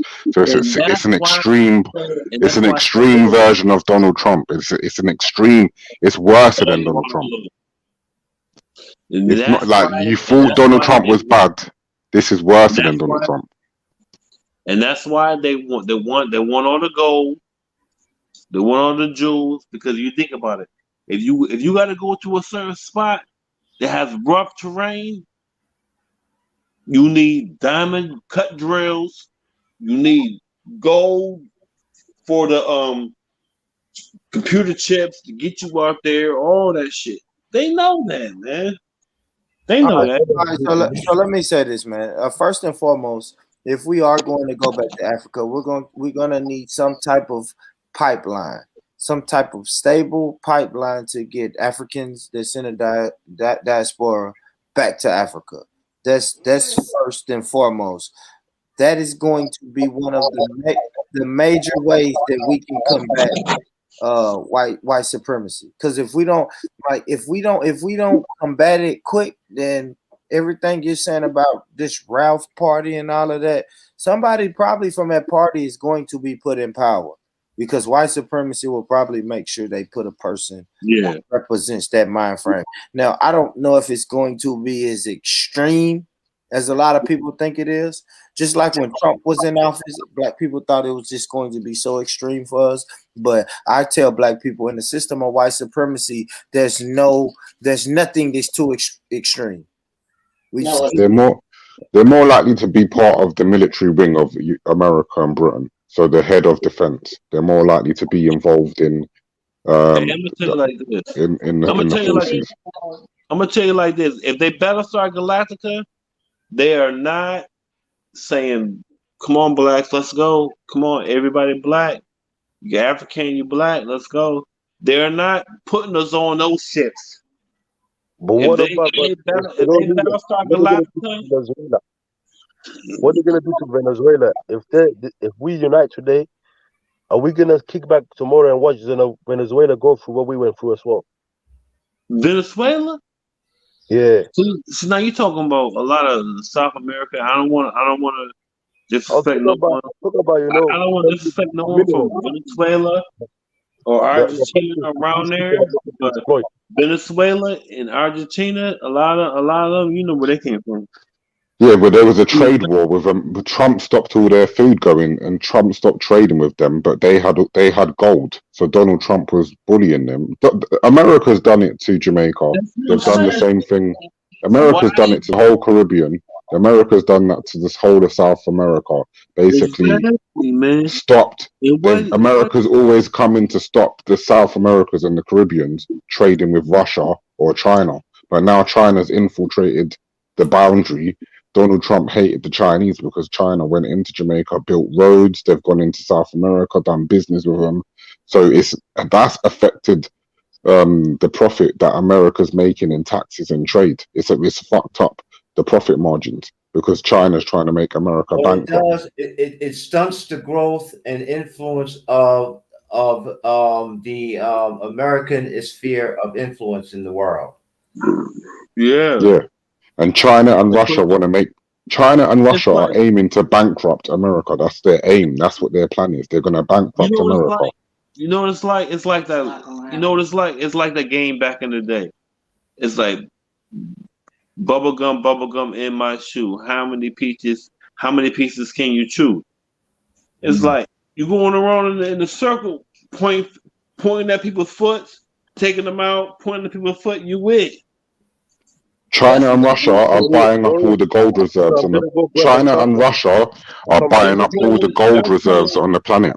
So basically, America's had the gold reserves when Reagan was in power, but with this cryptocurrency, everyone that's investing this year or early, they're gonna make loads of money within the next 5 to 10 years. This is why it's imperative that people that are pro-black and on this like back to Africa or consciousness level need to start looking. They need to look at getting into cryptocurrency and just saving a bit of money. They're not gonna make it that easy for us. No, they're not. No, it's happening. It's happening because it went up to £41,000 this year from £14,000 already. So if you had £100, if you had $100 or $1,000, especially from the helicopter cash in crypto money, yeah, and you hold on to that and you don't spend it, in about 5 to 10 years, you'll have 100 times your worth that you put in. But they don't tell black people these things because they don't want us to know this stuff. You know what I'm No, you saying? know what it is. You know what it is. It's like your money is backed by Fort Knox. Your money is backed by this. That money is backed by a wish. Is there? But I It's can. it's decentralized. It's decentralized. So the Grab the problem edge of that rug and the pull it prob underneath. the problem with the problem with the dollar and the pound is the dollar and the pound is leveraged against gold bars. Gold bars that they stole from Africa. That's what I'm Okay? saying. But with cryptocurrency, it's not leveraged on that. It's leveraged. It's a secret password code on your wallet that is leveraged on the value of the crypto. The value of the crypto is destined to What go is up that time. back? What is that back with? What's That is backed. That is backed on a secure chain that's decentralized from the Federal Reserve Bank, from the Banking of England, and it's a coded secure network. So it's how people send money to Born Rich. When you send money to Born Rich on YouTube, you're using a secure payment. So basically, no one can intercept your payment. From Britain, from America, you send them £5, $5, it gets straight into his account. So it's the same process. If all that falls underneath, like the American stock market fell, It can't fall many because times. it's the same way that if Man, you was come playing. on, man. It's the same way that if you was playing. Let me explain. American If you play a government computer bailed out game, the banks. America's government bailed out automotive. America's money bailed out. They broke. no. We are Cryptocurrency dependent. isn't based. You know what? Cryptocurrency isn't based in America, my friend. Chinese merchandise. Okay, let me explain it to you. Yeah. You see, when you play a computer game and you've got credit on your phone or your mobile, yeah, and you purchase things within the computer game, and it knows exactly how much money to take from your balance, from your Apple Play Store balance or whatever balance you've got. You download a song, it knows how much you've spent on that song. It gives you the money. It keeps money in your account on your mobile when you download a single or when you use Amazon. So it's all secure banking. It's not. No one can run away with it. The worst that could happen is if you don't check. It's secure banking, but it's backed by the dollar bill is backed by the gold. You understand what I'm saying? It's secure, but my dollar is still backed by something. But your country doesn't. Your country doesn't have the gold bars in the bank right now. So the fiat currency is not. You can't earn interest on your savings because the banking system is pulling. The fact of the matter is, back in the 1970s, the U.S. currency detached from gold. Therefore, it was no longer backed by gold. That's why the U.S. currency floats. It goes up and down. By being a consumer, and we're gonna give you all our trades. We're gonna take all our trades, all our factories, and give them to you, and we're gonna be the consumers. Exactly what I said. If you put $1 a day into your cryptocurrency wallet, $1 a day, that's $30 a month. In 5 to 10 years, in 5 to 10 years time, you will be rich. And you know what? It's almost remember. Can I just sorry, bro. Remember when email first came out? Remember when America Online first came out, and it was dial-up connection, and it used to go do do do do. Now we've got 5G. So what I'm trying to explain to you is if you invest, you know what that is right there. You know what it is right now. Monitor time. That's a new social security number. Everything that you got to do on this internet deals with your email. I don't give a damn if you make 10 of them shit. They're all connected. That's your new who you are, serial number. Well, I'm not If selling you you. don't think so, try to erase it. I'm not selling. I'm not a salesman. And you won't be able to. Hear what? I'm not a salesman. Yeah, I'm not trying to force anyone to do something they're not comfortable with. I would strongly advise you to look No, I'm into just it. trying to understand. First of all, back up a little bit. Somebody was saying about the U.S. dollars not backed by anything. It's not. No, it's a fiat Educate us, currency. sister. Y'all lost me right there. Back up a little bit. Ronald Reagan. What I'm saying is this, okay? Back in the 1970s, okay, the U.S. dollar was detached from gold. Gold was what backed up the value of the U.S. dollar. That's not the case anymore. That's why U.S. currency is called a fiat currency. Okay, the currency floats depending upon trade that we do with other countries.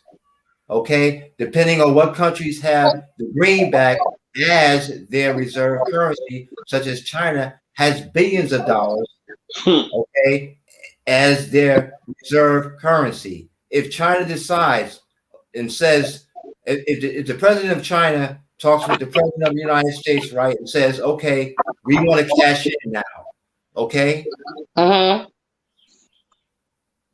it will cause the U.S. economy to collapse, because that would mean that would mean that the U.S. would have to, okay, pay up. In other words, in other words, that reserve currency, if they decide to change it all into yuan, right? That's the currency. That's the official currency of China. Okay, they said, okay, what we want to do now, we don't want this. We don't want this U.S. currency, right? We want to exchange it over for yuan, but you got to pay us this money because we have U.S. dollars, billions of U.S. dollars as our reserve currency. We want to cash in. Okay. In other words, U.S. dollars, U.S. reserve currency in China is an IOU from the U.S. government to the Chinese government. Nito, you gotta mute. Y'all gotta mute when you ain't speaking. It's a lot of feedback coming out. Yeah, thanks.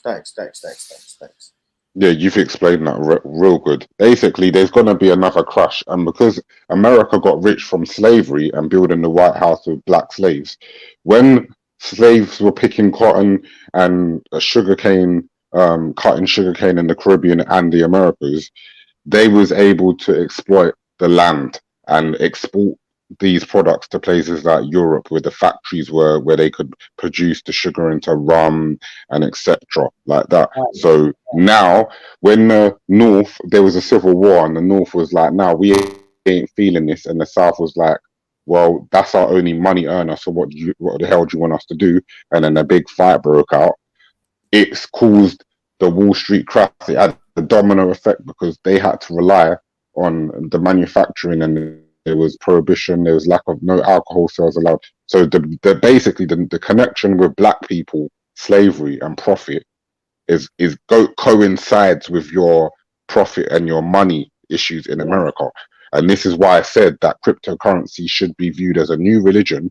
And if you go onto the Russian TV website and you look up a guy called Max Kaiser and his wife Stacy, they will be able to explain to you with interviews with people from America and good comical break it down in a user friendly way to understand that black people and Latin American people rarely need to be trying to put at least £1 or whatever you can afford, 5% of whatever you've got, 10%, even if it's 2% of whatever you can afford. So don't get if you can afford KFC on a Friday, I would suggest don't buy the KFC on Friday. Don't buy the McDonald's. Put that on your crypto account. It's easy to set up. It's easy to find out how to do this. And then spend the rest of the money as normal as you would. Whatever it is you buy that you don't need, whether it's crisps, sweets, cigarettes, take $1 if you can, $1 a week. Because in 5 years, there's going to be a crash in Britain and America. because they're not profiting from slavery, and it's illegal for them to have black slaves, and they can't do it in this modern times. They can't exploit the black race because it's all on camera now. So they're going to have to crash their economies in a clever way, whether it's making up viruses, or not saying COVID's made up, but if it's like national emergencies, terrorist attacks, they're going to have to get really clever in how they break down their economies and find people to blame and evict people out of the country and turn it into a witch hunt. So before the economy crashes, if you have cryptocurrency, you will have an access to income where you can leave your country and spend money with using your mobile phone anywhere around the world to have freedom of movement. And if you need to leave Germany, like some of the Jews left Germany when Hitler was in power and went to New York to start a new life, cryptocurrency will allow you to do something like that. But if you have financial problems in America and you have a crash, your bank account can be frozen. They can readjust your balance, and you'll be fucked, because if you had $30,000 in your account, they can turn around the next week and tell you, sorry, it's worth $10,000. And if you had that in cryptocurrency, you would be not a millionaire, but you'd be able to buy a car, or definitely able to put a deposit down on a house, or more, depending on how much you put in. Yeah. In other words, when the U.S. economy does, if the U.S. economy does crash, there will be no such things as runs on the bank. The U.S. government's not going to allow for that. So you lose. The average rank and file person who has a bank account and has cash in that bank account loses.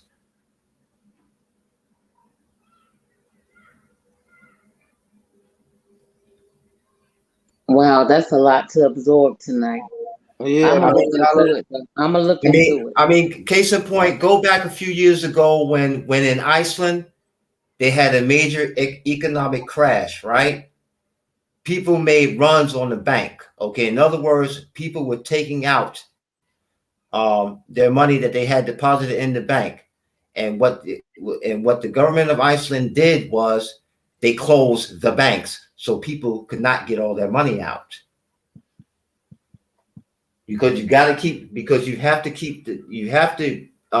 keep a certain amount of money flowing for investments and things like that in order to keep cash flow going, so you can keep your economy going. Especially in the case of an economic crash. What the governments in America and Britain want to do is they want to compete with Bitcoin. You've got two types.